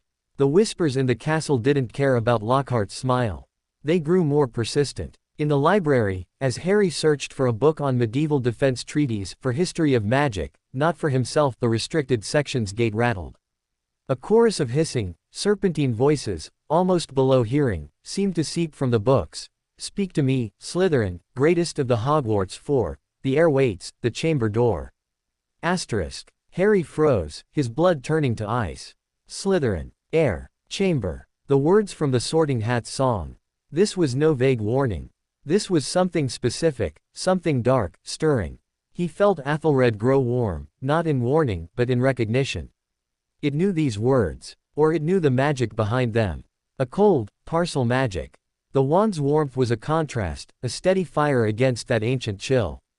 He told Ron and Hermione that evening in a deserted corner of the common room. The castle's trying to tell me something. About Slytherin's air. About a chamber. Hermione's eyes were huge. Slytherin's Chamber of Secrets. It's a legend. Supposedly, Salazar Slytherin built a hidden chamber in the school before he left, a chamber that houses a monster that only his true heir can control. They say he didn't want Muggle-borns at Hogwarts. The monster is supposed to purge the school of them. She looked horrified. But it's just a story. No one's ever found it. Something's found it, Harry said quietly. Or someone's opening it. The whispers are too clear. But you're hearing them because of the wand, Ron said, logic battling fear. It doesn't mean it's happening now. Maybe it's just remembering old troubles. As if in answer to his doubt, the first attack happened the very next day. They found Mrs. Norris, Filch's skeletal cat, hanging stiff as a board by her tail from a torch bracket in a second-floor corridor. Her eyes were wide with terror. And on the wall behind her, written in foot-high letters that shimmered with a sinister, damp luminescence, were words that made Harry's scar prickle. The Chamber of Secrets has been opened. Enemies of the air, beware. A crowd gathered, a chorus of gasps and murmurs. Filch arrived, his face crumpling in anguish. My cat. My Mrs. Norris. What's happened to her? Dumbledore appeared, his face grave. Professor McGonagall and Snape were at his heels. Lockhart bustled up, proclaiming, this is a matter for the dark arts defense expert. Stand aside. But it was Snape who knelt, examining Mrs. Norris with a cold, professional eye. She is not dead, Argus, he said, his voice cutting through Filch's sobs. She has been petrified. Petrified. Hermione whispered. But how? That's incredibly advanced dark magic. Harry's eyes were glued to the writing on the wall. The letters weren't paint. They looked like they were made of something wet, something that dripped. He took an involuntary step closer, his hand going to his wand pocket. Athelred was ice cold. Not just cold. It was a deep, dormant winter cold, the cold of something that recognized a predator. The warmth was gone, replaced by a silent, watchful hibernation. It was hiding. Before he could process this, a voice dripped with poison. What's all this commotion? Draco Malfoy shouldered his way to the front. He took in the scene, his eyes widening with malicious delight as he read the message. Then his gaze swept the crowd and landed squarely on Harry. A nasty smile spread across his face. "Enemies of the heir, beware, asterisk," Malfoy drawled, his voice carrying. "You'll be next, mudbloods." He looked directly at Hermione as he said it. The insult hung in the air, ugly and sharp. Ron went for his wand, but Harry grabbed his arm. His own wand was still a frozen weight against his side. It was telling him something. Not now. Not here. Asterisk. But then Malfoy's eyes flickered to Harry's pocket, as if he could sense the strange lack of warmth. "Something wrong, Potter. Cat got your tongue. Or maybe your special wand isn't so special against real pure blood magic." The challenge was clear. The crowd watched, holding its breath. Harry felt the cold in his wand shift, not to warmth, but to a sharp, crystalline focus. It was a blade being whetted in the dark. He met Malfoy's gaze. "You don't know anything about real magic, Malfoy." He turned and walked away, pulling a fuming Ron and a pale Hermione with him. He could feel Malfoy's smirk on his back, but he also felt the wand's cold intensity begin to thaw, just a fraction, into something like approval. It had been a test. And he'd chosen the chess move, not the brawl. But the game was on. The chamber was open. The heir was here. And his wand, for the first time, was afraid. Panic spread through Hogwarts like a cold fog. The story of the petrified cat and the message on the wall was everywhere. Mudblood became a whispered curse in the corridors. Tension crackled between the houses, especially between Slytherin and everyone else. Argus Filch took to prowling the halls with a manic light in his eyes, convinced Harry was responsible, a belief Malfoy seemed keen to encourage. Lockhart, of course, declared himself the perfect person to deal with the crisis, offering amateur dramatics and useless advice. The real teachers were grim and watchful. Dumbledore's twinkle was gone, replaced by a steely vigilance. Snape seemed to be everywhere, a silent bat in the shadows, his gaze often lingering on the Slytherins, as if trying to spot the culprit among his own house. Harry's wand remained in its strange, cold state. It worked in class, it levitated feathers, changed colors, even produced a respectable shield charm in defense, much to Lockhart's flustered surprise. But its usual warmth, its silent companionship, was absent. It felt like using someone else's wand, a powerful but alien tool. The connection was muted, as if the wand had withdrawn to some deep, internal fortress to assess this new threat. The whispers from the castle, however, became a torrent. They were no longer cryptic phrases, but panicked, overlapping fragments whenever he was near ancient stone or old magic. The basilisk's gaze, death in the pipes, the heir hears the voice. Moaning Myrtle weeps in her bathroom, she saw the eyes. The diary is not a diary, it drinks memories, it lies. Basilisk. The word struck a chord of primal terror. The king of serpents. A monster whose gaze meant death. That's what was in the chamber. And it was moving through the pipes. Moaning Myrtle, the ghost in the girl's bathroom on the first floor. She died at Hogwarts decades ago. Had she seen the basilisk? And a diary. He poured all this out to Ron and Hermione in the empty Gryffindor common room late one night. A fire crackled, but it didn't touch the chill in Harry's bones. A basilisk. Ron breathed, his face as white as the sheets on his bed. That's impossible. They're extinct in Britain. So were dragons, according to some, Hermione said, her voice trembling slightly. She'd been researching furiously. A basilisk, it fits. Petrification. It doesn't kill you if you see it indirectly. Mrs. Norris saw its reflection in that puddle on the floor. And Colin Creevey. Colin, a zealous first-year Gryffindor and Harry fan, had been found petrified just yesterday, his camera melted in his hands. He'd been looking through the lens. An indirect gaze. But how is it getting around? Ron asked. A giant snake can't exactly sneak through the corridors. The pipes, Harry said, remembering the whisper. It's using the plumbing. That's how it's moving unseen. Hermione's eyes lit up. Of course. Hogwarts is ancient. The plumbing system is massive, it goes everywhere. But Harry, the diary. What diary? I don't know. The whispers just said, the diary is not a diary, it drinks memories, it lies. It sounds like a dark object. Something the heir might be using. The next attack brought the horror home. They found Justin Finch Fletchley, the Hufflepuff boy, and nearly headless Nick, the Gryffindor ghost, both petrified in a corridor. Justin had been running away, his face frozen in terror. Nick, Being a ghost, couldn't be petrified in the same way. He was just, frozen, a silvery statue mid-float, a look of shock on his translucent face. He'd been between Justin and whatever he'd seen. The message on the wall this time was clearer, the writing angrier. Her blood will be on the heir's hands. Her, Hermione whispered, clutching Harry's arm. Whose? Her. The school descended into full-blown hysteria. Students were moved in groups, escorted by teachers. There were talks of closing Hogwarts. The heir of Slytherin was no longer a legend, it was a hunter in their midst. And through it all, Harry's wand slept its cold sleep. He missed its warmth desperately. He felt unmoored, half-blind without its silent counsel. He took to holding it at night, trying to pour his confusion and fear into it, hoping to rekindle the connection. One night, a week after Justin's petrification, it answered. Not with warmth, with a vision. He was holding it, staring into the dark, when a scene unfolded behind his eyes, crisp and clear.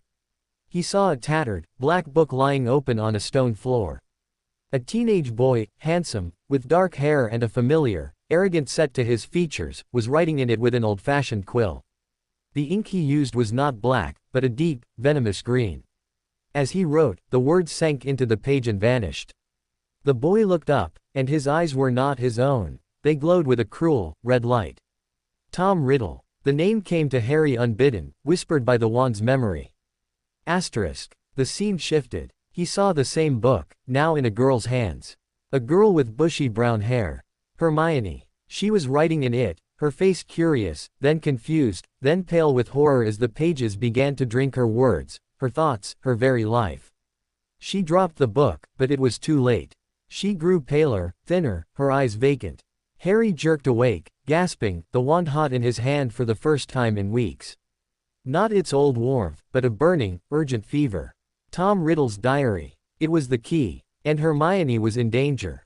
Asterisk. He scrambled out of bed, waking Ron. We have to find Hermione. Now. They found her in the common room, already awake, huddled by the dying fire. She was holding a small, black book. Her face was drawn, her eyes shadowed. Hermione. Harry rushed over. What is that? Where did you get it? She looked up, her expression guilty. I found it. In a girl's bathroom. Months ago. I thought it was just a discarded diary. But it's amazing, Harry. You write in it, and it writes back. It's been helping me. Telling me things. About the chamber. About the monster. It's lying. Harry said, his voice harsh with fear. He snatched the book from her hands. It felt cold and greasy, like a dead thing. Athelred in his other hand blazed with hostile heat, the silvery veins glowing like branded metal. It's a dark object, Hermione.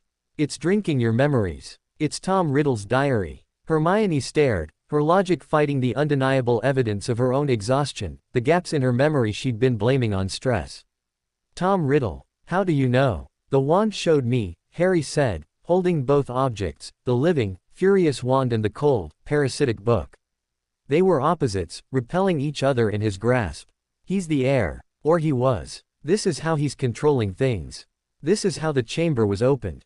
Ron looked from the book to Hermione's pale face. Blimey. So what do we do with it? Harry looked at the diary, then at his wand.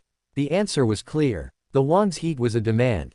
A command. Destroy it. Asterisk. But how? He couldn't just set it on fire in the common room. And something told him ordinary fire wouldn't work. We need to find out how to destroy a dark object like this, Hermione said, her voice regaining some strength now that the book was out of her hands. The library. There has to be something. But the library, when they reached it the next day under the watchful eye of a nervous Professor Flitwick, offered no easy answers. Books on dark artifacts spoke of curses and counter-curses, but not permanent destruction. Frustrated, Harry slipped away to a deserted corridor. He held the diary in one hand, Athelred in the other. The wand was practically vibrating with revulsion. How? He whispered to it. How do I kill it? The wand's memory provided an image. Not of fire, but of fang. A basilisk fang, dripping with venom so potent it could destroy anything, even a horcrux. The word came to him, unfamiliar and dark. Horcrux. A container for a piece of soul. That's what the diary was. The basilisk. The very monster they were hiding from. Its venom was the answer. It was a sickening circle. To destroy the thing controlling the monster, they needed a part of the monster itself. He told Ron and Hermione that evening in Moaning Myrtle's bathroom. The ghost had confirmed it. She died looking into a pair of huge, yellow eyes in that very sink decades ago. The entrance to the chamber was here. A sink with a tiny, carved serpent on its tap. "We have to go down there," Harry said, his voice steady despite the terror clawing at his insides. "We have to find the basilisk and get a fang." "Are you mad?" Ron squeaked. "That's suicide." "We don't have a choice," Hermione said, her face set. "If the diary is a Horcrux, and the basilisk is the only thing that can destroy it, then we have to try. Otherwise, the attacks will continue. People could die." She looked at Harry. "But how do we get in?" Myrtle said it opens for Parseltongue.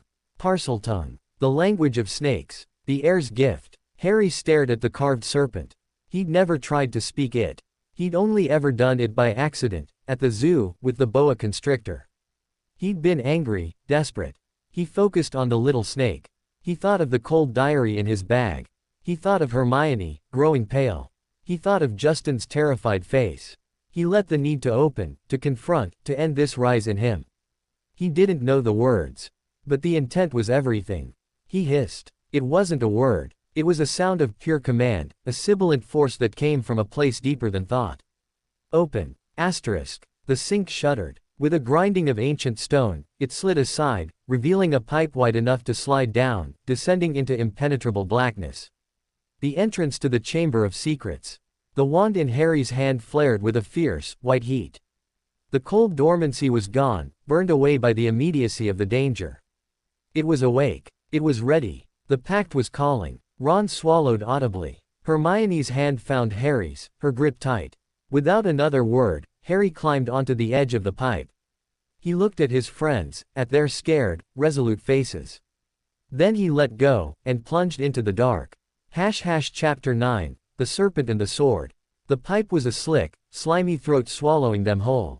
They fell for an eternity, a rushing, twisting descent through absolute blackness. The air grew colder, damper, smelling of wet earth and something older, scale and stone and a dry, reptilian musk that made the hair on Harry's neck stand on end. Athelred blazed in his grip, a torch of silver fire that cast wild, dancing shadows on the curved walls rushing past. He landed with a splash in shallow, icy water. Ron and Hermione thudded down beside him a second later, gasping and sputtering. The wand light revealed a vast, subterranean tunnel, hewn from rough rock, stretching away into darkness. The ceiling dripped. Bones of small animals littered the edges of a trickle of water down the center. "Lumos," Hermione whispered, and her own wand tip ignited, adding its beam to Harry's. The combined light showed the tunnel's true scale. It was enormous, big enough for a train. "This way," Harry said, his voice echoing. The pull was undeniable, not just from the wand's burning focus, but from a deeper, colder place in his own chest. The chamber called to the Parseltongue in his blood. It was a sickening lure. They walked, their footsteps and the drip of water the only sounds. The tunnel seemed to go on forever, sloping gradually downward. The air grew thicker, harder to breathe. The reptilian smell intensified. Then, they rounded a bend and saw it. A solid wall blocking the tunnel, carved with two immense, intertwined serpents, their eyes glittering with emeralds that caught the wand light with a malevolent gleam. It was a door, and it wanted a password. Harry stepped forward. He didn't need to think. The hiss came naturally this time, a sibilant command that felt both foreign and horrifyingly familiar on his tongue. "Speak to me, Slytherin, greatest of the Hogwarts Four." Asterisk. The stone serpents stirred. They uncoiled, slithering apart, and the wall cracked open, the two halves grinding back to reveal the chamber beyond. It was a cathedral of darkness. A long, high hall supported by pillars carved like coiling snakes, disappearing into shadows far above. At the far end, looming in the gloom, was a colossal stone statue, the head and shoulders of an ancient, bearded wizard, his face severe, his mouth open in a silent scream. Salazar Slytherin. And on the floor, between the pillars, lay a small, still figure in Hogwarts robes. "Ginny!" Ron cried, his voice cracking with terror. He started to run forward, but Harry grabbed his arm. "Wait!" He raised his wand, sweeping its light across the chamber floor. The water here was ankle-deep and murky. Something moved in the shadows behind the nearest pillar. A sinuous, scaly shift, too large to be anything but. From the open mouth of Slytherin's statue, a sound emerged. Not a hiss, but a low, guttural rasp, like stone grinding on stone. Then, a pair of eyes ignited in the darkness, huge, luminous yellow eyes, pupils slitted like daggers. The basilisk uncoiled itself from behind the pillar. It was a creature of nightmare. Thick as an oak trunk, its scales a sickly, poisonous green in the wan light. It slid into the open with a sound like a landslide, its head rising 20 feet in the air, swaying slowly. Its mouth hung slightly open, revealing fangs longer than Harry's arm, dripping with clear venom that sizzled where it hit the water. "Don't look at its eyes," Hermione shrieked, clapping her hands over her own face. "Harry, Ron, don't look." Ron had frozen, staring in paralyzed horror at the monstrous head. Harry acted on pure instinct. He shoved Ron hard, sending him stumbling behind a pillar. "Close your eyes. Both of you. Don't open them." He couldn't close his own. He was the only one who could fight. The basilisk's gaze was death, but he had to see it to face it. He raised Athelred. The wand was screaming in his hand, not with sound, but with a vibration of pure, ancient fury. This was the enemy. The dark creature. The wand's purpose, forged in defense, focused into a single, burning point. The basilisk's head darted forward, faster than anything that size should move. Harry threw himself sideways, hitting the water with a splash. The massive jaws snapped shut on the air where he'd been. The stench of rot and venom filled his nostrils.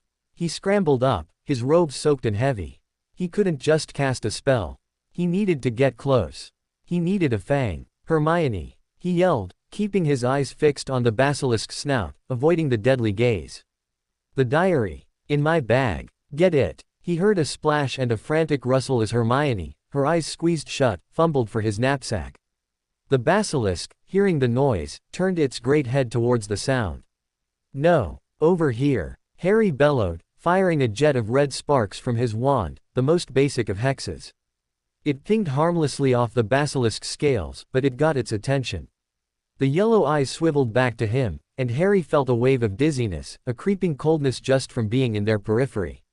His scar burned like ice. The monster struck again. Harry dove behind a snake pillar. The stone shuddered as the basilisk's head slammed into it, chunks of rock raining down. He was trapped. He couldn't look at it to aim properly, and he couldn't get close without being bitten or gazed upon. Then, a memory surfaced, not from the wand, but from a dream. The forest of black trees. The single, silver-leaved tree at its center. In the dream, he had been a gardener. He had tended the roots. Roots. Asterisk. He pressed his hand and his wand against the wet stone floor of the chamber. He didn't think of attack. He thought of binding, of the earth itself rising to restrain. He poured his will, the wand's furious power, into the stone beneath the water, into the very foundations of the chamber. Vinculum terrae. He roared, the Latin for chains of the earth, ripping from his throat. Athelred discharged not light, but a wave of deep, brown gold energy that shot into the floor. The chamber trembled. From the cracks between the stones, from the muddy bed of the underground river, thick, gnarled roots of blackthorn, not real, but magical manifestations of the wand's own wood, exploded upwards. They were studded with terrible, silver-tipped thorns. They whipped around the basilisk's massive body, coiling around its scales with a sound of grinding stone and tearing earth. The basilisk shrieked, a horrifying sound that echoed off the cavern walls. It thrashed, its immense strength snapping several of the roots, but more grew, tangling its coils, pinning its lower body to the floor. It was anchored, for now. "Harry, now!" Hermione screamed. She was blindly holding the black diary aloft, her face white with terror. The basilisk, enraged and trapped, reared its head high, its yellow eyes blazing with murderous intent. It was going to gaze down, to kill them all where they stood. There was no time for cleverness. No time for fear. Harry ran. He splashed through the water, his eyes fixed on the base of the statue, on the stone folds of Slytherin's robes. The basilisk's head swayed, tracking him. He felt the deadly focus of its gaze like a physical pressure on his back. He didn't look up. A shadow fell over him. He threw himself into a slide, skidding through the water under the basilisk's descending jaw. He felt the heat of its breath, smelled the venom. He came up running, reaching the statue. "Harry, above you!" Ron bellowed, his voice raw. Harry looked up. One of the basilisk's enormous fangs, longer than a sword, was curving down towards him, dripping poison. It was a killing strike. He raised Athelred not to block, but to meet it. He didn't cast a spell. He simply pointed the wand tip at the descending fang and pushed with every ounce of magic in him, with the wand's own defiant will. A beam of condensed silver force, thin and sharp as a needle, shot from the wand. It struck the fang not at the tip, but halfway down its length. There was a crack like a lightning strike. The basilisk screamed again, a sound of agony. The very tip of the fang, 6 inches of deadly, venom-dripping ivory, shattered. It broke off and fell, spinning through the air. Harry caught it. The impact numbed his hand. The venom burned through his glove instantly, searing his skin. He cried out, but his grip didn't falter. The pain was a white-hot brand, a focus. He turned, the broken fang in his blistered hand. The basilisk was writhing, trying to free itself, its injured mouth spraying venom. Its head was still high, those terrible eyes seeking a target. Harry saw Ginny, lying pale and still near the statue's base. He saw the diary, clutched in Hermione's trembling hand. He had one chance. He lunged towards Hermione, his movements clumsy with pain. He took the diary from her. It felt alive in his hands, squirming with a cold, hateful energy. He raised the basilisk fang. The diary seemed to sense its doom. It trembled, and a voice, young and cold and horribly familiar, whispered from its pages. "Don't. I can show you power, I can bring your parents back." The lies were a serpent's tongue of their own. Harry didn't hesitate. He drove the fang down with all his strength, plunging it through the black cover and into the pages. A scream erupted, not from the book, but from the air itself, a high, cold, furious scream that was Tom Riddle's, that was Voldemort's. Green ink, like blood, erupted from the wound, spattering Harry's face, sizzling where it touched his scar. The book convulsed in his hands, pages smoking, curling to ash. The scream faded into a dying whisper of rage. It was done. But the danger wasn't over. The basilisk, freed from the diary's indirect control or simply maddened by pain, gave one final, thrashing heave. The last of the blackthorn roots snapped. Its head, streaming greenish blood from its broken fang, swung towards Harry, its yellow eyes wide open, filled with nothing but primal, killing hate. Harry looked up. He saw the eyes. A coldness, deeper than the chamber's chill, seeped into his bones. It started in his scar, a freezing paralysis that spread down his neck, into his chest. His limbs grew heavy. The light from his wand began to dim. He could hear Ron and Hermione screaming his name, but the sounds were distant, muffled, as if he were sinking into deep water. So this is it, he thought, with a strange detachment. Not the killing curse. A monster's gaze. But as the cold reached his heart, as his vision began to darken at the edges, the warmth he had missed so desperately flared back to life. It didn't come from his hand holding the wand. It came from the wand itself. From deep within the blackthorn wood, from the silvery veins that were its lifeblood, a surge of warmth erupted, not the gentle hearth fire of before, but the fierce, protective heat of a star-going nova. It shot up his arm, a river of molten gold, and met the freezing death in his chest. The two forces warred inside him. Ice and fire. Death and defiance. His knees buckled. He fell to the wet stone, the shattered fang clattering from his grasp. The world was a blur of pain and conflicting sensations. He could feel the petrification taking hold, hardening his flesh, turning his blood to stone. But the wand's warmth fought it, cell by cell, a desperate rearguard action. He was losing. The cold was too strong, too ancient. Then, through the haze, he saw a blur of red and gold. Fawkes, Dumbledore's phoenix, was suddenly there, hovering in the air before him.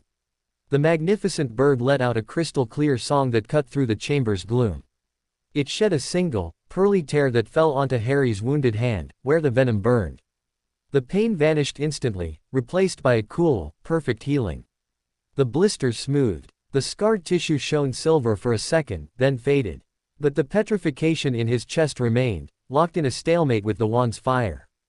Fawkes fluttered down, his brilliant tail feathers brushing Harry's face.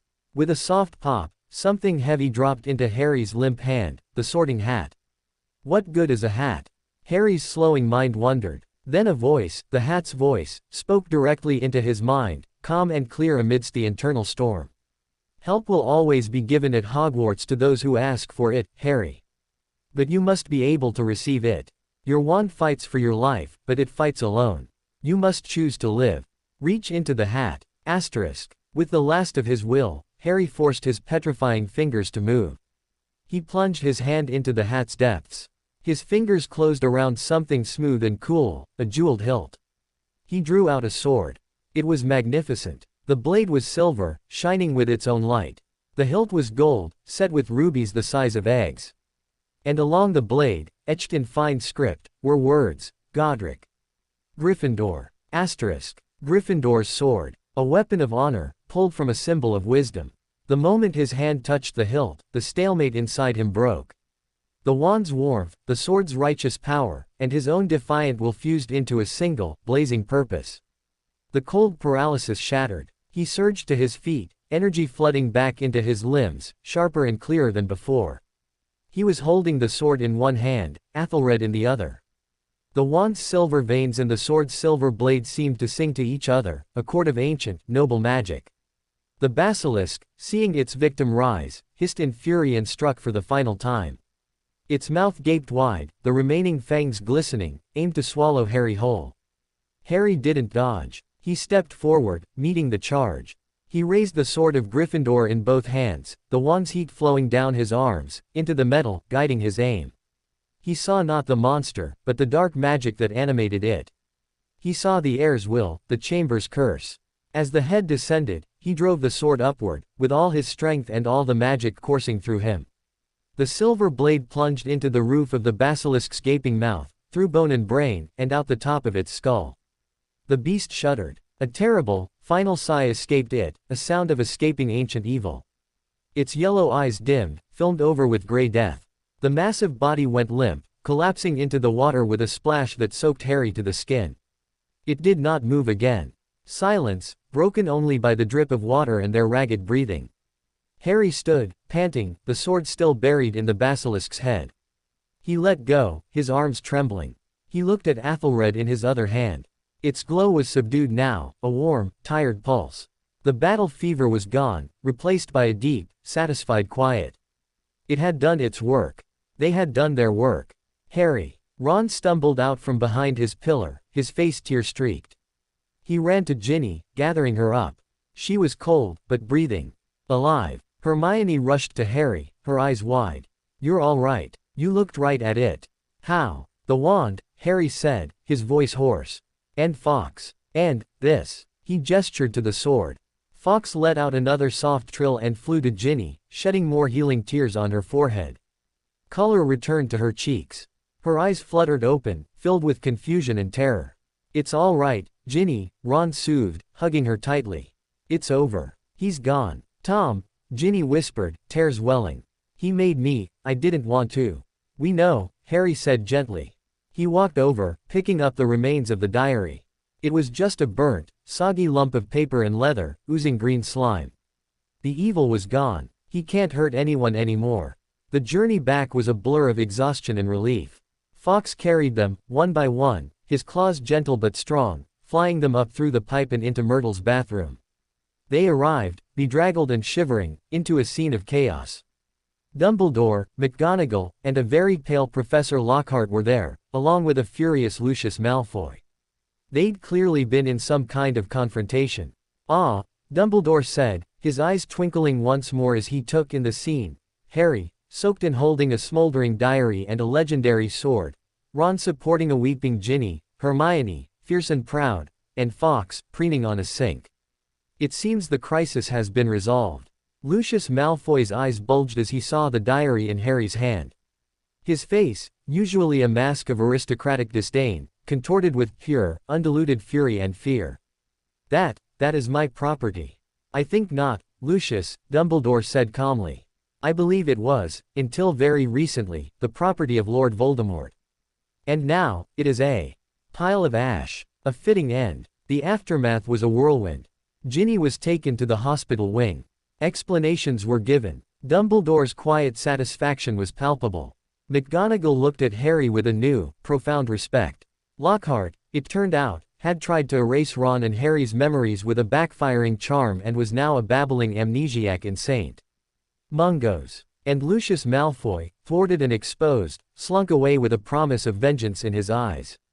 But he'd been seen. His connection to the dark object was known.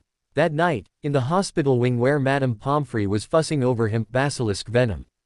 Phoenix tears. Good heavens, Potter, Harry lay in bed, Athelred on the table beside him, and the sword of Gryffindor leaning against the wall. Dumbledore visited. You have faced Lord Voldemort for a second time, Harry, he said softly. And for a second time, you have triumphed, not with the power he knows, but with powers he despises and does not understand, loyalty, courage, and a magic older than his hatred. His eyes rested on the wand. Athelred has proven itself a shield indeed. But remember, the sword you pulled from the hat, that was your own doing. The hat sorts based on what is in your head and heart. It gave you the tool you needed, because you are a true Gryffindor. Harry looked at the sword, then at his wand. One was a symbol of legendary heroism. The other was a forbidden, willful partner. They didn't seem to belong together. And yet, in the chamber, they had sung the same song. The wand protected me, Harry said. But the sword, it let me fight back. Exactly, Dumbledore said, smiling. Defense and resolve are powerful. But sometimes, the most resolute defense is a well-placed strike. You are learning balance, Harry. A difficult, vital lesson. He left. Harry lay awake, looking at the two artifacts. The wand, dark and streaked with silver, hummed with a deep, earthy power. The sword, gleaming and noble, sang of light and valor. They were both parts of him now. The boy from the cupboard, the survivor, the defender. And the wizard who would stand and fight. He reached out and touched the wand. Its warmth flowed into him, familiar and steadfast. Then he touched the sword's hilt. It was cool, but thrummed with a latent, righteous energy. He had entered the chamber with a forbidden wand, afraid and cold. He had emerged with a legendary sword, and a partner whose warmth had returned, changed, tempered by battle, wiser, and bound to him more completely than ever. The heir was defeated. The monster was dead. But as he drifted to sleep, the last thing he felt was not victory, but a new watchfulness. Lucius Malfoy's furious eyes. The diary's whispered lies. Voldemort's scream of rage. This was not over. It was just another chapter. And his wand, now resting peacefully beside him, was ready for the next page. Chapter 10. The Trace of Lightning. Summer at the Dursleys was a different kind of captivity this year. The bars were still there, the locked door, the grudging silence, the endless list of chores, but the prisoner had changed. Harry moved through the sterile rooms of number 4, Privet Drive with a new, quiet gravity. He'd faced a basilisk and won. He'd held the sword of Gryffindor. The Dursleys' petty tyranny now felt like a play he was too old to act in. He spent his days in the sun-baked backyard, not just weeding, but observing. He watched ants build their empires in the cracks of the patio, felt the slow, green pulse of life in the struggling hydrangeas, traced the path of clouds across the flawless blue sky. He was practicing, though he didn't call it that. He was listening to the world, as his wand had taught him. Athelred stayed hidden under the floorboard, a dormant sun in the heart of the house, but its influence was everywhere. Harry felt more connected to the earth, to the rhythm of the seasons, than he ever had. The magic wasn't just in the wand, it was in the way the light fell, in the smell of rain on hot tarmac, in the stubborn resilience of the dandelions pushing through the concrete. He wrote to Ron and Hermione with letters bought from stolen change and delivered by a disgruntled, housebound Hedwig. Ron's letters were full of Quidditch speculation and complaints about Percy's pompousness. Hermione's were dense with reading lists and theories about wand lore she'd dug up, circling back to the idea of Athelred as a terroir wand, deeply tied to the land. It might explain its affinity for earth magic, Harry. If its wood came from a specific, powerful place, a lightning-struck hill, a battlefield, a druid's grove, it would carry that place's resonance. Have you ever asked it where it's from? He hadn't. That night, he took the wand from its hiding place. He sat on his bed, holding it in both hands. Where are you from? He whispered. The wand lay still. Then, a slow warmth spread through the wood, not a memory, but a feeling. A sense of high, wind-scoured hills. Of dark soil and tangled roots. Of thunderstorms breaking over lonely moors. And deep within that, a core of profound sorrow and fiercer protection. It didn't show him a place on a map. It showed him a purpose. It was from where it needed to be. The answer was enough. The official story of the Chamber of Secrets had been carefully managed. Ginny Weasley, influenced by a cursed diary, was a victim. Harry Potter, demonstrating exceptional bravery, had saved her and solved the mystery. The sword of Gryffindor's appearance was hailed as a miracle, a sign of the Founders' magic protecting the school. Athelred was not mentioned. Dumbledore had seen to that. The wand's role was Harry's secret, and the headmaster seemed intent on keeping it that way. But secrets have a weight. And Harry felt it growing. He was 13 now, and the world outside Privet Drive was stirring. The whispers that had followed the stone's destruction had been joined by new murmurs about the basilisk's death and the legendary sword. The boy who lived was becoming the boy who keeps doing impossible things. The smokescreen of his fame was getting harder to maintain. The first crack in the normalcy Dumbledore urged appeared in mid-July, not with a bang, but with a pop. Harry was in his room, trying to read the Monster Book of Monsters for Care of Magical Creatures. It had bitten him twice already, when the air in the center of the room shivered and tore. With a sound like a suppressed firecracker, a small, wretched creature apparated into existence, landing on his threadbare carpet with a thud.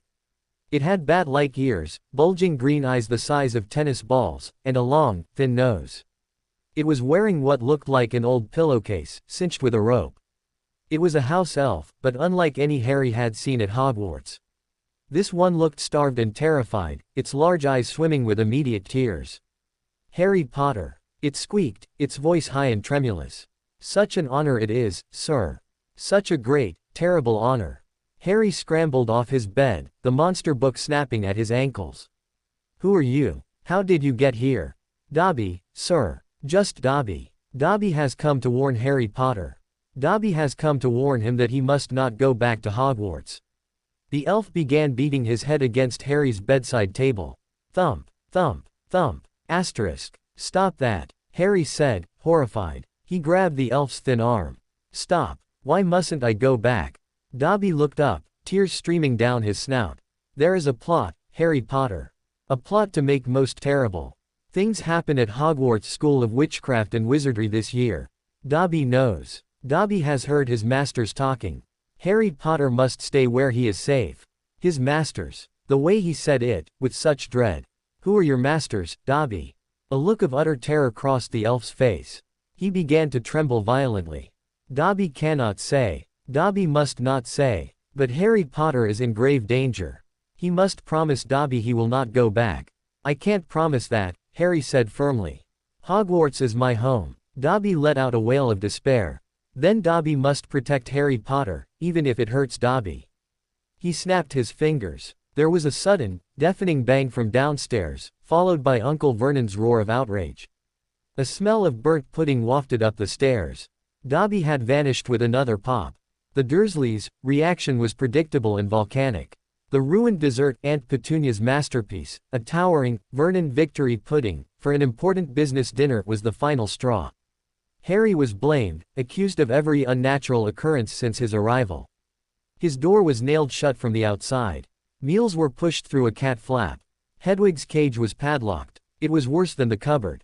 In the dark, airless room, Harry's anger was a cold, hard stone. But alongside it grew a new, sharp curiosity.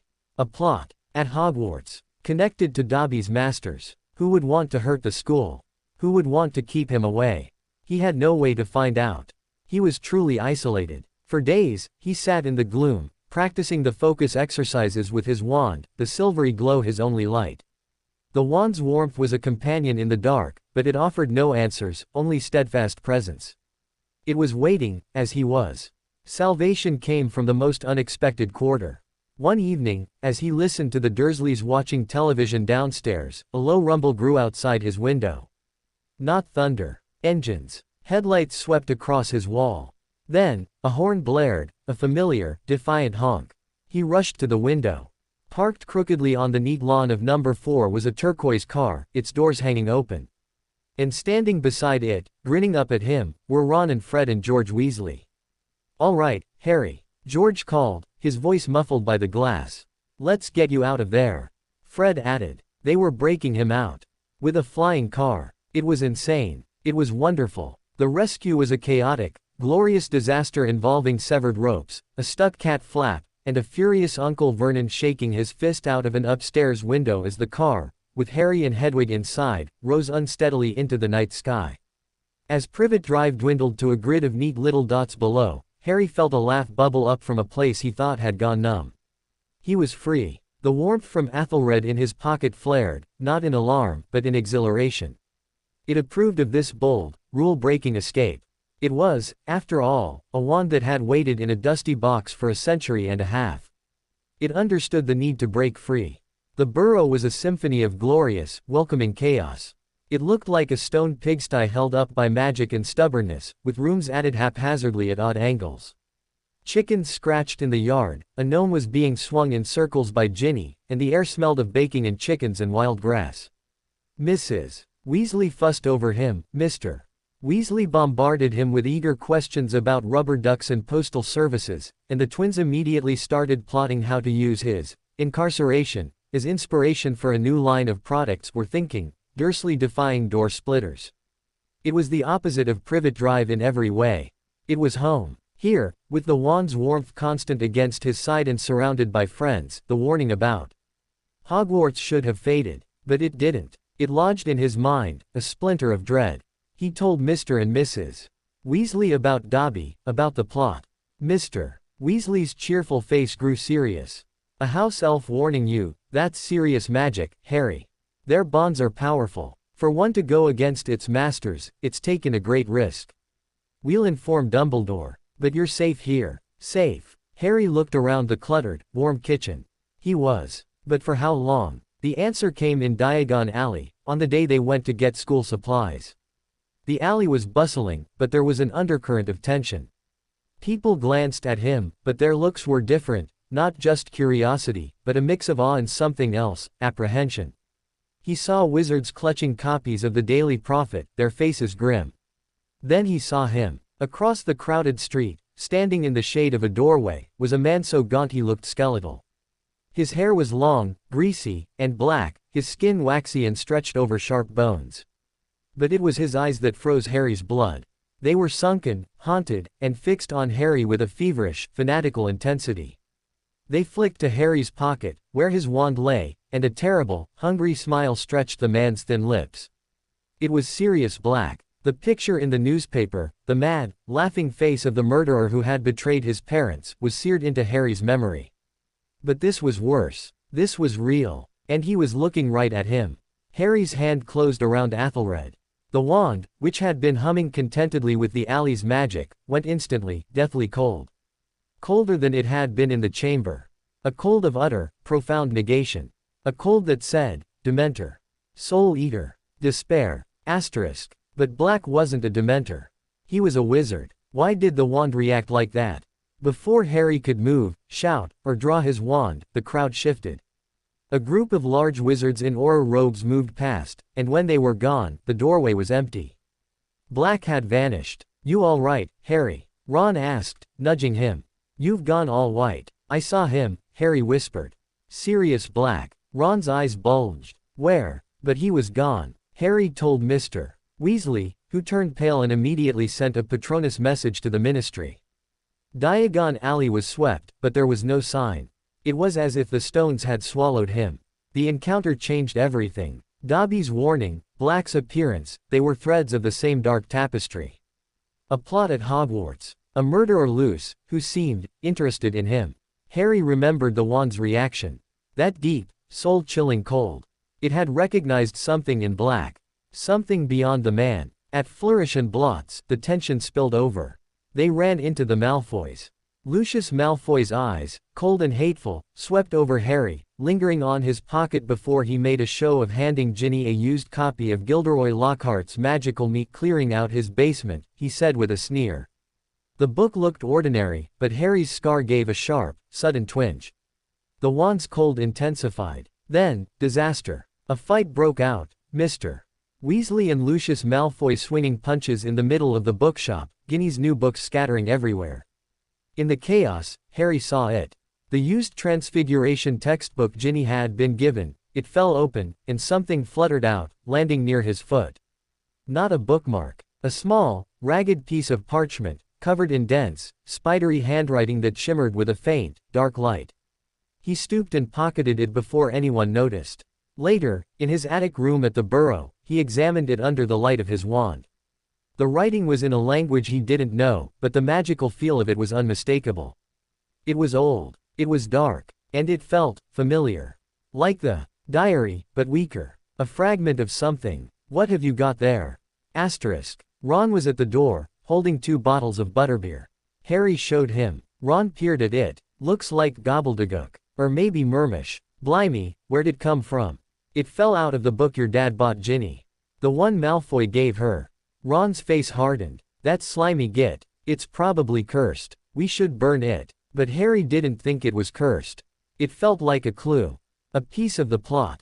He tucked it into his own copy of the Standard Book of Spells, Grade 3. He'd show it to Hermione. She'd know. The journey to Hogwarts was shrouded in new fears. Dementors, faceless, hooded creatures of despair, boarded the train, searching for Black. The cold they brought was different from the wand's defensive chill. It was an emptiness that sucked out happiness, leaving only the sound of his mother's screaming in his ears. He fainted, waking to find a stranger in his compartment, a new professor, Remus Lupin, who gave him chocolate and looked at him with sad, kind eyes that saw too much. And through it all, the wand in his pocket was a paradox. Around the Dementors, it retreated into its deepest cold, a fortress against the soul-sucking chill. But around Professor Lupin, it did something strange. It grew warm, but a hesitant, questioning warmth, as if trying to recognize a ghost. Hogwarts, when they reached it, was a fortress. The gates were guarded. The grounds were patrolled. The warmth of the castle was muted under a blanket of security.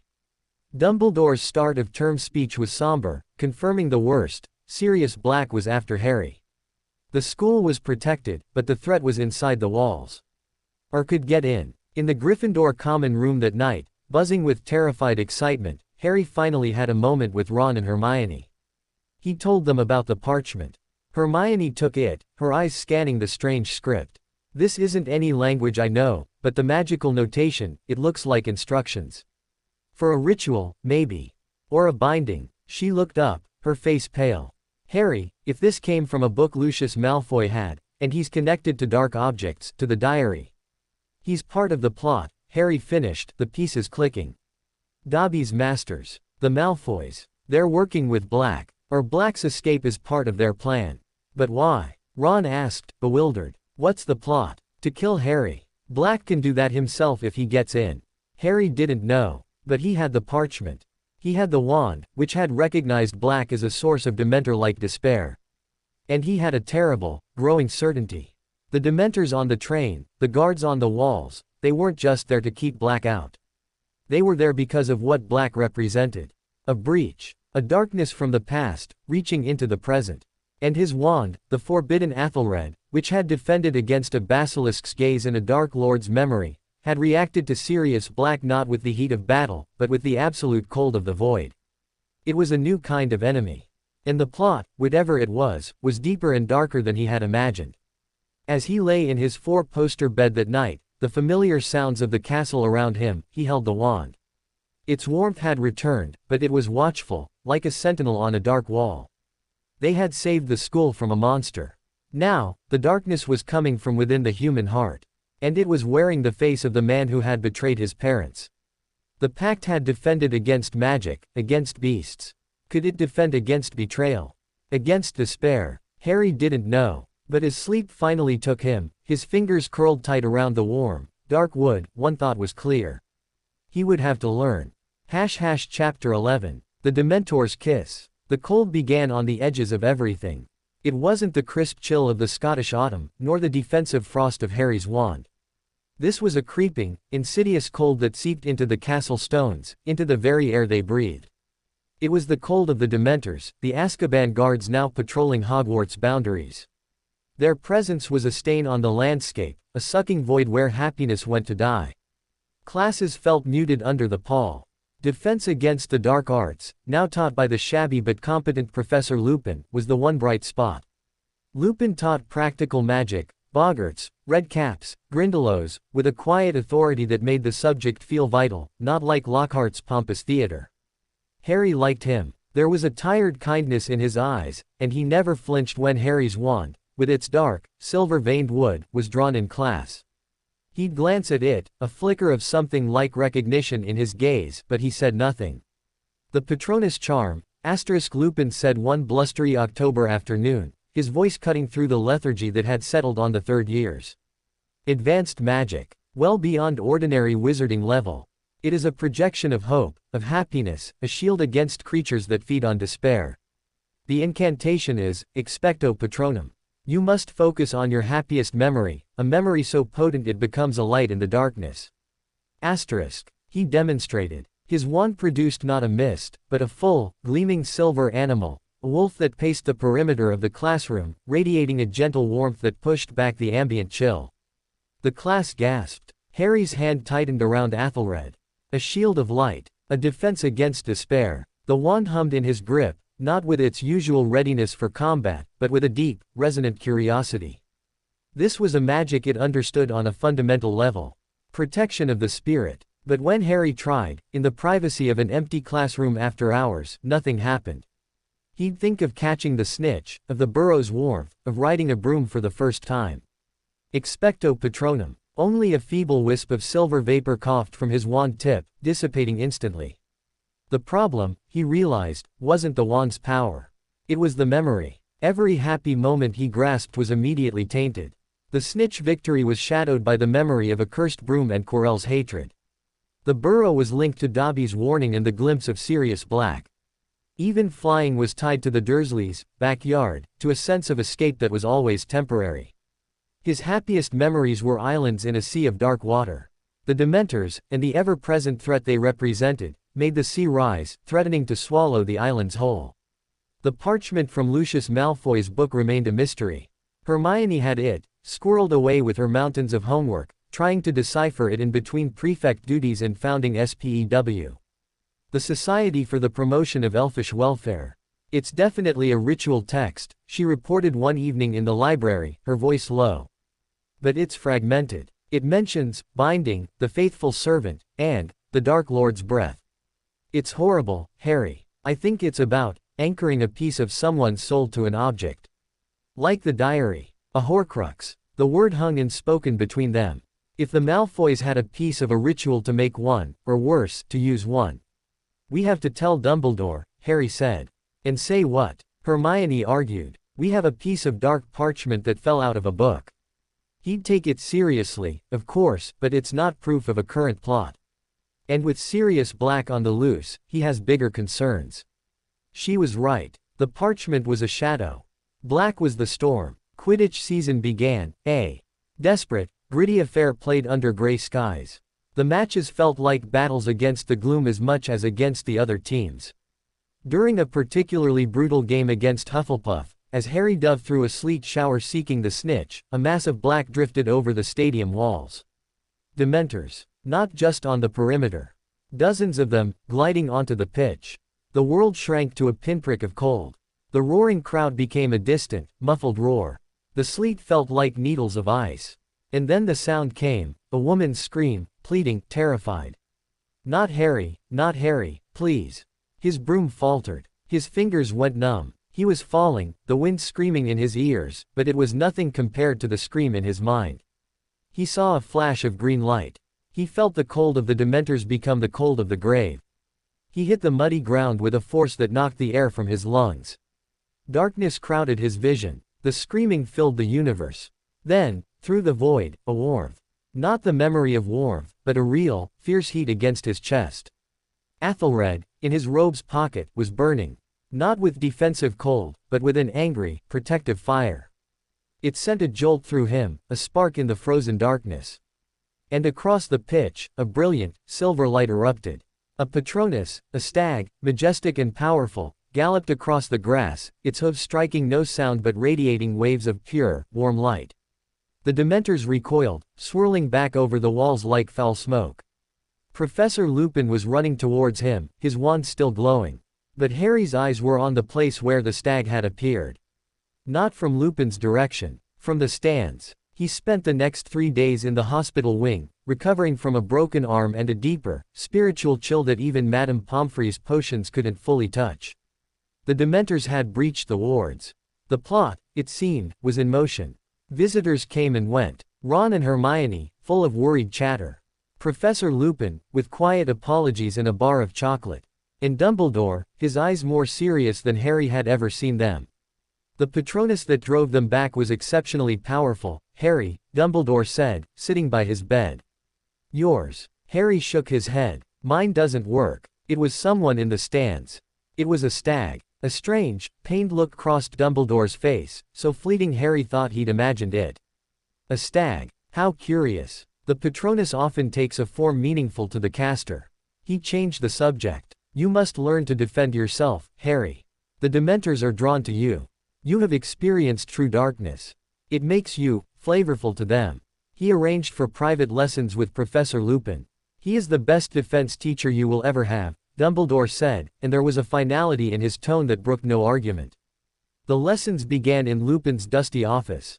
They were grueling. Hour after hour of grasping at tattered memories, of shouting the incantation until his voice was hoarse, of feeling the wand grow warm with effort but produce only pathetic silvery mist. The memory isn't strong enough, Lupin said gently, after another failed attempt. It must be unassailable. A fortress of joy. Think, Harry. Not of a moment, but of a feeling. A feeling so powerful it defines you. Harry thought of the feeling of holding Athelred for the first time. The rightness. The belonging. But that was tied to Ollivander's warning, to the weight of a forbidden pact. He thought of the moment the sword came into his hand in the chamber. But that was victory born of terror and pain. He was failing. Meanwhile, the mystery of the parchment deepened. Hermione, cross-referencing with books from the restricted section obtained with a creatively vague note from Professor Lupin, made a breakthrough. It's not just any ritual, she whispered, her face pale in the light of the common room fire. It's a specific variant. It mentions the anchor of betrayal and the willing flesh. Harry, I think it's about creating a Horcrux not with murder, but with a specific kind of betrayal. A betrayal of someone who trusted you completely. The ultimate act of contempt. Betrayal. Sirius Black. The thought was a poison. Was the parchment a blueprint? Had Black used such magic? Was that why the wand had reacted to him with that soul-deep cold? The pieces swirled, making a picture more horrible than he could bear.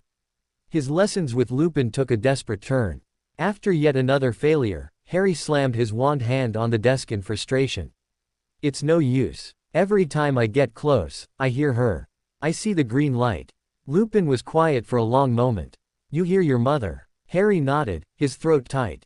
That is your strength, Harry, Lupin said, his voice very soft. Not your weakness. You hear her because she loved you. That love is what saved you. It is the most powerful magic of all. Voldemort could not understand it. The Dementors cannot consume it. It lives in you. That is your happy memory. Not the event, but the love that shaped it. The love that protects you still. He looked at Harry's wand, lying on the desk between them. That wand of yours, it is a shield. It chose you, I think, because it senses that protection. It resonates with it. Don't try to create happiness out of thin air. Reach for the love that is already there, buried under the pain. Let your wand be the bridge. It was a different approach. That night, Harry didn't try to remember a scene. He sat on his bed, Athelred across his knees. He closed his eyes. He let the scream come, his mother's scream. But instead of flinching from it, he listened. Not to the terror, but to what was in the scream.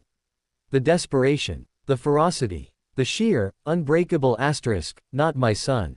Asterisk. It was not a happy memory. It was a harrowing one. But at its core was a love so vast it had defied death. He held that feeling. The raw, terrible, beautiful love. He let it fill him, not as a pleasant warmth, but as a fierce, burning certainty. He channeled it into the wand. The wand responded. Its warmth became a conflagration. The silvery veins blazed like meridians of molten moonlight. He stood, raised the wand, and did not shout, but spoke with a calm, absolute conviction. Expecto Patronum. From the tip of Athelred erupted not a mist, not a wolf or a stag, but a torrent of pure, silver light. It didn't form a distinct shape at first. It was a wave, a flood, a radiant tide that filled the dormitory, washing over the sleeping forms of his roommates, making the hangings glow. Then it coalesced, pulling itself into a form that was both familiar and utterly surprising. A phoenix. Not fox, but a phoenix of solid, shimmering silver light. It was smaller, sleeker, its wings etched with patterns that mirrored the veins in the wand. It didn't sing, it hummed asterisk, a low, resonant frequency that vibrated in Harry's bones, a sound of rebirth, of resilience, of fire that could not be quenched. It circled the room once, leaving a trail of gentle, warming light in its wake, then folded its wings and settled on Harry's shoulder, a weight of pure, protective magic. He had done it. A corporeal Patronus. And it was a phoenix. A symbol of Dumbledore, of the Order, of hope that rises from ashes. The wand in his hand pulsed with a deep, satisfied warmth. It had not just cast the spell. It had shaped it. The Patronus was not a standard charm. It was a manifestation of their unique partnership, a shield forged from love and ancient, willful power. He dismissed the Patronus. The light faded, but the warmth in the room, in his heart, remained.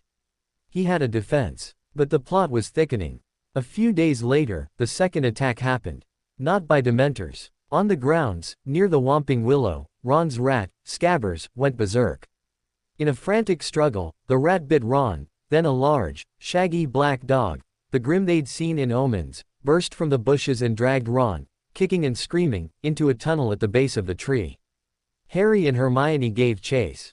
The tunnel led to the Shrieking Shack, the most haunted building in Hogsmeade. What they found inside was not a ghost, but a nightmare made flesh. Ron was on a dusty bed, his leg broken, moaning in pain. Standing over him, gaunt and wild-eyed, was Sirius Black. And beside him, pointing his own wand at Black with a look of tortured fury, was Professor Lupin. Expelliarmus! Harry shouted, his wand flying to his hand. He and Hermione had their wands trained on the two men. But the scene was wrong. Black wasn't attacking. He was staring at Harry with that same desperate intensity, but now there was a dawning, agonizing hope in his sunken eyes. And Lupin lowered his wand. "Wait," Lupin said, his voice strained. "Harry, wait. You don't understand. I understand he's a murderer." Harry spat, his Patronus magic simmering under his skin, the wand hot in his grasp. "I didn't kill them." Black's voice was a raw croak. "I would have died before I betrayed James. It was him." He pointed a shaking, filthy finger not at Lupin, but at Ron's limp form, at the shivering, bleeding rat clutched in Ron's hand. "Scabbers." Ron groaned, incredulous. "That is not a rat," Black said, each word dripping with 12 years of hatred. "That is Peter Pettigrew. The man who really betrayed your parents. The man who framed me." The world tilted. Pettigrew. The name on the map. The fat, little, timid man in the old photograph. Secret keeper. The true traitor. Alive. A rat. The wand in Harry's hand turned to ice. Not the defensive cold against Dementors. This was the same profound, soul-chilling negation he'd felt in Diagon Alley. The cold of ultimate betrayal. The wand recognized the truth in Black's words before Harry's mind could accept it. Then, chaos. Snape burst in, blinded by vengeance, disarming Harry and Hermione. Revelations tumbled out in the dusty shack. Lupin was a werewolf. Black was an animagus the dog. Pettigrew was an animagus the rat. The whole, tragic story of the Potter's betrayal unfolded, a tale of friendship, trust, and the deepest, most intimate treason. And through it all, Harry's wand lay on the floor where Snape had knocked it, cold and silent, a judge in the darkness. Pettigrew, cornered, confessed with whimpering tears. The truth was undeniable. Sirius Black was innocent. The cold in Harry's wand began to thaw, replaced by a slow, burning anger, not at Black, but at the lies, at the wasted years, at the Dementor's kiss that had almost claimed an innocent man. They decided to take Pettigrew to the castle, to expose the truth. But as they left the shack, under a full moon, Lupin transformed. The werewolf's fury was a primal force. In the confusion, Pettigrew transformed back to a rat and vanished into the night. And the Dementors came. Hundreds of them, drawn by the despair, the betrayal, the unleashed darkness of the werewolf. They descended on the lake shore like a black tide. Harry saw them swarm over the figures of Black and the recovering Lupin. He heard the sucking, rattling breath that promised the end of all feeling. His mother's scream rose in his ears again, but this time it was joined by another sound, Black's voice, ragged and full of regret. I'm sorry, Harry. I never meant. He couldn't let it happen. Not again. Not another life stolen by lies. He raised Athelred. He didn't think of a memory. He thought of the truth, so newly learned, so fiercely fragile. He thought of innocence. He thought of a love that had been betrayed, but not destroyed. He poured it all, the shock, the anger, the desperate, protective hope, into the wand. Expecto Patronum. The silver phoenix erupted not as a gentle guardian, but as a blazing comet. It was larger, fiercer, its wings beating with a sound like thunderclaps of light. It shot towards the swarm of dementors, and where it passed, the creatures scattered like ash before a gale. Its light was not just warm, it was cleansing. It tore the clinging despair from the air, revealing the starry sky above. It drove the dementors back, back over the lake, back beyond the boundaries, its brilliant light a barrier they could not cross. Exhausted, Harry fell to his knees. The phoenix faded. In the sudden quiet, broken only by the lap of water, he saw two figures on the ground, black, unconscious but alive, Lupin, slowly shifting back to his human form. He had done it. He had saved them. But as he crawled to retrieve his wand from the grass, he knew it wasn't over. Pettigrew was free. The truth was out, but the betrayer had escaped. The plot, whatever its full scope, had just gained a new, slippery player. And his wand, as he picked it up, was warm. Not with triumph, but with a weary, grim satisfaction. It had defended against despair, against the ultimate emotional attack. It had proven its purpose once more. But as he helped a semi-conscious Sirius Black to his feet, Harry looked into the man's gaunt, grateful face and felt no victory, only a vast, echoing sadness. The darkness wasn't just out there. It was in the broken trusts, the hidden faces, the secrets that festered for years. He had a godfather. He had the truth. But he had also learned that some wounds never fully heal. And some betrayals leave a cold that even the brightest Patronus cannot completely erase. Chapter 12. The Fire in the Blood. The aftermath of the Shrieking Shack was a quiet, seismic shift in Harry's world. Sirius Black was innocent. Peter Pettigrew was the traitor, loose and rodent small in a vast, dark world. And Remus Lupin, the best defense teacher they'd ever had, was a werewolf who resigned before the howling mob led by Snape could have him sacked. The truth was a liberation in a new kind of prison. Harry had a godfather, a ragged, haunted, fiercely loving man who offered him a home, a family. But that home was a tapestry of past horrors, and the family was fractured, built on graves and betrayals. The offer hung in the air between them, a beautiful, fragile thing, as Sirius went into hiding under Dumbledore's protection, a fugitive still in the eyes of the law. Harry returned to the Dursleys for the summer, but he was not the same boy who had arrived the previous year. He carried a new weight. Not just the burden of his past, but the living reality of his present. He had a connection now, a thread of belonging that stretched from Privet Drive to a hidden, grateful man. He wrote to Sirius every week, letters full of stilted details about his chores and the weather, trying to build a bridge over an abyss of lost time. Sirius's replies were scrawled, eager, full of awkward advice and memories of James that were like sunlight glimpsed through prison bars. Your father could make a broom do things they'd never written in the manuals. He'd have been so proud of you, Harry. The Patronus, a phoenix. James would have crowed about that for weeks. Asterisk. The words warmed him, but they also carved hollows of absence. He had a ghost of a father in Sirius's stories, and a ghost of a godfather in the man who had to hide. Through it all, Athelred was a constant. Its magic felt different after the Dementors. It was quieter, deeper, as if the battle against despair had tempered it, forged it into something more resilient. When he held it now, he didn't just feel its readiness to defend, he felt its patience, its long memory. It had seen centuries of human joy and sorrow. The betrayals of the past year were a fresh wound to Harry, but to the wand, they were a familiar pattern in an old tale. He practiced magic in secret, not the showy spells, but the subtle arts Lupin had hinted at. He would sit in the dark and extend his awareness through the wand, feeling the magical currents in the house, the faint, dormant spark in an old, forgotten wedding ring of Aunt Petunia's, the sickly, grasping magic of the locks on his door, the clean, wild thread of Hedwig's essence in her shed. He was learning to see without his eyes. The fragment of parchment from Malfoy's book was never far from his thoughts. Pettigrew's escape made it burn in his mind. Was the rat man seeking out his old master? Was the Dark Lord's breath on the parchment a reference to Voldemort's lingering spirit? The plot felt paused, not cancelled. His dreams were restless, not of green light or basilisks, but of running.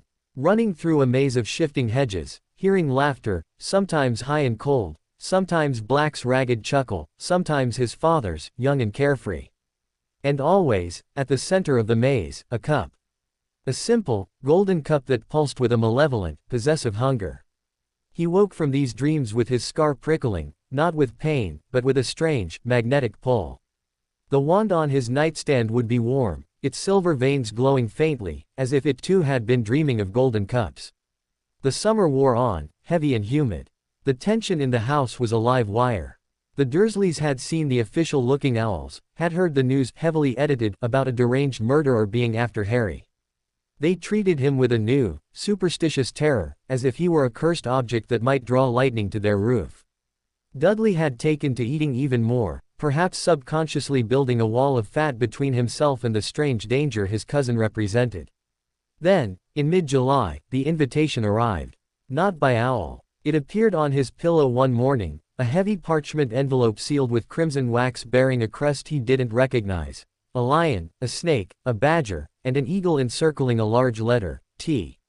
The handwriting was elegant, slanting, and utterly unfamiliar. Mr. H. Potter. The smallest bedroom. *4 Privet Drive, Surrey. He broke the seal. The letter inside was brief. Mr. Potter. You are invited to attend the Quidditch World Cup final as the guest of the Department of Magical Games and Sports. Enclosed is a portkey, which will activate at 5 p.m. on August 25 from the lane behind your dwelling. Ministry representatives will meet you. Dress as casual. Enjoy the spectacle. Ludo Bagman. Head, Department of Magical Games and Sports. There was no ticket, just a rusted, old bootlace tucked into the fold. The Quidditch World Cup. With Ron and Hermione, surely.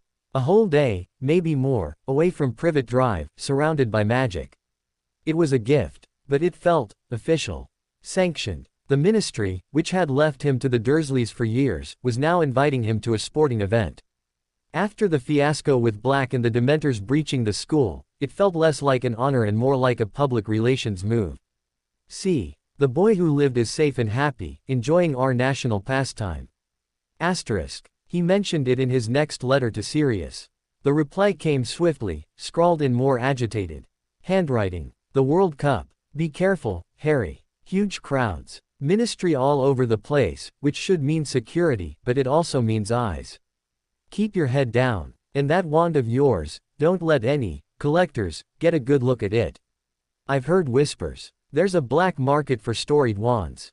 Your name and that wand's reputation together, it's a target. Have fun, but be smart. A target. The word sat in his stomach like a stone. He was always a target. For Voldemort. For the Ministry's scrutiny. And now, for collectors of magical artifacts. His hand went to his pocket, to the warm, familiar shape. It wasn't just a tool. It was a treasure someone else might want to own. The night of August 25, he told the Dursleys he was going out. Uncle Vernon just grunted, relief plain on his face. Harry slipped out the back door into the narrow service lane. At exactly 5 o'clock, he touched the grimy bootlace. The hook behind his navel yanked him forward. The world became a whirl of color and sound, a brief, violent journey through space that ended with him stumbling onto dewy grass under a twilight sky alive with the sounds of thousands of wizards.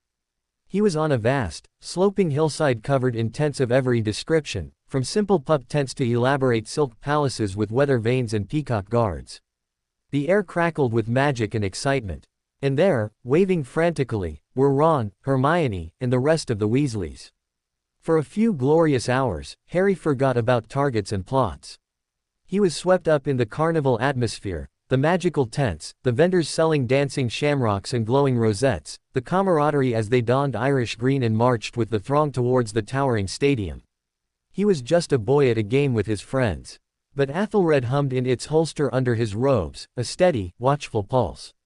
It felt the mass of magic around them, the latent power of 100,000 wands, the ancient ley lines the stadium was built upon. It was alert, drinking it all in.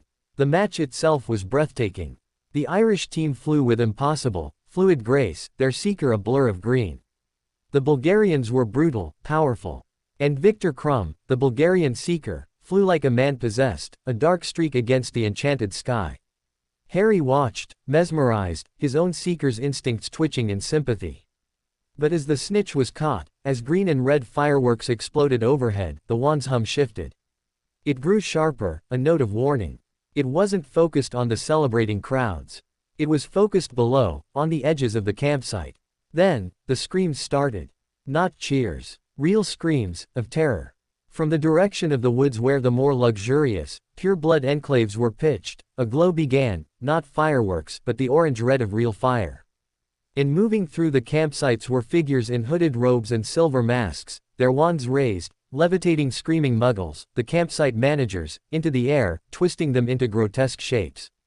Laughter, cruel and familiar, echoed, the high, cold laugh he'd heard in his dreams, but also the brutish guffaws of men enjoying cruelty.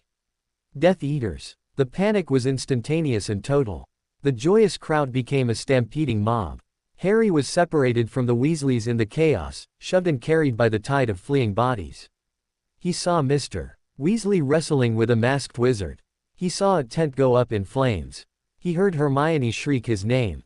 Then, a hand grabbed his arm, yanking him out of the flow. It was a ministry wizard, his face pale under his official hat. "Potter. This way. We have a secure apparition point." But something was wrong. The man's grip was too tight. His eyes darted, not looking for safety, but scanning the crowd, for someone. And the wand in Harry's holster turned ice cold. The same cold it had for Black, for Pettigrew. Betrayal. Asterisk. This wasn't a rescue. Harry twisted, trying to break free. "Let go. Don't be difficult, boy," the wizard hissed, his facade slipping. "There are people who want to talk to you. About your wand. Come quietly, and no one gets hurt. A collector. Or something worse. Using the riot as cover." Fear was a cold lance, but it was met by a surge of white-hot anger from the wand. Number. It would not be taken. It would not let him be taken. Harry didn't think. He dropped his weight, yanking his arm down and around, a move he'd seen Dudley use in his boxing phase. The man's grip loosened in surprise. In that instant, Harry's free hand found his wand. He didn't cast a spell. He just let the wand's own defensive fury loose. He thought of escape, of blinding light, of confusion. Asterisk Fulman. He shouted, a spell he didn't know he knew, the Latin for lightning. Athelred discharged. Not a jet of light, but a concussion of raw, electrical force. A soundless, blinding flash of silver-white energy exploded from its tip, not at the man, but into the ground at their feet. The earth erupted. A shockwave of force and searing light threw the imposter wizard backwards, his hat flying. The air smelled of ozone and burnt earth. For a second, everyone nearby was stunned, blinded. Harry ran. He didn't look back. He plunged into the woods bordering the campsite, away from the fires, away from the screams, into the deep, welcoming dark. He ran until his lungs burned, until the sounds of the riot were muffled by trees. He collapsed against the thick trunk of an oak, gasping. His heart hammered against his ribs. The wand in his hand was hot, almost too hot to hold, its silver veins glowing like live wires. It had reacted with primal, elemental power. Not to kill, but to break, to shatter, to escape. He'd used lightning. Real, summoned lightning. In his panic, through the wand, he'd called it forth. He heard voices then, moving through the trees nearby. Not Death Eaters. Familiar voices, arguing. Had him, Crouch said. Then some kind of explosion. The Potter boy. With that wand. It's probably volatile. A risk. The Dark Lord wants it. Or knowledge of it. It interfered before. It must be studied, or neutralized. Ministry voices. But not the good side. Barty Crouch's people. They were in on it. The plot wasn't just Death Eaters. It had tendrils in the ministry itself. He stayed frozen, barely breathing, as the voices passed. They were searching for him. Not to save him. To capture him and his wand. The warmth of the wand slowly subsided to its normal pulse. It had done what was needed. It had broken the chains. Now, it was a steady beacon in his hand, guiding him not with a compass knowing, but with a simple, gut feeling of safety. This way. Asterisk. He moved silently through the woods, following the feeling. It led him not back to the campsite, but deeper, to a small, clear glade. And there, sitting on a mossy log, looking utterly lost, was a house elf. But not Dobby. This one was wearing a pristine tea towel embroidered with the Malfoy crest. It was Winky, and she was sobbing uncontrollably, an empty bottle of butterbeer beside her. Before he could react, there was a crash in the undergrowth. Ron and Hermione stumbled into the glade, their faces smudged with soot, eyes wide with relief when they saw him. "Harry. Thank Merlin," Hermione gasped. "We've been looking everywhere," Ron said. "Dad's rounding everyone up at the Portkey Point. Come on." As they hurried back, Harry told them in quick, hushed tones about the imposter wizard, the lightning, the voices in the woods. Hermione looked horrified. Ron's face was grim. "Crouch. But he's head of the Department of International Magical Cooperation. He's a bigwig. He's also got a son who was a Death Eater," Hermione whispered. "And he kept it quiet. Maybe he's not as clean as he seems."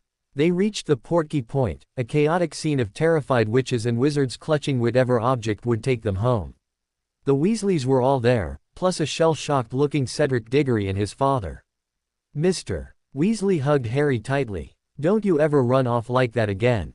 On the Portkey back to the burrow, squeezed between Ron and Hermione, Harry looked down at the dark countryside whizzing past below.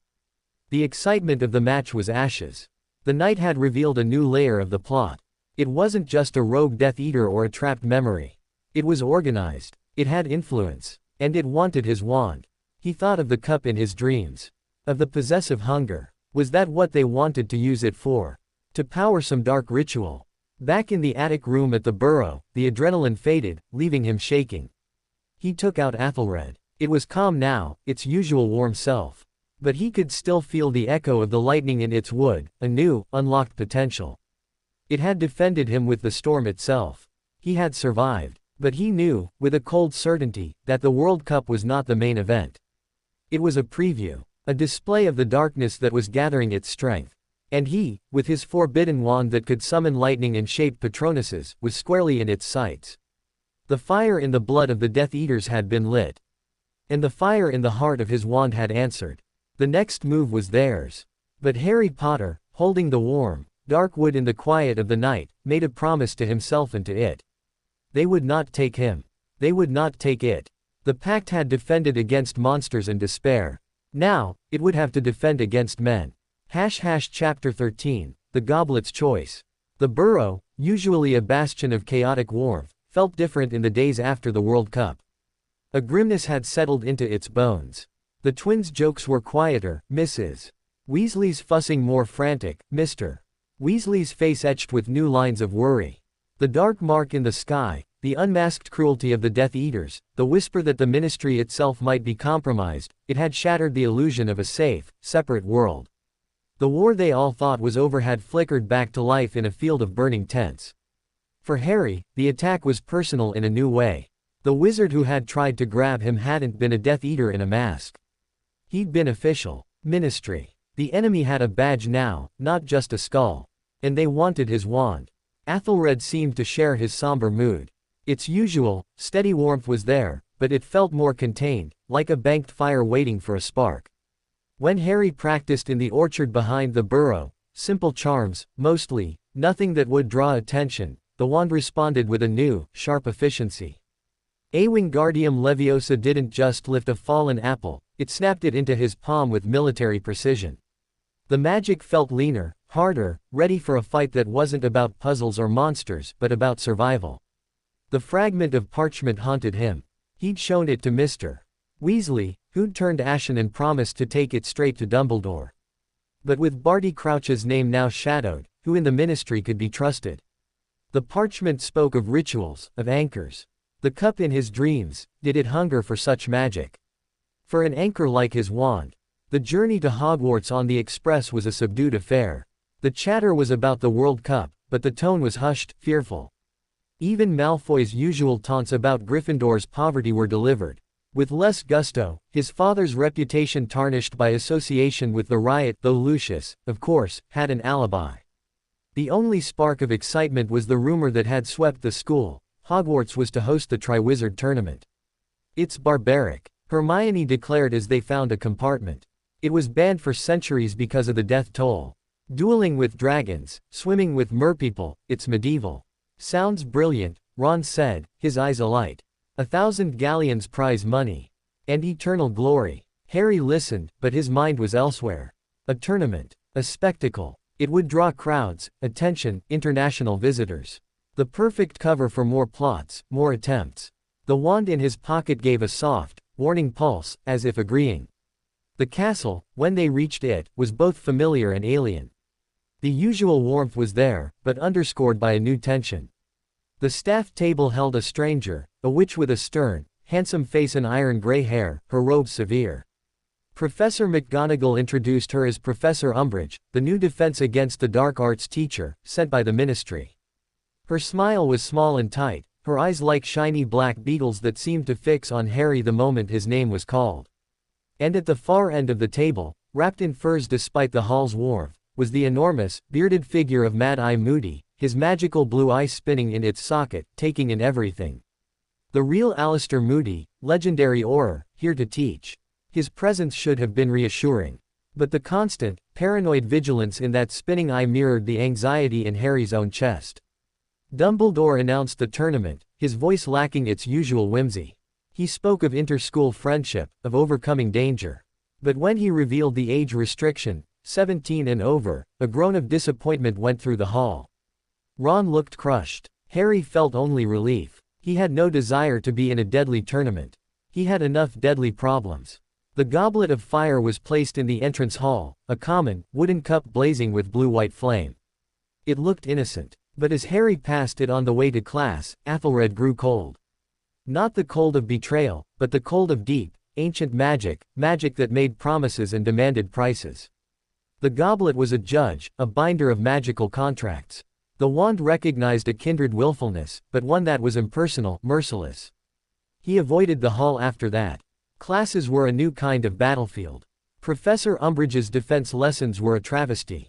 She preached a ministry-approved, theory-only approach, dismissing practical magic as unnecessary and alarming. When Harry, frustrated, mentioned that facing a boggart or a Grindylow required a wand, not a textbook, she gave him a sweet, poisonous smile.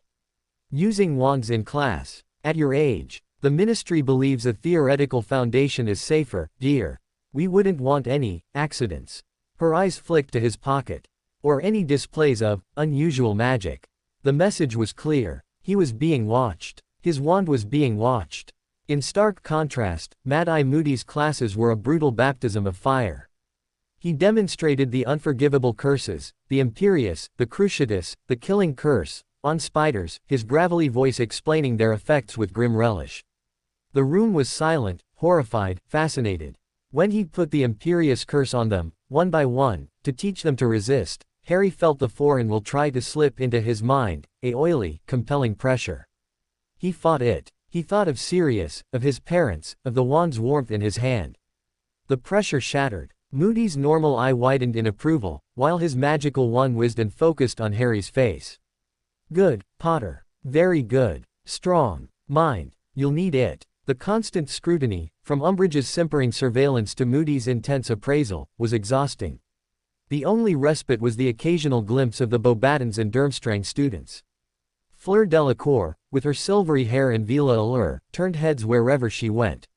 Victor Crumb, the brooding Quidditch star, moved through the halls like a silent storm cloud, his eyes often finding Hermione in the library, to Ron's immense annoyance. Then, the Halloween feast. The air was thick with anticipation. Dumbledore stood before the goblet, its flames now red. He called the champions. For Durmstrang, Victor Crumb. Polite, enthusiastic applause. Crumb slouched up to the side chamber. For Beauxbatons, Fleur Delacour. More applause, several boys looking dazed. For Hogwarts, Cedric Diggory. The Hufflepuff table erupted in deafening cheers. Harry clapped, glad it was over. A good choice. A fair wizard. Dumbledore smiled, ready to dismiss them. The goblet's flames turned red once more. A fourth piece of parchment shot out, spinning through the air. A hush, absolute and profound, fell over the great hall. Dumbledore caught it. He stared at the name. The silence stretched. Then, in a voice that was flat, stripped of all emotion, he read. Harry Potter. The world stopped. The sound rushed back in, gasps, exclamations, turning heads. Hundreds of eyes burned into him. Disbelief. Anger. Jealousy. No, Harry whispered. I didn't. But the goblet's magic was binding. A magical contract. He had to compete. Ron's face was a mask of hurt and betrayal. You said you didn't put your name in. I didn't. Yeah, right. Ron turned away. Hermione's face was pale with worry. Harry, the goblet, it's powerful magic. Someone must have tricked it. Forced it. Forced it. The plot. This was it. Not an attack in the woods. Not a grab in a riot. A subtler, more public trap. Enter him in a deadly tournament. Let the tasks kill him. Or discredit him when he failed.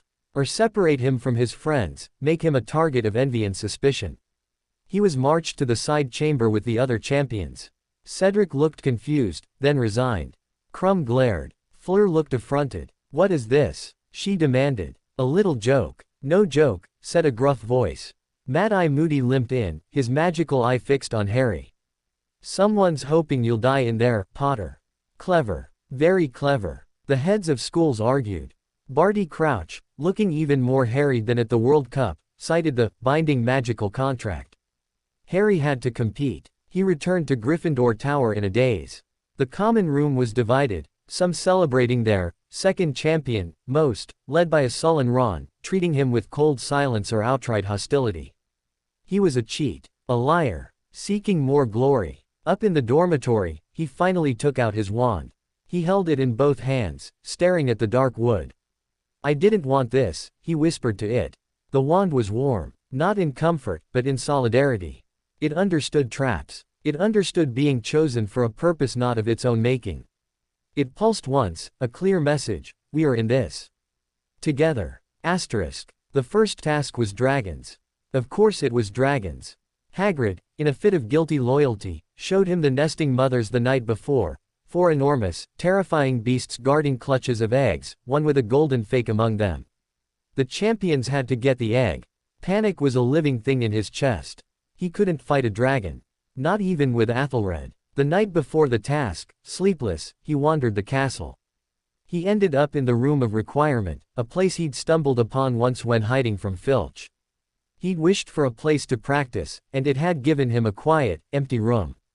Now, he paced before the blank wall, thinking desperately, I need to get past a dragon. I need help. Asterisk. The door appeared. Inside was not an empty room, but a chaotic workshop. Books on dragonology lay open. Diagrams of flight patterns were pinned to the walls. And in the center, on a stand, was a broomstick. Not his nimbus. A firebolt, the fastest broom in the world. And sitting on a stool beside it, looking weary but alert, was Sirius Black. Sirius. Harry gasped, his heart leaping. Hey, kid. Sirius's grin was strained. Nice place you've got here. The room showed me in. Said you needed a familiar face. He looked at the firebolt. I hear you're up against a dragon. Thought you might need the right tool for the job.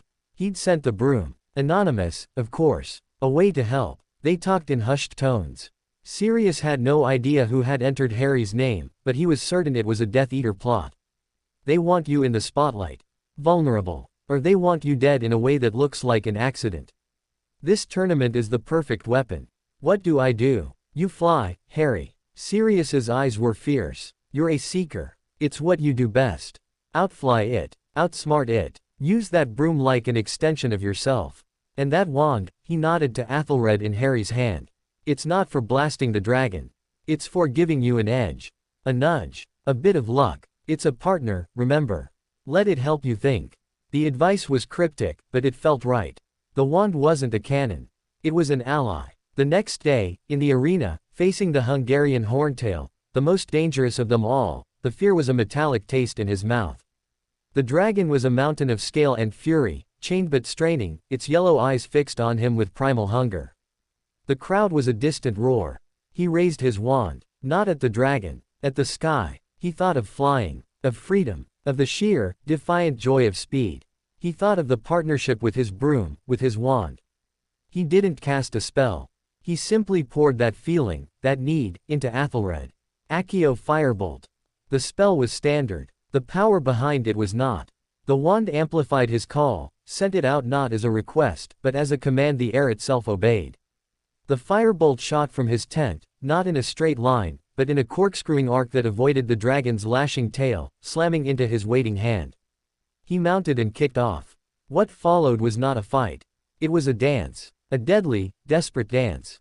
He flew as he'd never flown before, the firebolt responding to his slightest thought, the wand in his pocket a warm, humming core of focus. He taunted the dragon, led it away from its eggs, used its own size and fire against it, diving and weaving with a grace that felt less like skill and more like instinct guided by magic. He saw his opening, a steep dive towards the nest. The dragon turned, enraged, a jet of fire billowing towards him. He pulled up at the last second, the heat blistering the air beneath him, and shot past its head. His hand closed around the golden egg.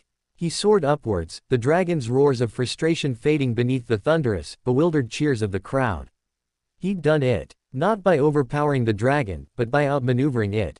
By using the gifts he had, his flying, his broom, and the subtle, guiding magic of his wand. Back in the champion's tent, clutching the egg, the relief was so profound it felt like pain. Cedric clapped him on the back, his earlier coolness thawed into respect. That was some flying, Potter. But the victory was hollow. Ron was waiting outside, his face a mixture of shame and stubborn anger. "You could have died," he blurted out. I thought you'd put your name in. For the glory." "I didn't," Harry said, too tired for anger. A long pause. "I know," Ron muttered, not meeting his eyes. "It's just, everyone was saying, and you're always," he trailed off. "Look, someone's trying to kill you. Again. That's a bit more important than a stupid tournament, isn't it?" It was as close to an apology as he would get. And it was enough. The egg, when opened in a prefect's bathroom, on Cedric's cryptic advice, screeched a haunting melody about coming to the lake and retrieving what we took. The second task was underwater. Another deadly challenge. But Harry's mind wasn't on merpeople or gillyweed. It was on the plot. The goblet had been tampered with. By whom? Moody, lurking in the shadows, seemed the most likely protector, but also the most unpredictable. Crouch was acting stranger by the day, muttering to himself, disappearing. And the dream of the cup, the golden cup, it felt connected. The goblet was a cup. His dream cup was golden. Was it a symbol? A clue? One night, prowling the map, he saw a name that made him freeze. Bartemius Crouch was in Snape's office. But that was impossible. Crouch was in his own office, or should be. He watched, horrified, as the name Peter Pettigrew appeared beside it, then vanished. Pettigrew. Here. In the castle. With Crouch. He went to Sirius, via the Flow network in Umbridge's office, a reckless move, but desperate. Sirius's face in the flames was grim. Pettigrew, he'd be with his master. Or serving someone who serves his master. If he's with Crouch, then Crouch is compromised. The plot is inside the castle, Harry. Right under Dumbledore's nose. The second task came and went, a blur of cold water, gillyweed, and the terror of nearly failing to rescue Ron from the merpeople. He came in second, but it didn't matter. The tournament was a sideshow. The real battle was in the shadows. Then, the night of the Yule Ball, another piece fell into place. He was hiding from the crowds, from the pressure of having a date Parvati Patil, who was rightfully annoyed with him when he saw something in the rose garden. Victor Crumb and Hermione, talking intently. And not far away, half hidden by a frozen fountain, was Mad-Eye Moody, his magical eye not on the dancers, but on them. On Hermione. And his expression wasn't protective. It was calculating. Later, Hermione was shaken. "He was asking about you, Harry. About your wand. He said he'd heard it was historically significant. That it might be a target. He offered to examine it for protective curses." Moody. The paranoid Auror. Offering to take his wand. The cold dread that had been building all year solidified into a hard, certain knot. The plot wasn't out there. It was here. In his protector. The man Dumbledore trusted. He couldn't tell Dumbledore. He had no proof. Only a feeling, and the absolute, chilling certainty from his wand, which grew cold whenever Moody was near now. Not the cold of betrayal, but the cold of a predator wearing a friendly face. The third task was a maze. A maze of shifting hedges, of magical obstacles, of darkness. The perfect place for an accident. The night before the task, Harry didn't sleep. He sat on his bed, Athelred in his hands. He communicated with it not in words, but in intent. They will try in the maze.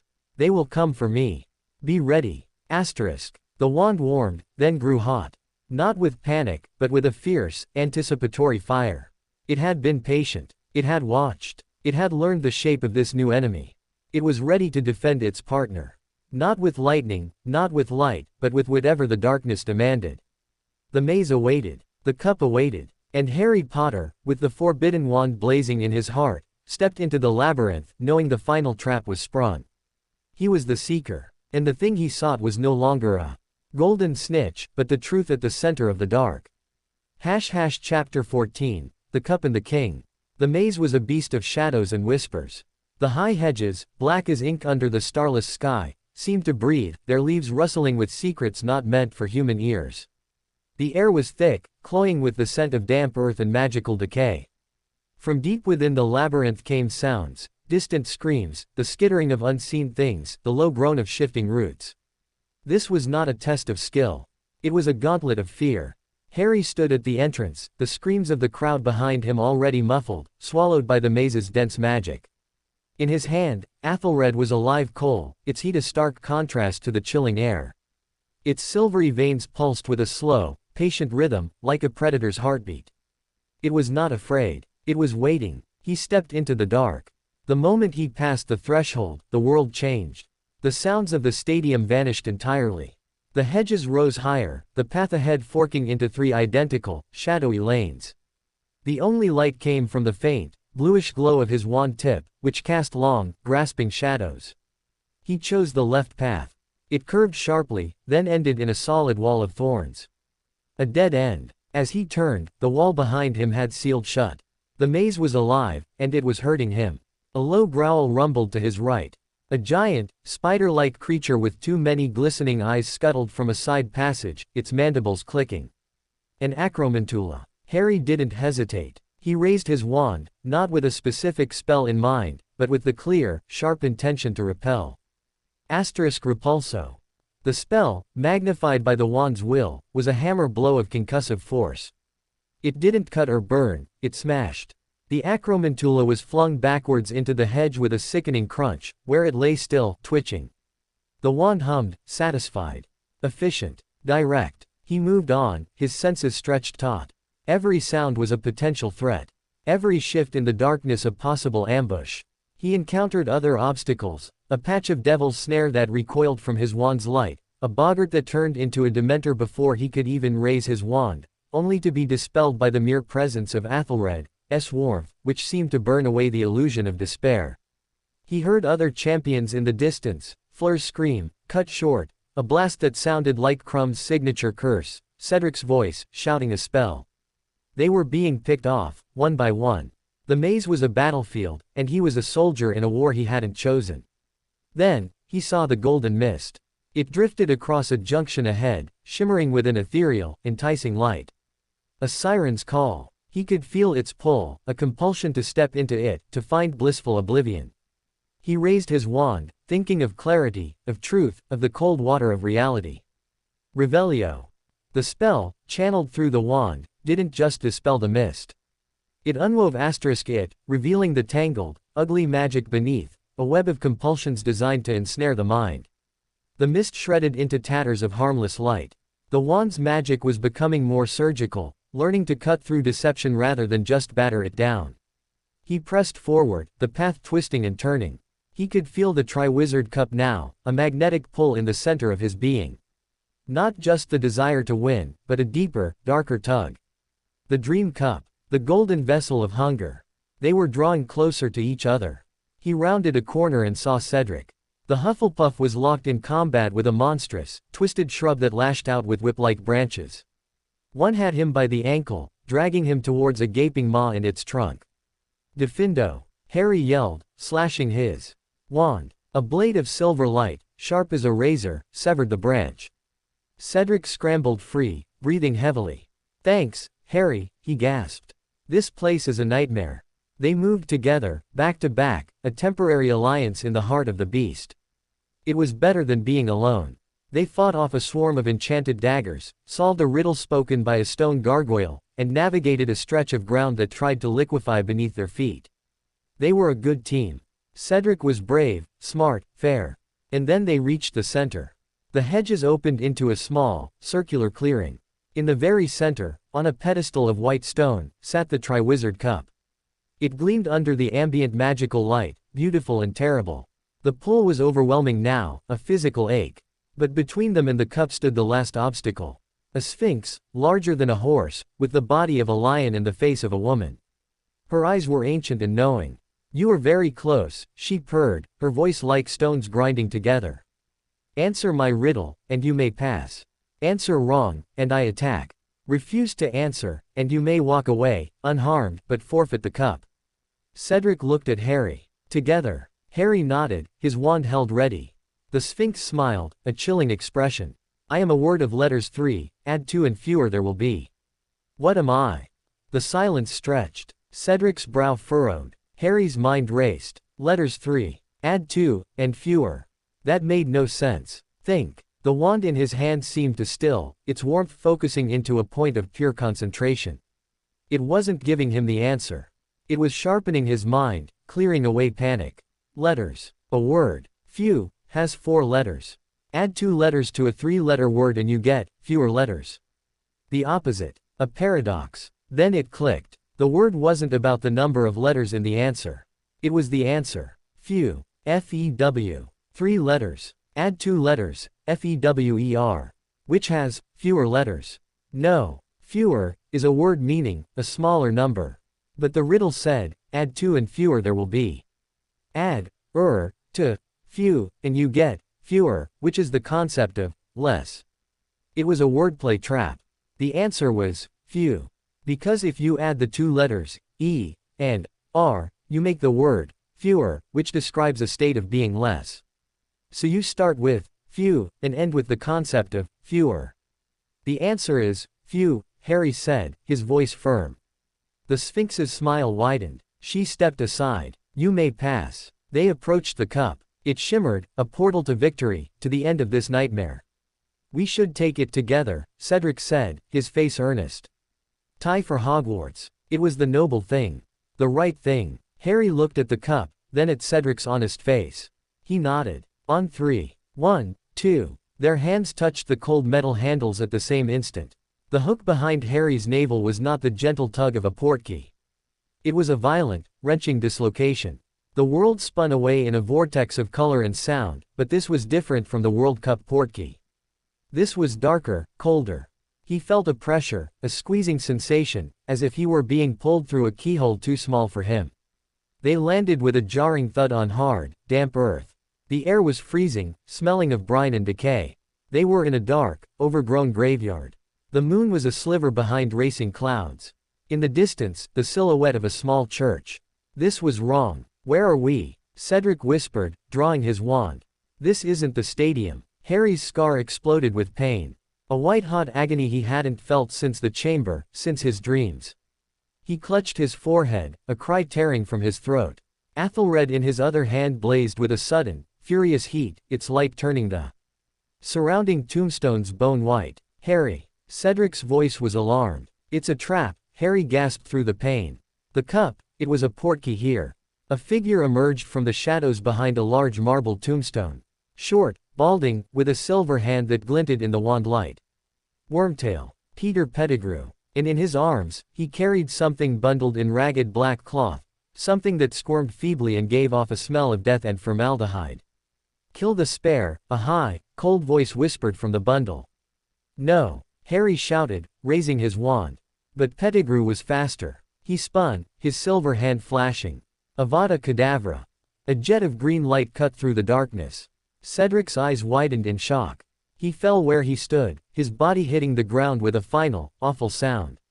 He was dead. Just like that. Cedric. Harry's scream was raw, torn from a place of pure, unthinking horror. The pain in his scar was eclipsed by a greater agony. He'd led him here. To his death. The wand in his hand roared. Its heat became an inferno, the silvery veins blazing like molten steel. It pointed itself at Pettigrew, a pure, undiluted hatred flowing from Harry into the wood. But Pettigrew was already moving. He laid the bundle on the ground before a large, moss-covered tombstone, the tomb of Tom Riddle. He pulled out a long, bone-white wand. From his robes, he produced a huge, iron cauldron, setting it on a fire that sprang to life with a snap of his fingers. Harry tried to move, to run, to fight, but ropes of darkness shot from Pettigrew's wand, binding him to a nearby headstone. He struggled, but they were like iron. He could only watch, helpless, as Pettigrew performed the ritual. Bone of the father, unknowingly given, Pettigrew whimpered, pointing his wand at the grave.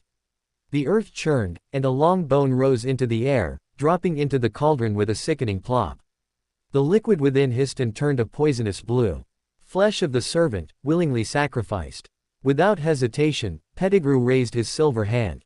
With a flash of the same dark magic, he severed it at the wrist. He screamed in agony, staggering, but shoved the bleeding stump into the cauldron.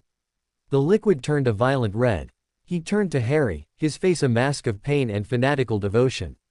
"Be blood of the enemy, forcibly taken." He advanced, a dagger appearing in his remaining hand. Harry fought against his bonds, but they held fast. Pettigrew grabbed his arm, slashing the dagger across his forearm.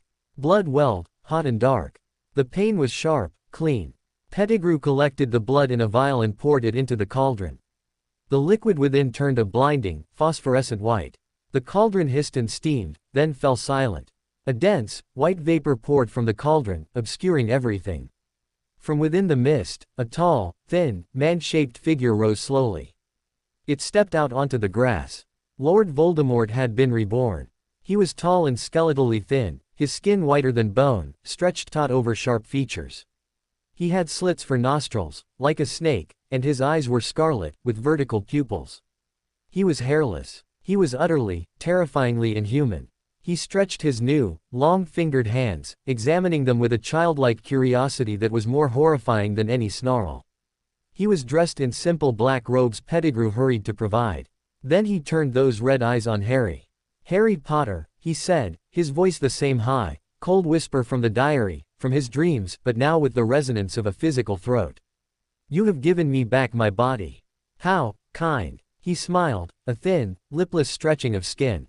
He pointed the bone-white wand, the wand that had killed Harry's parents, at his own dark mark, burning it black into the sky, a call to his followers. They began to apparate in, popping into existence around the circle of graves, hooded and masked. They knelt, murmuring, "My lord," in voices full of awe and terror.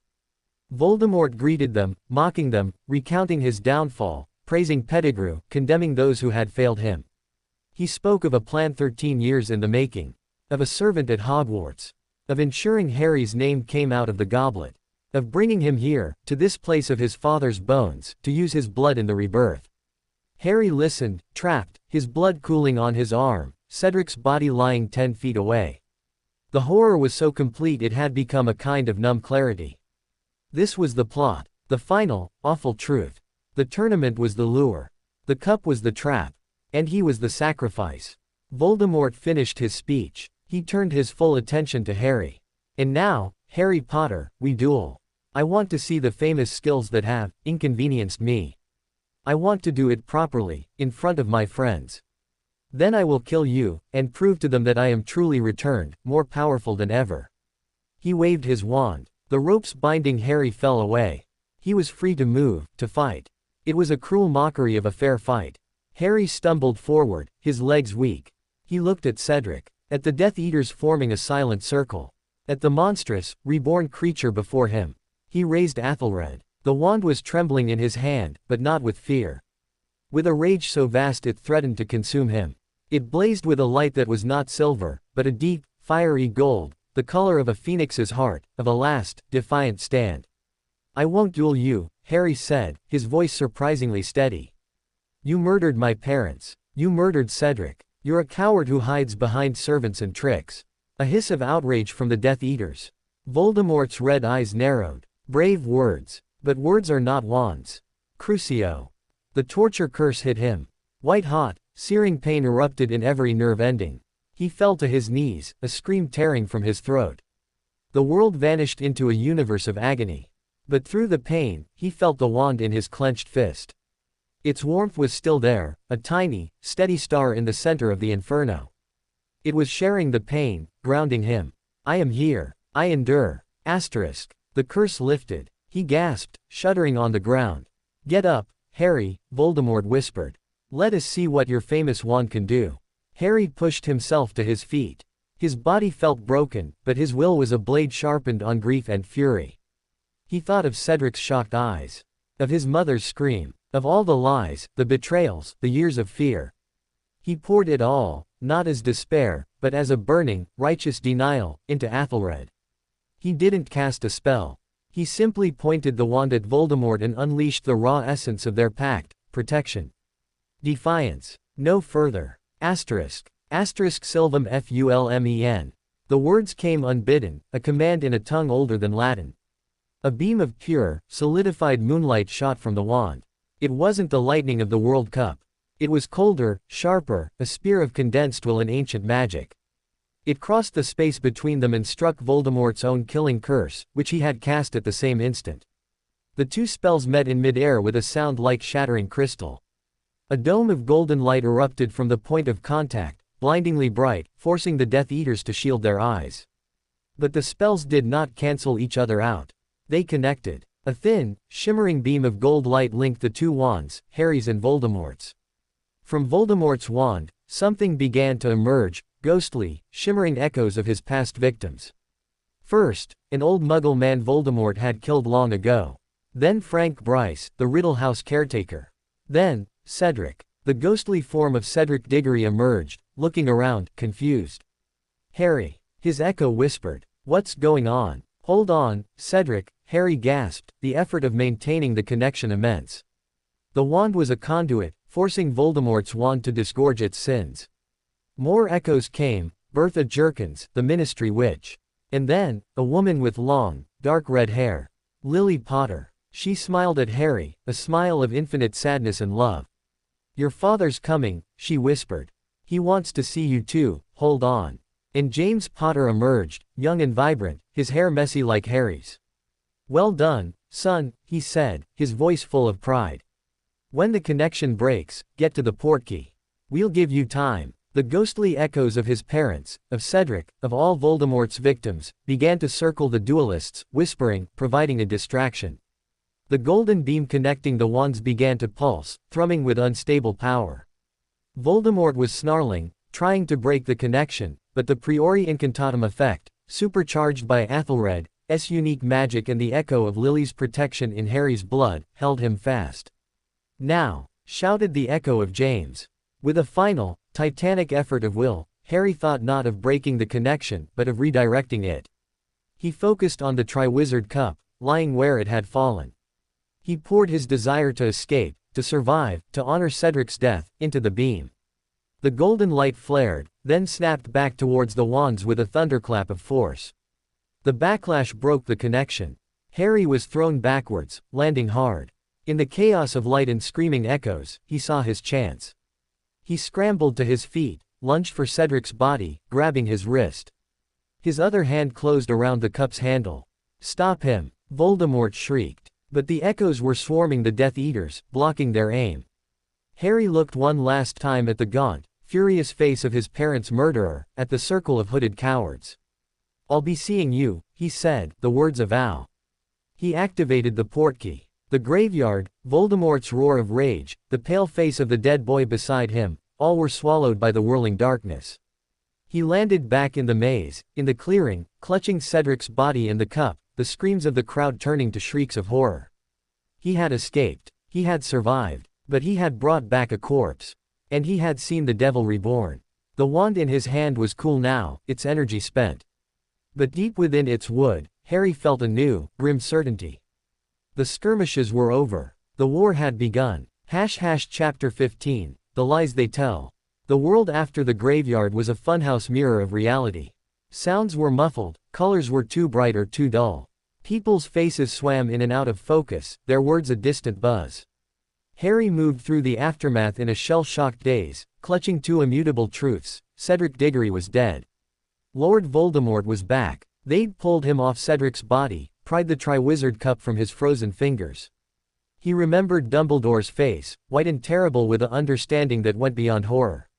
He remembered McGonagall's choked sob. He remembered Amos Diggory's raw, animal screams of denial.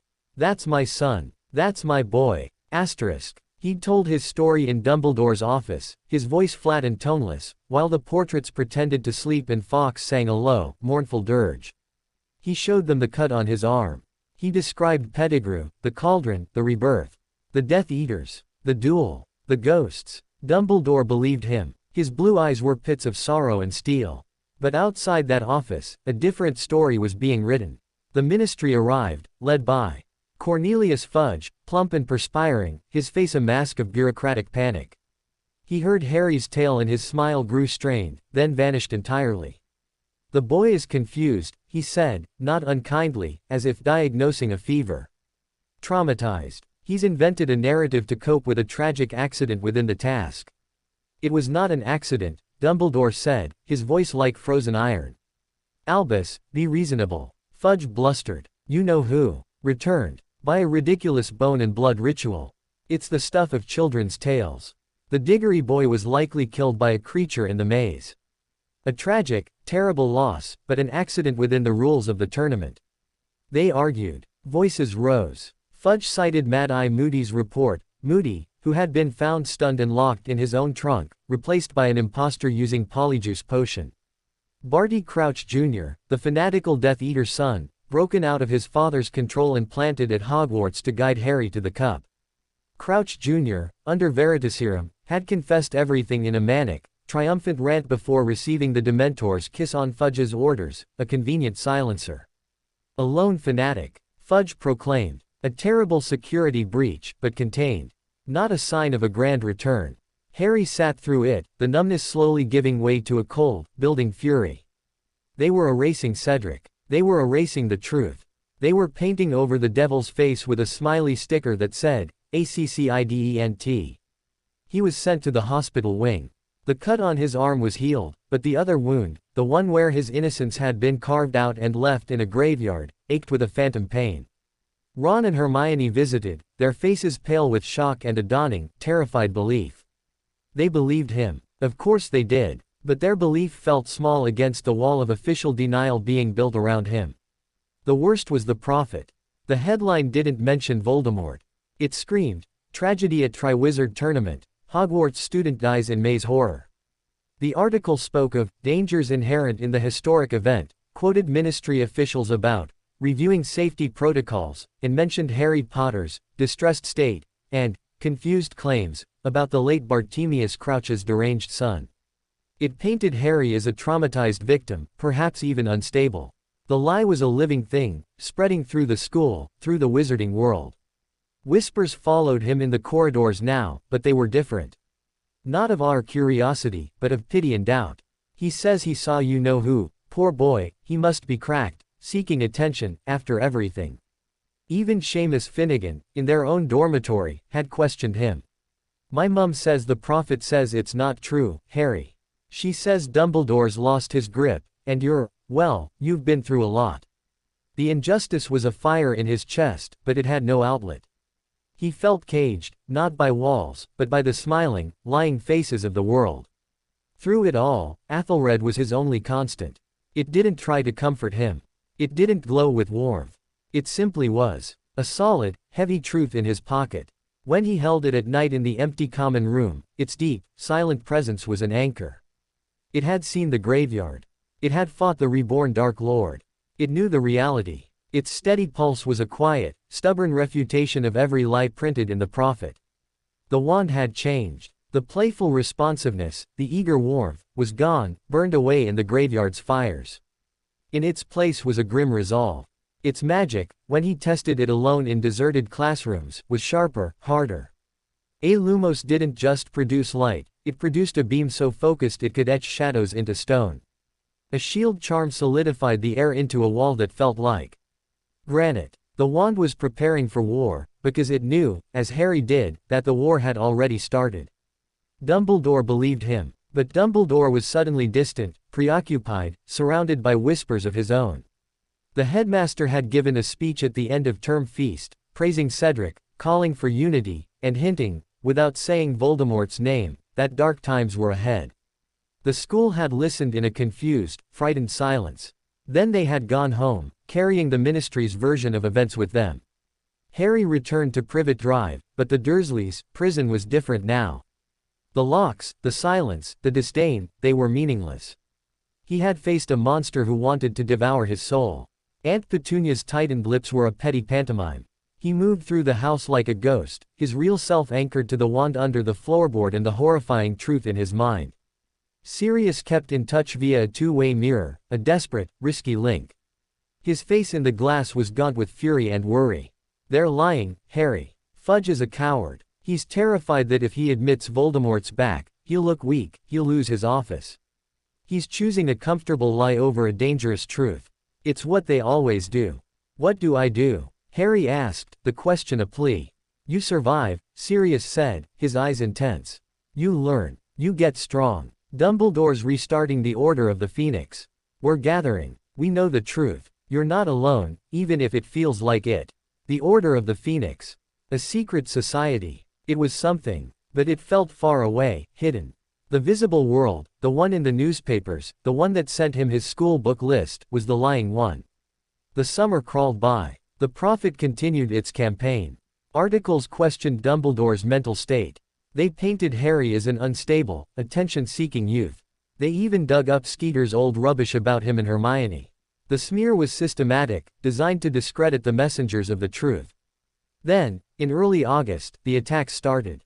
Not big ones. Not dramatic. A remote Muggle family killed, their deaths made to look like a gas explosion. A known Muggle baiting wizard found dead in an alley, a look of terror on his face.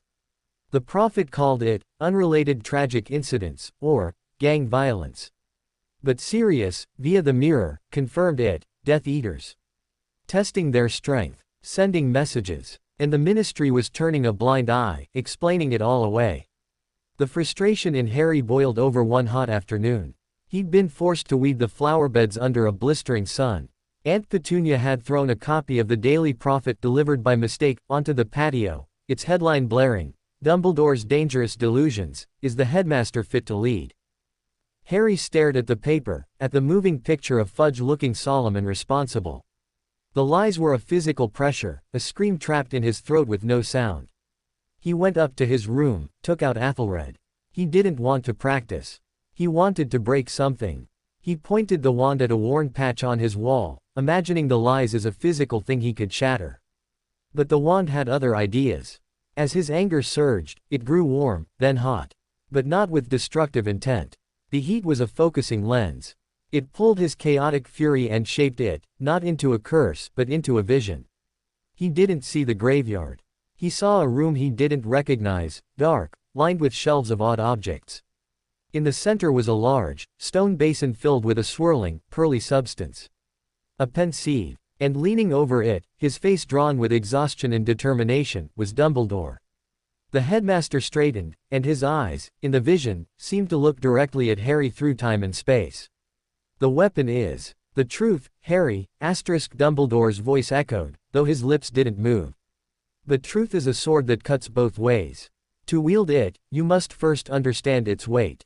You must see." The vision shattered. Harry was left panting, the wand cooling in his hand. It hadn't shown him how to fight. It had shown him what to seek. Understanding, not just of the enemy, but of the fight itself. The weapon is the truth. But the Ministry was burying the truth under a mountain of lies. How do you fight that? The answer came with his Hogwarts letter, and the new Defense Against the Dark Arts textbook, Defensive Magical Theory by Wilbert Slinkhard. A book that preached, nonviolent, theory-based, defense. A Ministry-approved book. Another lie, dressed up as education. And the teacher, according to a hastily scribbled note from Ron hidden in the pages, was none other than Dolores Umbridge, now, Hogwarts High Inquisitor, with the power to inspect and dismiss other teachers. The Ministry wasn't just denying the truth, it was invading the school to silence it. The night before he was to leave for Grimmauld Place, Sirius's family home, now the Order's headquarters, Harry had the dream again. The maze. But this time, he wasn't running. He was standing at a crossroads. One path led to a blinding, beautiful light that hummed with soothing, empty promises. The Ministry's path. The other led into a deeper, colder darkness, where a single, silver tree stood, its roots gripping the bones of the earth. The wand's path. And from the darkness, a voice that was both the high, cold laugh in his own, whispered, "You cannot walk both." Asterisk. He woke with a start, the wand already in his hand, its wood cool and certain. He understood now. The first battle of the war wasn't going to be fought with spells in a graveyard. It was going to be fought in classrooms, in newspapers, in the minds of everyone around him. It was a battle for belief. Voldemort had his Death Eaters.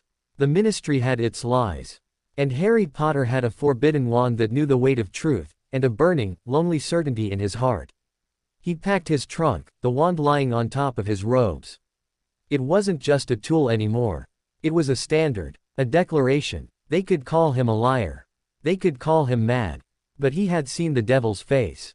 And he had the one thing the devil and the Ministry both feared, the unshakable knowledge of what was real.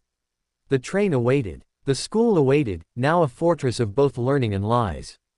And Harry, with the weight of a wand and a truth too heavy for a 15-year-old's shoulders, was ready to go back. Not as a student. As a soldier in a war of words, with a weapon of wood and will that refused to be silenced. Chapter 16, The Order of the Phoenix. Number 12, Grimmauld Place did not simply appear. It insinuated itself between its dreary Muggle neighbors, the grimy bricks wrestling themselves free of the space with a sound of grinding stone and repressed magic. It was a house that hated the light, that wore its decay like a badge of honor. To Harry, stepping onto the peeling front step, it felt less like a sanctuary and more like a crypt that had reluctantly opened its jaws. The door was opened by a harried-looking Mrs. Weasley, who enveloped him in a hug that smelled of baking and anxiety. "Oh, Harry, dear, come in, quickly now." The interior was a museum of pure blood malevolence, shrouded in dust and the gloom of centuries. The air was thick with the smell of old polish, mildew, and something darker, a residue of dark magic that made the hairs on his arms stand up. Mounted house elf heads leered from the walls. A vicious-looking umbrella stand, carved from a troll's leg, tried to trip him. And from a portrait at the end of the hall, hidden behind heavy curtains, a voice shrieked incessantly. "Filth, scum, befoulers of my ancestors' house." It was Sirius's mother. Even in paint, she was a nightmare. Sirius himself emerged from a shadowy doorway, looking more gaunt than ever in the dim light, but his eyes lit up at the sight of Harry. "Welcome to the noble and most ancient House of Black," he said with a wry, tired smile. "Try not to touch anything. Most of it bites." This was the headquarters of the Order of the Phoenix. Not a gleaming fortress, but a haunted, angry old house. It was fitting, Harry thought. Their war was not a clean one. He was shown to a small bedroom he'd share with Ron. The window looked out onto a brick wall. The bed hangings were moth-eaten velvet, embroidered with the black crest. It felt like sleeping in a tomb. But as he placed his trunk at the foot of the bed and laid Athelred carefully on the nightstand, the wand's steady, warm pulse seemed to push back the oppressive gloom of the house. It was an anchor of living magic in a place saturated with the dead and the dark. The Order members came and went like ghosts. He saw Mad-Eye Moody, his magical eye spinning even in supposed safety, muttering about security. He saw a tall, black-haired witch with a sharp face, Professor McGonagall, out of her teaching robes, looking grim and purposeful. He saw a man with long, straw-colored hair and a kind, absent-minded expression, Remus Lupin, older and more worn, but he gave Harry a small, genuine smile that eased something in his chest. There were others, Kingsley Shacklebolt, a tall, bald black wizard with a deep, calming voice, Nymphadora Tonks, a young Auror with hair that cycled violently through colors from shock pink to canary yellow as she tripped over an umbrella stand. They were real. They believed. They were preparing. But the house was also a pressure cooker of tension. Mrs. Weasley and Sirius argued constantly, she about safety and routine, he about stifling Harry after a lifetime of imprisonment. Hermione and Ron bickered about house elf rights versus security. And over everything hung the oppressive shadow of the Ministry's lies, which seeped into the house via the Daily Prophet that arrived each morning, its headlines growing more shrill in their denials. Harry spent his days in a strange limbo. He wasn't allowed to leave the house. He helped clean, a terrifying process involving doxies in the curtains and a biting silver tea set. He listened to snippets of Order business through the kitchen door, talk of missing persons, strange disappearances, the Dementors abandoning Azkaban blamed by the Prophet on administrative errors. He felt both crucially important and utterly useless. He was the reason they were all here, and yet he was treated like a fragile parcel to be kept on a high shelf. The only time he felt a spark of agency was during his wand practice. He'd sneak up to the highest room he could find, a disused bedroom with a locked wardrobe that rattled ominously. There, he'd hold Athelred and not cast spells, but, listen. He'd extend his awareness through the wand, as he'd learned to do at the Dursleys. In Grimmauld Place, the magical currents were a tangled, toxic web. He could feel the dark enchantments woven into the very plaster, the lingering curses on heirlooms, the sad, trapped magic of the house elf heads. And beneath it all, like a slow, strong heartbeat, the protective wards the Order was layering over the house. Dumbledore's magic, ancient and powerful, a cool, clear stream fighting a swamp. The wand was learning the shape of this new battlefield. It wasn't about monsters or curses anymore. It was about secrecy, about fortification, about discerning friend from hidden foe in a world where the government itself was the enemy. One afternoon, he heard raised voices from the drawing room. Sirius and Mrs. Weasley again. He's not a child, Molly. He has a right to know what's happening. He's at the center of it. He's 15, Sirius. He's been through enough. Knowing more will only put him in greater danger. Not knowing is what's dangerous. Sirius roared. Then, lower, strained, I spent 12 years in Azkaban not knowing. I won't let him live in a prison of ignorance. Harry stood frozen outside the door, his hand on the wand in his pocket. It was warm, resonating with Sirius's frustrated protectiveness. Later, Sirius found him in the dusty library, pretending to read a book on medieval runes. He slumped into a chair opposite, looking exhausted.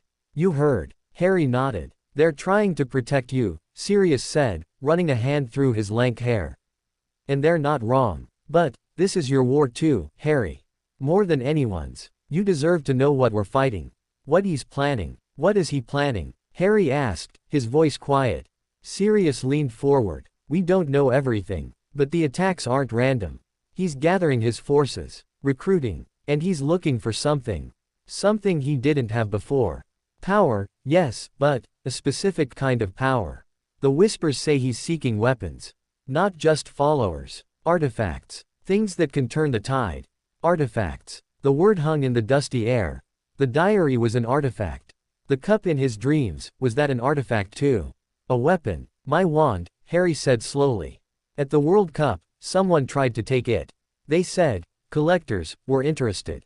Sirius's face darkened. It's not just collectors, Harry.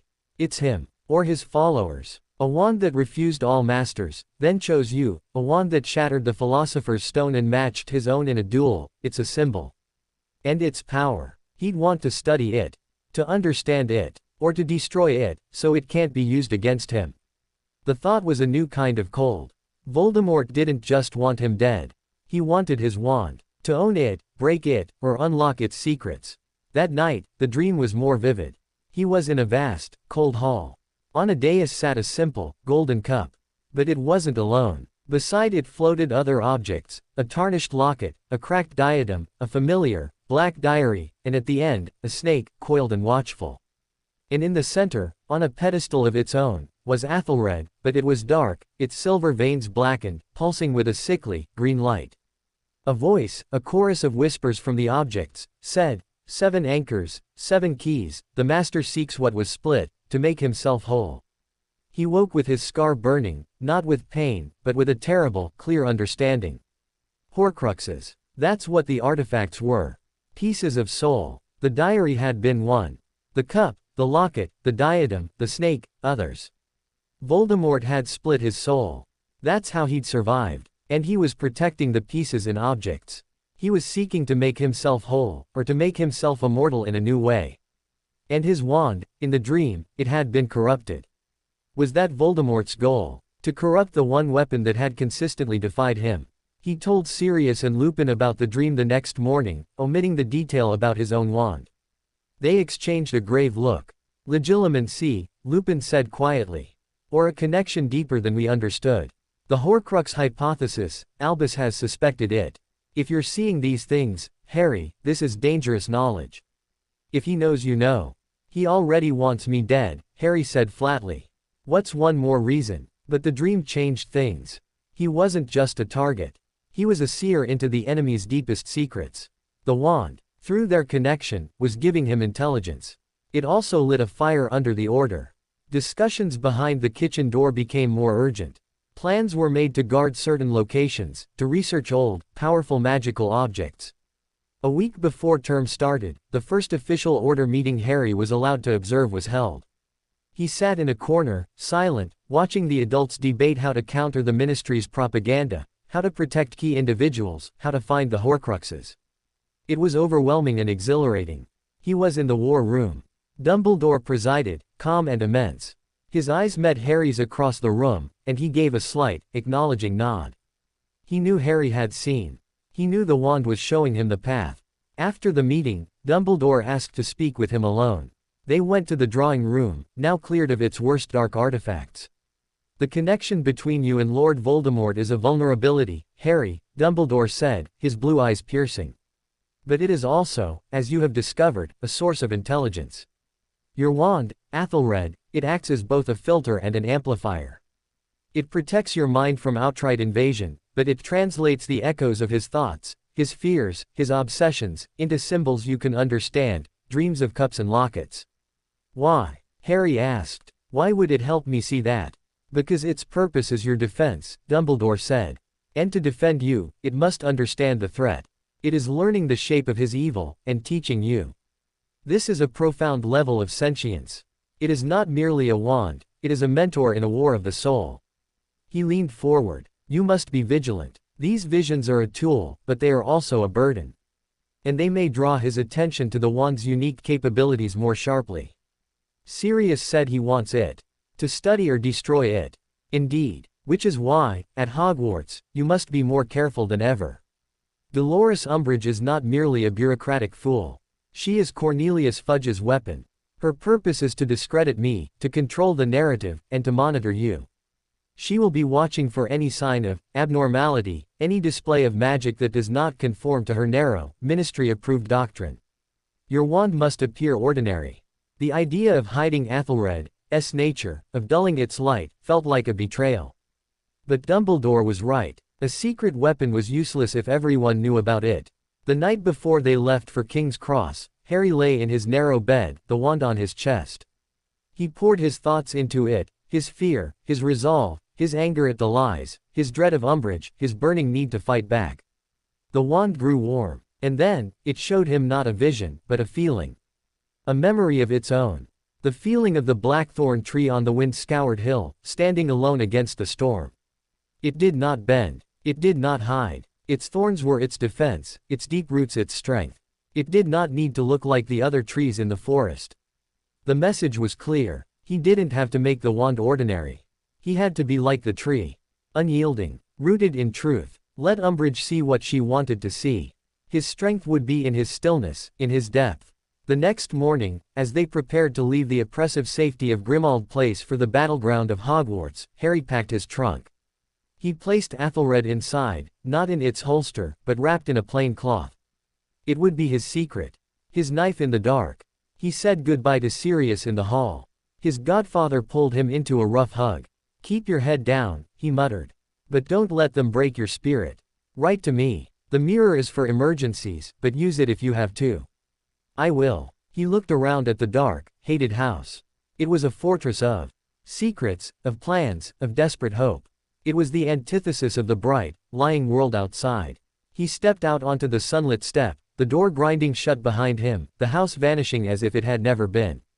He was going back to school. But he wasn't going back as Harry Potter, student. He was going back as Harry Potter, soldier in the Order of the Phoenix, with a forbidden wand that saw the enemy's secrets, and a heart full of fire for the lies they told. The train awaited. The front lines. Chapter 17, The High Inquisitor. Hogwarts had been conquered without a single spell being cast. The enemy wore pink tweed and a smile like curdled milk. Professor, now High Inquisitor, Dolores Umbridge had not simply arrived at the school, she had metastasized through it. Her influence was in the new educational decrees pinned to every board. Rule 23. Students are forbidden from forming any club, society, or group without the express permission of the High Inquisitor, in the sickly sweet scent of her office, and most of all, in the classrooms.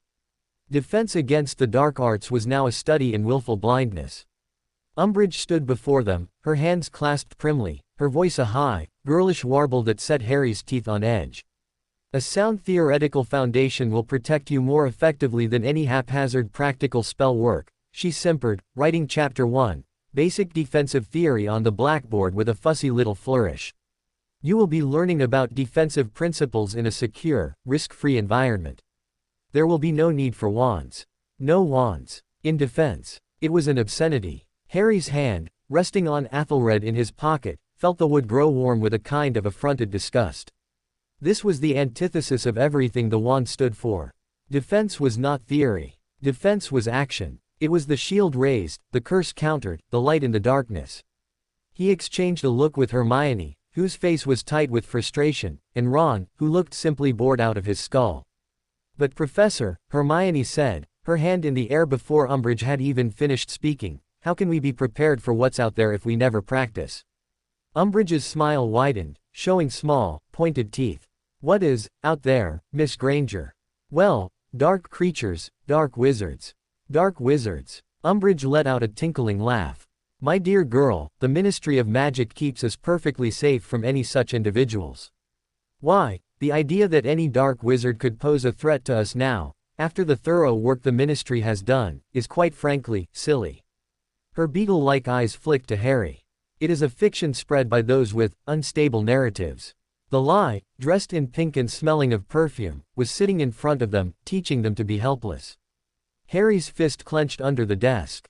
The wand's warmth intensified, a silent, seething agreement. This was the war now. Not in graveyards, but in classrooms. Not with curses, but with curriculum. Umbridge's inspection of other teachers was a reign of terror. She sat in on lessons with a clipboard, making loud, disapproving notes. She questioned Professor Trelawney's methods until the divination teacher fled in tears. She implied Professor McGonagall's strictness was unfriendly. She even inspected Hagrid's care of magical creatures lesson, her expression one of utter disgust as he showed them bowtruckles. But it was when she inspected Professor Grubbly Plank, the substitute for an indisposed Hagrid, that Harry saw the true depth of her malice. The lesson was on gnarls. Umbridge asked pointed, ignorant questions designed to make Grubbly Plank stumble, then made a note with a smug little smile. She wasn't assessing teaching, she was hunting for excuses to purge, to replace, to control. The school was choking under a blanket of sugary poison. Laughter was quieter. Conversations were hushed. The vibrant, chaotic magic of Hogwarts was being smothered by rules and pastel colors. And through it all, Harry's connection to Athelred deepened in a new, grim way. He didn't practice flashy spells. In the solitude of the room of requirement, which had become a blank, white space for practice after he'd wished for a place to become stronger, he and the wand worked on silence. On subtlety. On making magic unseen. He would hold the wand and focus on a single candle flame across the room. He wouldn't speak. He would simply will it to brighten, to dim, to split into two. The wand would channel his intent with a precision that felt like thought made manifest. The flame would obey. No light, no sound, no telltale wand movement. It was magic stripped bare, all will and power. He practiced the disillusionment charm until he could fade into the stone of the wall, not perfectly invisible, but a shimmering, human-shaped mirage. The wand liked this magic. It was defensive, sneaky, a thorn in the side of a watcher. He was learning to be a ghost in Umbridge's machine. But he wasn't the only one who was angry. The frustration in Gryffindor Tower was a tangible thing.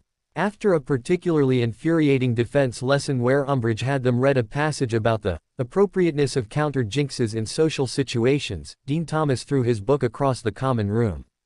This is rubbish. You know who's back, everyone knows it, and she's got us reading about manners. What can we do? Lavender Brown asked, her voice small. She's the High Inquisitor. She's got the Ministry behind her. We could learn ourselves, Hermione said, her voice quiet but carrying. She was looking at Harry. He knew what she meant. Dumbledore's army. The idea they'd discussed in whispers. A secret defense group. To actually learn how to protect themselves. It was rebellion. It was exactly what Umbridge's decrees forbade. It was dangerous. Athelred, tucked in his waistband, gave a pulse of fierce, approving heat. Yes. Asterisk. They organized in secret, using the parchment from the Malfoy book which Hermione had kept, now convinced it was a fragment of a Horcrux ritual, to create a magical contract, an ingenious piece of work that would jinx anyone who betrayed the group's secret with ugly, pustulating boils spelling, sneak, across their face. Fred and George provided Peruvian instant darkness powder for cover. And Harry asked the room of requirement for the perfect place. He stood before the blank wall on the 7th floor, thinking, I need a place to teach. A place to learn to fight. A place safe from her. Asterisk. The door appeared. Inside was not the blank white room, but a spacious, high-ceilinged chamber lit by torches. The walls were lined with bookshelves full of defensive magic tomes. Practice dummies stood ready in one corner. Cushions were scattered on the floor. And at the far end, a large, blank golden mirror stood, reflecting not their images but a sense of determined purpose. It was perfect. The first meeting was a mix of nervous excitement and grim resolve. About 24 students came, Gryffindors, Ravenclaws, even a few brave Hufflepuffs. No Slytherins. They looked to Harry, their faces expectant, scared, hopeful. He stood before them, feeling the weight of their trust, the absurdity of it. He was 15. He'd almost failed his OWL in defense theory. But he'd faced a basilisk. He'd dueled Voldemort. He had a wand that hummed with ancient, defensive power. We're here, he said, his voice firmer than he felt, because what Umbridge is teaching is a lie. The danger out there is real. I've seen it. He didn't elaborate. They knew. So we're going to learn what she won't teach us. We're going to learn to defend ourselves. Properly. He started with the disarming charm. Expelliarmus. A basic, essential spell. He demonstrated, disarming Ron with a flick of his wand. But when the others tried, their results were weak, feeble jets of light that might knock a wand loose if they were lucky. Harry moved among them, correcting stances, suggesting adjustments. But he could see the frustration. They needed more than coaching. They needed to feel the magic, to understand its intent. Then, as he watched Seamus Finnegan make a particularly clumsy attempt, Athelred pulsed in his hand. An idea, not his own, bloomed in his mind. Not correction. Demonstration. Let them feel the spell's purpose. Stop, Harry said. He walked to the center of the room. Don't think about the wand movement. Don't think about the Latin. Think about what you want the spell to do. You want to take away your opponent's ability to hurt you. You want to create safety. It's not an attack. It's a defense. Feel that. He raised his own wand, not at a person, but at a practice dummy across the room. He didn't think of the incantation. He thought of the basilisk's fang in his hand. Of the Death Eater's wand pointed at Cedric. Of the need to stop the threat. He poured that focused, protective need into Athelred. Expelliarmus. The spell that shot forth was not a scarlet jet. It was a bolt of shimmering, silver-white energy that crackled with contained force. It struck the dummy's wooden wand, and the dummy didn't just drop it. The wand was ripped from its grasp and shot across the room to embed itself, quivering, in the far wall. The force of the spell knocked the dummy backwards off its stand. A stunned silence, then a collective intake of breath. Blimey, Harry, Ron whispered. Teach us to do that. He couldn't. Not exactly. The power was the wand's, the focus was their bond. But he could teach the principle. The intent. He had them pair up, not to cast at each other, but to hold their wands and visualize disarming an imaginary opponent. To feel the desire for defense. Slowly, the spells improved. The jets grew brighter, more focused. The wands flew with more authority. It wasn't just technique. It was mindset. They were learning to mean it. The DA became the heartbeat of resistance in the school. Twice a week, they stole away to the room of requirement, which provided new training aids each time. Cushions that shot stinging hexes, illusory Death Eaters to practice on, even a small, manageable boggart in a trunk for confronting fears. Harry taught them what he knew: shield charms, stunning spells, the Patronus charm, though only a few, like Hermione and Audley, Luna Lovegood, managed even a wisp of vapor. He wasn't a natural teacher. He was impatient, sometimes short. But he was passionate, and he was honest. And he had the undeniable credibility of someone who had been in the fire. They listened. They learned. And through it all, Athelred was his company teacher. When he demonstrated, the wand's magic was clear, potent, a perfect example of intent made manifest. When he moved among the students, the wand would sometimes grow warm near someone who was particularly struggling, as if nudging him to help them. It was invested. This was its purpose in action, empowering others to defend themselves.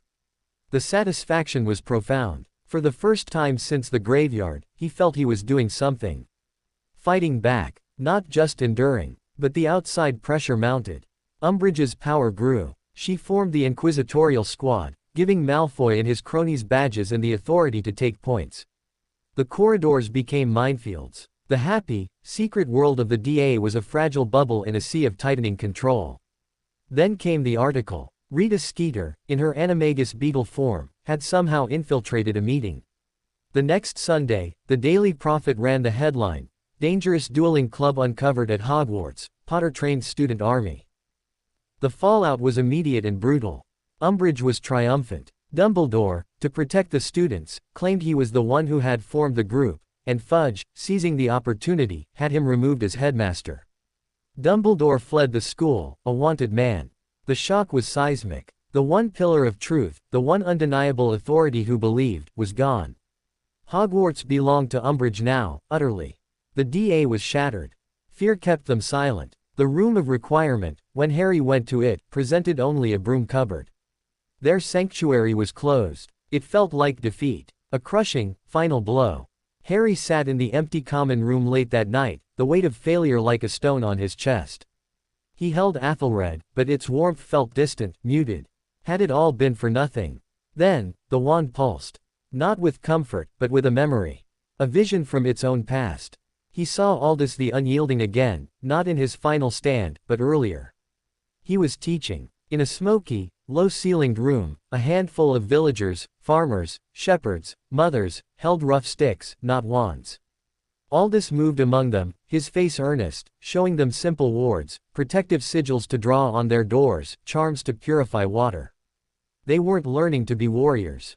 They were learning to be harder to conquer. To protect their homes, their families. It wasn't about winning a battle. It was about raising the cost. The vision faded. The message was clear. The DA was not an army. It was a resistance. They hadn't been training for a grand fight. They'd been planting seeds. Giving people the tools to say no. Umbridge had scattered them, but the knowledge was still in their minds. The intent was still in their hearts. He wasn't a general who had lost his troops. He was a gardener whose seeds had been blown on the wind. They would grow in secret places. The fight wasn't over. It had just changed shape again. He looked out the window at the dark grounds. Dumbledore was gone. The Ministry was in control. The lie was the law. But in the pockets of a few dozen students, there now lived a spark of real magic, of defiance.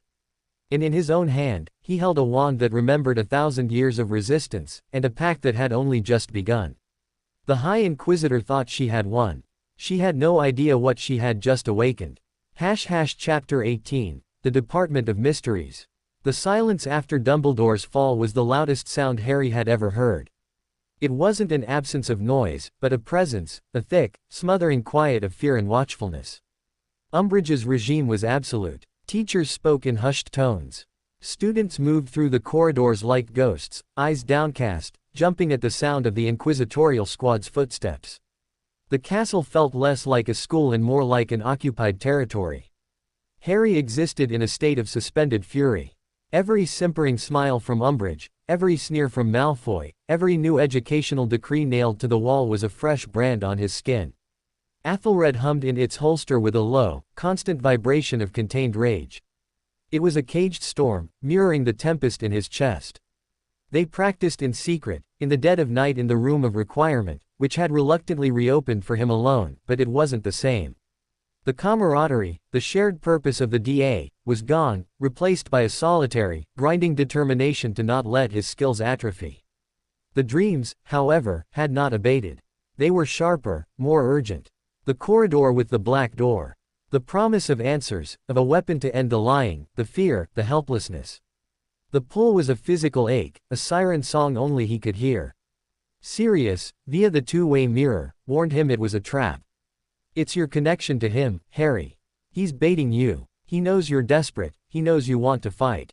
But the pull was becoming a compulsion. The wand, when he slept with it under his pillow, grew hot, as if sharing the fever of the vision. It didn't show him the corridor. It showed him flashes of other things, a vast room with a towering veil that whispered with dead voices, shelves upon shelves of glowing orbs, a tank of swirling, green liquid containing a brain that pulsed with malevolent intelligence.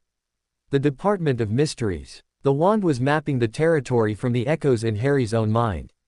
Then, the vision changed. He saw Sirius. Not in Grimmauld Place, but in that same, dark, stone room, chained to a dais, screaming in silent agony as shadowy figures closed in. The pain in his scar was a white-hot skewer. He woke bolt upright, drenched in sweat, the scream trapped in his throat. It wasn't just a lure. It was a hostage situation. They have Sirius. Asterisk. He tried the mirror. No answer. He tried again at dawn. Nothing. Panic, cold and slick, coiled in his gut. He went to McGonagall, but she was harried, surrounded by Umbridge's new rules, and dismissed his fears as stress. He went to Snape, who listened with his usual expression of bored contempt before sneering that Black was perfectly safe behind Dumbledore's protections. But Harry knew. The vision was real. The connection didn't lie. And the wand, lying cold and heavy in his hand, confirmed it with a dread certainty. He had to get to the Ministry. He had to save Sirius. The plan was desperate, born of teenage bravado and sheer, terrified love. He'd use Umbridge's own fire, contact Sirius at Grimmauld Place, confirm the vision was false, and abort. But when he and Hermione lured Umbridge to the forest, when he stood before the dancing flames in her office, the face that appeared in the grate was not Sirius's.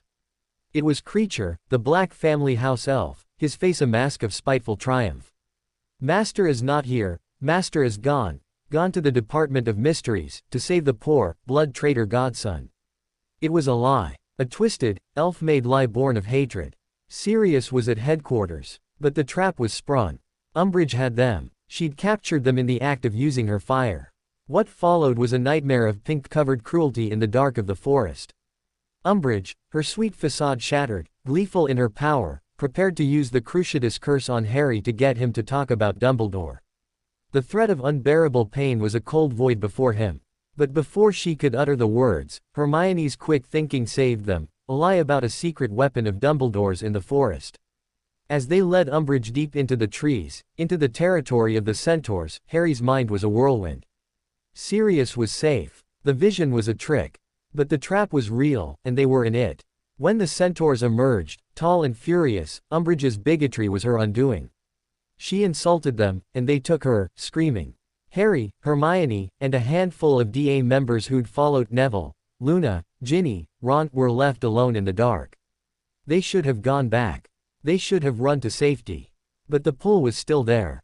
And now, it was mingled with a new, terrible clarity. The vision was fake, but the place was real. Voldemort wanted him to go to the Department of Mysteries. Why? What was there that he wanted so desperately? Not Sirius. Something else. He wants me to go there, Harry said, his voice raw in the quiet forest. He's been showing it to me all year. It's not about Sirius. It's about something in that room. Something he needs. Then that's the last place you should go. Hermione pleaded. But if he wants it, Harry said, the logic cold and terrible, then maybe it's something we can use against him. Or something we can keep from him. He thought of the dream artifacts. The cup, the locket. Was one of them there? A Horcrux. We have to know. It was madness. But they were already in the forest, already fugitives. The path of most resistance and most sense was to go back to the castle and certain expulsion, or worse, handed over to the Ministry. The path of insane, desperate courage was forward. They stole thestral-drawn carriages from the edge of the forest. The skeletal, winged horses were invisible to all but Harry, Neville, and Luna, those who had seen death. It was an omen that chilled his blood. But he mounted, Athelred a burning brand against his side, its heat now a focused, driving urgency. The pact was screaming at him. Danger. Purpose. Go. Asterisk. They flew through the night sky towards London, towards the heart of the lie. The Ministry atrium at night was a cavernous, echoing tomb. The dark glass ceiling showed nothing. The empty fireplaces yawned. The golden statues stood frozen. They took the lift down, to level 9. The door to the Department of Mysteries was plain, black, and unlocked. It swung open silently. Inside was a labyrinth of utter strangeness. A circular room with identical, black doors that spun. A room full of ticking clocks of all sizes. A vast, planetary chamber where they walked on glass above the swirling cosmos. The place defied logic, a museum of magic's deepest, most incomprehensible secrets. The wand in Harry's hand was a wild, discordant symphony of sensations. It recoiled from some rooms, hummed with recognition in others. It was navigating by a map of magical resonance he couldn't read. They found the right door on the 12th spin. The room was as he had dreamed, high-ceilinged, dim, with shelves rising into darkness, each holding a dusty, glass orb glowing with a faint, pearly light. And at the end of row 97, one orb had a label yellowed with age, SPT to APWBD. Dark Lord N. Harry Potter. His name, next to Voldemort's. A prophecy. This was it. This was what Voldemort wanted.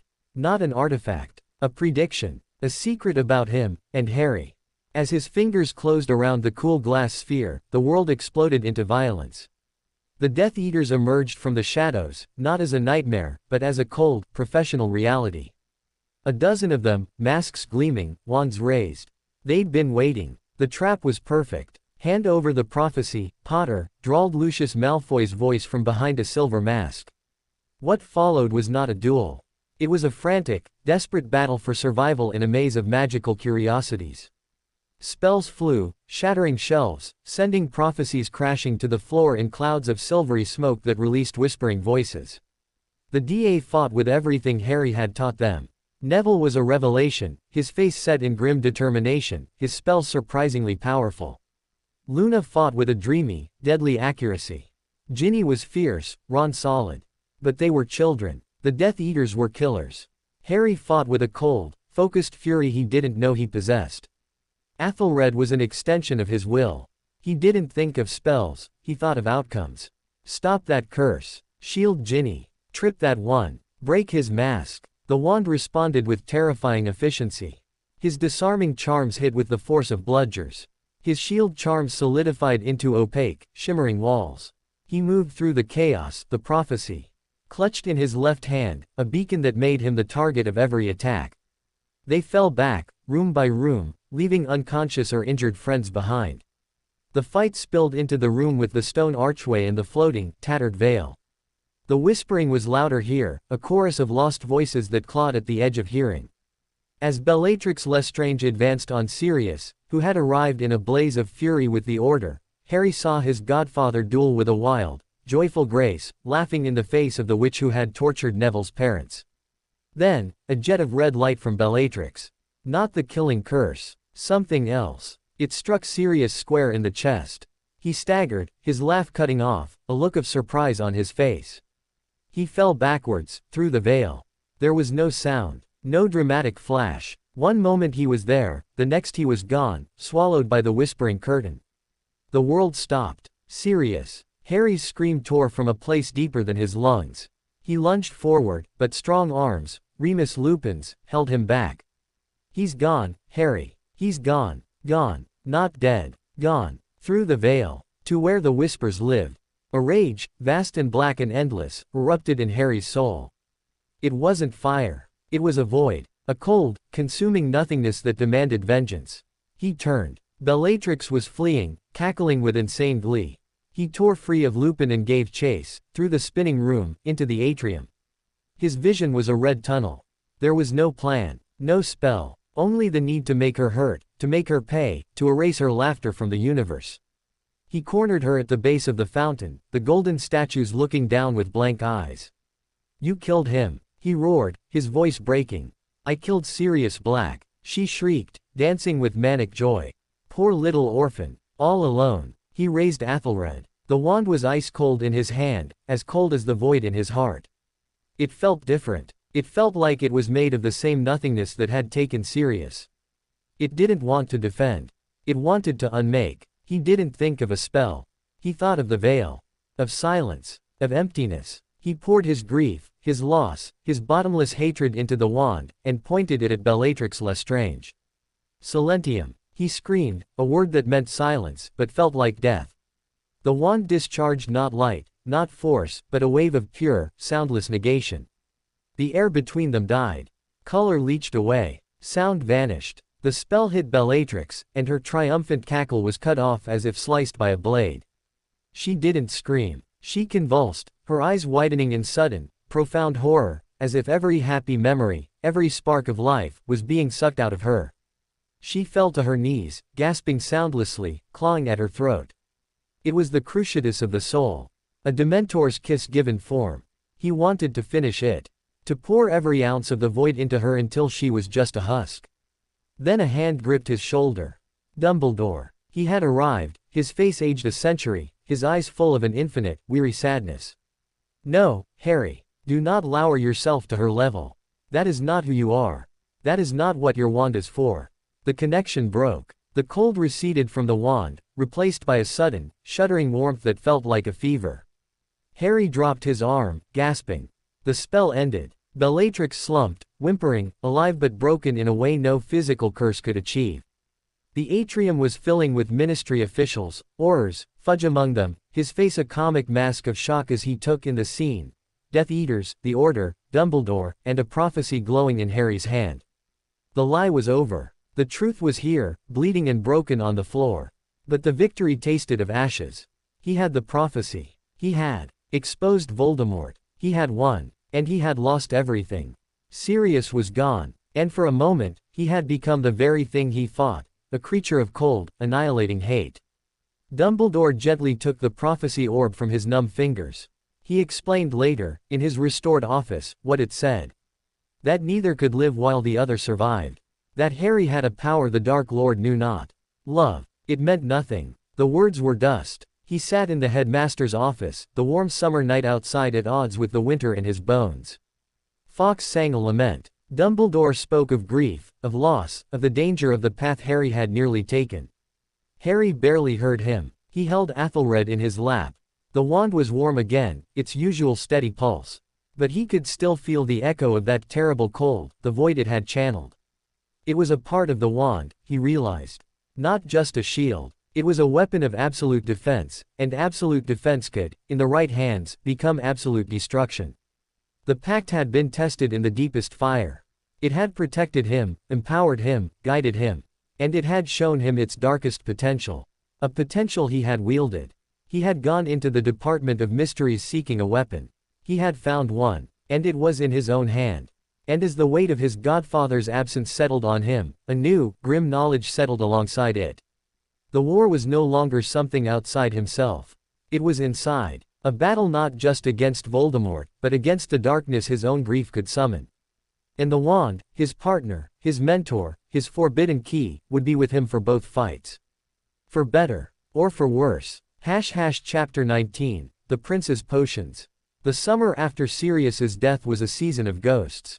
Not the charming, pearly sort that drifted through Hogwarts, but the silent, suffocating kind that lived in the spaces between heartbeats. Grimmauld Place, now truly belonging to Harry by Sirius's will, felt less like an inheritance and more like a tomb he'd been sentenced to haunt. The oppressive darkness of the house mirrored the one inside him. Every creak of a floorboard was a mist laugh, every flicker of the cursed chandelier a snuffed-out smile. He moved through the dusty rooms like a sleepwalker. The Order used it as a base, their hushed, urgent conversations about raids and resistance a background hum to his numbness. Mrs. Weasley tried to feed him, her eyes red-rimmed and anxious. Remus Lupin visited, his own grief a quiet companion to Harry's, but their shared loss was a wall, not a bridge. Words felt too heavy, too useless. Only Athelred seemed to understand. Its warmth was not cheerful, but somber and deep, like the heat from banked coals after a fire has died. When he held it, he didn't feel the urge to practice, to fight. He felt a slow, patient solidarity. It was grieving with him. For Aldous the Unyielding, for all the witches and wizards it had bonded with and lost across centuries. It knew the shape of this emptiness. Its magic, when he absent-mindedly channeled it, was subdued, mending a cracked windowpane without a sound, keeping the dust at bay in his room, small, useless acts of preservation in a world that felt like it was crumbling. The prophecy Dumbledore had revealed sat in his mind, a cold, hard stone. Neither can live while the other survives. It wasn't a prediction, it was a sentence. A death warrant, for him or for Voldemort. There was no running. The power he knows not felt like a cruel joke. Love hadn't saved Sirius. Love was a wound. He spent hours in the Black family library, not reading, just staring at the spines of books on dark magic, on soul theory, on dueling. He was looking for an edge, a secret, anything. The wand on the table beside him would sometimes grow warm when his eyes passed over a particular title, Magicae Anima, a treatise or the taumaturgical laws of sympathetic resistance, as if prompting him. But the grief was a fog. He couldn't focus. Then, his Hogwarts letter arrived. With it, the book list. And tucked between the pages of a used copy of Advanced Potion Making he'd bought from Flourish and Blots was a surprise. The book itself was old, its cover stained, and scrawled across the title page in spidery, faded handwriting was the inscription, property of the Half-Blood Prince. Asterisk. Inside was a treasure trove. Margin notes that improved potions with elegant, brutal efficiency. Spells, hexes, and curses scribbled in the blank pages, dark, creative, devastatingly effective magic that was nowhere in the standard curriculum. Sectum Sempra, for enemies. Levicorpus, a handy little jinx. The notes were arrogant, brilliant, and utterly merciless. They spoke of a mind that saw magic not as an art to be mastered, but as a weapon to be forged. Harry was mesmerized. Here, in his hands, was power. Not the wild, instinctive power of Athelred, but a cold, intellectual power. A way to fight smarter, meaner. The prince's spells were surgical. They didn't defend, they dissected. After a year of Umbridge's impotence and the brutal chaos of the Department of Mysteries, it felt like finding a map in a desert. The first potions lesson of 6th year was a revelation. Slughorn, a jolly, sentimental walrus of a man, had replaced Snape now finally in the defense post he'd always coveted. The lesson was on the draft of living death. Following the prince's meticulous notes, Harry produced a potion of such perfect, pearlescent quality that Slughorn awarded him a tiny vial of Felix Felicis, liquid luck. For the first time since the graveyard, he tasted something like triumph. It wasn't the warm, defensive satisfaction of the DA. This was sharper, more personal. A victory of cunning. Athelred, holstered at his side during the lesson, had remained cool, almost indifferent. It didn't resonate with this kind of precision. The prince's magic was a scalpel. The wand's magic was a shield, a hammer, a living force. They were different languages. Harry began to live a double life. By day, he was the gifted potion student, the quiet, respected leader who had been proven right about Voldemort. The school treated him with a new, wary deference. The lies were over. The ministry had fallen, Scrimgeour was in charge, and the war was acknowledged. He was a symbol again, but now a grim one, a prophet of a bloody truth. By night, in the room of requirement, he practiced the prince's spells. The room provided targets, dummies that screamed convincingly when hit. Levicorpus *, hoisted them by the ankle. Liberacorpus * dropped them. Sectum Sempra, he only tried that once, on a dummy. The slashes appeared in the cloth as if by invisible swords, deep and vicious. He cancelled it instantly, his stomach turning. It was too much. But the power of it sang in his blood. It was a spell for the war. For Death Eaters. For Bellatrix. He didn't tell Ron or Hermione about the book's darker secrets. Hermione disapproved of the whole thing, calling it cheating and dangerous. Ron was just jealous of the Felix Felicis. They were drifting, caught in their own currents. Ron's Quidditch obsession and simmering jealousy over Hermione's friendship with Cormac McLaggen, Hermione's frantic prefect duties and secret meetings with a mysterious someone Harry suspected Victor Crumb. The divide felt like another loss. The wand, always warm when he was with them, now sometimes pulsed with a faint, lonely frequency when they argued. Dumbledore, meanwhile, had begun private lessons. Not in magic, but in memory. They used the pensieve to visit the past, to piece together the history of Tom Riddle. Harry saw the orphanage, the young, charismatic student, the first murmurs of a quest for immortality. He saw the Gounts, the pathetic, inbred remnants of Slytherin's line, and the emergence of the ring, the locket, the cup, the Horcruxes. The dream artifacts given form and history. The lessons were fascinating, horrifying, and felt strangely detached. Dumbledore was showing him the enemy's biography, but it was like reading a book about a storm while sitting in the eye of it. The information was vital, but it didn't touch the cold knot of grief and rage in his chest. The one thing that did touch it was the prince's book. When Dumbledore spoke of young Riddle's brilliance, his magnetism, Harry thought of the arrogant, clever notes in the margins. When Dumbledore warned of the seduction of easy power, Harry's fingers itched for the book's reassuring, amoral weight. The conflict came to a head with the Felix Felicis. On a desperate impulse, using a few precious drops of the luck potion, he managed to secure a memory from a terrified, elderly Professor Slughorn, the true memory of Tom Riddle asking about Horcruxes. The potion worked like a charm, guiding him with uncanny intuition. It was the prince's knowledge, amplified by luck, yielding a crucial victory. He gave the memory to Dumbledore. The headmaster looked older than ever as he viewed it. "This confirms it," he said, his voice thin. He intended to make 6 Horcruxes. 6 pieces of soul, plus the one in his body. 7. A magically powerful number. 6 Horcruxes. The diary destroyed. The ring destroyed by Dumbledore, at great cost. His blackened, withered hand was proof. The locket. The cup. Something of Ravenclaw's. Something of Gryffindor's. And Nagini, the snake. A scavenger hunt for pieces of a monster's soul. The weight of it was immense. This was his purpose. Not to be a soldier. To be an exterminator. He threw himself into the prince's book with renewed fervor. He needed every advantage. The spells grew darker, more inventive. He mastered a nonverbal shield charm that was almost as strong as his spoken ones. He learned a hex that caused agonizing, localized boils. He practiced them until they were reflex. Athelred watched this new education with a silent, growing tension.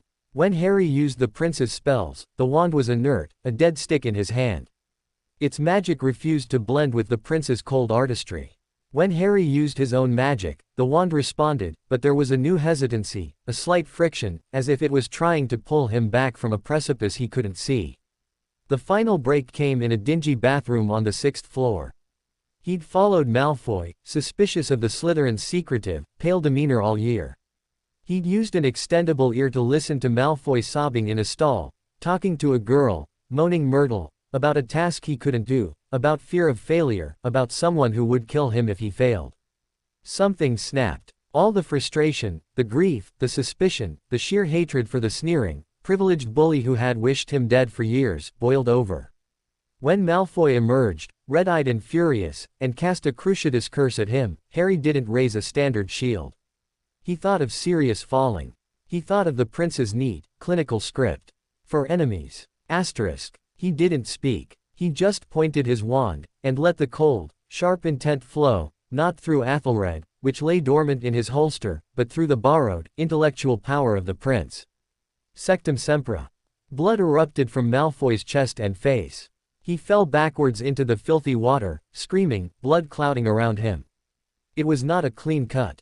It was butchery. Horror, immediate and visceral, doused Harry's rage like ice water. This wasn't defense. This was what Bellatrix would do. He'd become the Void again, but this time guided by a stranger's cruel genius. Snape arrived, saving Malfoy's life with counter curses Harry didn't know. The look the potion's master gave him was not of anger, but of a terrible, knowing disappointment. He took the prince's book, his eyes flicking to the inscription, his face hardening into a mask of ancient bitterness. Later, in Dumbledore's office, the truth came out. The half-blood prince was Severus Snape. The revelation was a different kind of curse. The brilliant, amoral guide he'd idolized, the source of his newfound power and confidence, was the man he loathed above all others. The book was a piece of Snape's twisted soul, just as damaging as any Horcrux. It had seduced him. It had shown him a path to power that was all sharp edges and no heart, and he had taken it. Dumbledore was gentle, but firm. The prince's spells are powerful, Harry. But they are tools without a moral compass. They reflect the mind of their creator, brilliant, bitter, and capable of great cruelty. Athelred chose you for your heart, for your will to protect. Do not let another's bitterness overwrite that. He left the office, the taste of ash in his mouth again. He went to the room of requirement, not to practice, but to think. He took out both objects. The prince's book, a copy he'd made of the useful potion notes before Snape confiscated it, and Athelred. He laid them side by side on the floor. The book, clever, sharp, promising easy victories through others' pain. The wand, warm, steadfast, demanding more of him, demanding he be better than his anger, his grief, his hatred. He had a choice. The path of the prince was clear. It led to power that could match Voldemort's cruelty spell for spell. It was the path of the void, intellectualized. The path of the wand was harder. It was the path of the shield, of the protector. It required him to fight with one hand tied by conscience. It might not be enough. He sat there for hours, as the room shifted around him from a training ground to a quiet, forest glade. The wand pulsed softly. The book lay silent. Finally, he picked up the book. He didn't burn it. That would be too easy. He placed it in a small, lead-lined box the room provided. He would keep the potion notes. The knowledge was useful. But the spells, the dark, clever curses, they were a poison. He picked up Athelred. Its warmth flooded up his arm, not in triumph but in something like relief. A deep, resonant acknowledgment. He had been tested. By grief. By the seduction of easy, dark power. And he had chosen. Not the prince's path. His own. The pact was not just about power. It was about the wielder. And tonight, Harry Potter had decided what kind of wielder he would be. The war would demand terrible things. But he would not let it make him terrible. He left the room, the wand a familiar, heavy warmth at his side, the box containing the prince's darker gifts left behind in the ever-shifting magic. He had a path. A grim, hopeless, necessary path to hunt Horcruxes. And he would walk it with the wand that had chosen the boy in the cupboard, not the weapon the prince wanted to forge. The night was dark. The road ahead was darker. But for the first time since Sirius fell through the veil, he felt, if not peace, then a grim, clear certainty. He knew his weapon. And he knew himself. Chapter 20, The Unyielding Stand. The tower was the highest point of the castle, a needle of stone piercing a sky the color of a fresh bruise. The wind here had teeth, stealing breath and carrying the distant, discordant sounds of battle from below, explosions, screams, the sizzle crack of spellfire. The air itself tasted of ozone, burning wood, and the cold, metallic tang of dark magic. Harry stood on the parapet, the wind whipping his hair, his torn robes flapping like broken wings. In his hand, Athelred was a rod of captured lightning. Its warmth, usually a steady hearth in his palm, was now a contained inferno, the silvery veins blazing so brightly they etched moving shadows on the stone. It vibrated with a high, silent frequency that matched the frantic drum of his own heart. Not fear. Not anymore. A terrible, focused clarity. Below, Hogwarts was dying. The battle had erupted like a festering wound finally lanced. The Death Eaters had poured through the breached wards, a tide of silver masks and killing curses. Giants smashed at the walls. Acromantula scuttled through the shattered windows. Dementors swarmed like carrion birds, leeching the hope from the air. The defenders, students, teachers, the Order, the DA, fought with a desperate, house-by-house courage. Red and green light crisscrossed the courtyards. The screams were not of sport, but of ending. He had seen them fall. Fred, vanished in a blast of stone and laughter cut short. Remus and Tonks, lying together in a pool of shadow near the entrance hall, holding hands.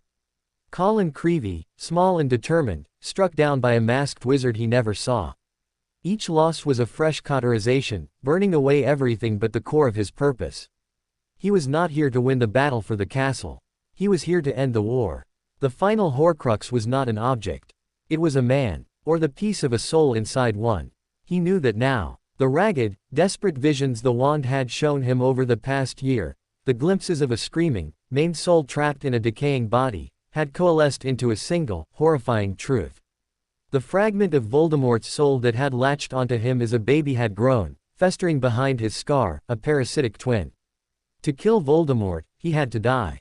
Dumbledore had known. The old man's sacrifice in the cave, his withered hand, his gentle, awful instructions, all of it had been to guide Harry to this moment. To walk, willingly, into the forest. To let the killing curse strike him, and in so doing, destroy the Horcrux he carried. He had done it. He had walked through the dark trees, the resurrection stone cold in his hand, ghosts of his parents, Sirius, Remus walking with him, giving him the courage to die. He had faced Voldemort in the clearing, seen the flash of green, felt the impact, and then woken up in a strange, white, quiet King's Cross station, with a whimpering, fetus-like thing under a seat, the fragment of Tom Riddle's soul, discarded and helpless. He had chosen to return. To finish it. And now he stood here, above the chaos, the master of death because he had welcomed it, and returned. The last Horcrux was gone. Voldemort was mortal. All that remained was the man. The door to the tower roof slammed open. Not Voldemort. Snape. The potion's master staggered out, his face pale as parchment, one hand clutched to his throat where Nagini's venomous bite pulsed with dark, cursed blood. His black eyes, full of a lifetime of secrets and regrets, found Harry. He didn't raise his wand. He just stared, and in that look, Harry saw the truth Dumbledore had shown him in the Pensieve, the unbreakable vow, the love for Lily that had twisted a life into a double-edged sword of protection and penance. Snape's memories spilled from his temples, silvery and vital. Harry caught them in the small vial he'd prepared, the last of Dumbledore's instructions. The man's eyes glazed, and he sank to the stones, his breath a wet, failing rattle. Harry knelt beside him, the enemy, the protector, the tragic, broken puzzle piece. "Look at me," Snape whispered. Harry did. And in the black depths, just before the light went out, he didn't see hatred. He saw her eyes. His mother's eyes. A final, haunting reflection. Then Snape was still. Grief, complex and bitter, rose in Harry's throat, but there was no time. He had the memories. He had the truth. He descended from the tower, a phantom moving through the ruins of his home. He found the Pensieve in the headmaster's office, miraculously intact, and plunged into Snape's dying mind. He saw it all. The childhood love, the bitter rivalry, the terrible mistake, the plea to Dumbledore, hide them all, then, keep her safe, please, and the plan. The grand, terrible, sacrificial plan. How Dumbledore, dying from the ring's curse, had engineered his own murder by Snape to save Draco's soul and cement Snape's position with Voldemort. How Harry himself was a protected lamb, raised for slaughter, to die at the right moment to destroy the Horcrux within him. He was not a person. He was a weapon that had to believe it was a boy. The betrayal was absolute. It should have broken him. But as he surfaced from the memories, gasping, the warmth from Athelred at his side was not one of comfort. It was of forge heat. It was the heat of the blackthorn tree on the hill, standing firm as the storms of centuries tried to uproot it. Dumbledore's manipulation, Snape's bitterness, Voldemort's evil, they were all just weather. The core of him, the part the wand had chosen, remained. The will to protect, the defiance, the love for his friends, even now, fighting below. He was not Dumbledore's weapon. He was his own. He walked back into the battle. He moved through the great hall, now a makeshift hospital ward, the air thick with the smell of blood, burnt flesh, and despair. He saw Hermione and Ron, clinging to each other, alive. He saw Ginny, her face smudged with soot, firing hexes with fierce tears in her eyes. He saw Neville, standing over the body of a giant snake, the sword of Gryffindor in his hand, Nagini's head severed beside him. The last Horcrux, but one. He met Voldemort's eyes across the wreckage. The Dark Lord stood in the center of the hall, surrounded by his cowering Death Eaters, his serpentine face a mask of fury and a dawning, incomprehensible fear. The connection between them was a live wire. Harry could feel the man's confusion, his rage that his curses seemed to have no lasting effect on this boy, that his followers were falling, that his immortality was a shattered myth. "Potter comes to die," Voldemort hissed, his voice silencing the hall. "Come to meet his death bravely, like his father." Harry walked forward. He didn't raise his wand. He held it loosely at his side. The chatter of the crowd, the moans of the wounded, faded away. There was only the two of them, and the truth hanging between them like a sword. "I've seen what you fear," Harry said, his voice carrying without shouting. "I've been inside your head. I know about the room in the orphanage. I know about the cave. I know about the locket, the cup, the diadem, the snake. I know about the piece of soul you left in me." A ripple of shock went through the Death Eaters. Voldemort's red eyes widened. "It's gone," Harry said, simple, final. "All of them. You're mortal. You're just a man. A frightened, lonely man who tried to cheat death and broke his soul into pieces to do it." "Liar!" Voldemort screamed, and the sound was raw, human, stripped of its cold power. He raised the Elder Wand, the wand of legend he had stolen from Dumbledore's tomb. Harry finally raised Athelred. Not in attack. In presentation. This wand never chose you. It waited. It chose a wizard who knew what it was to be locked in a cupboard. Who knew what it was to have nothing but the will to stand up. It doesn't answer to murder or theft.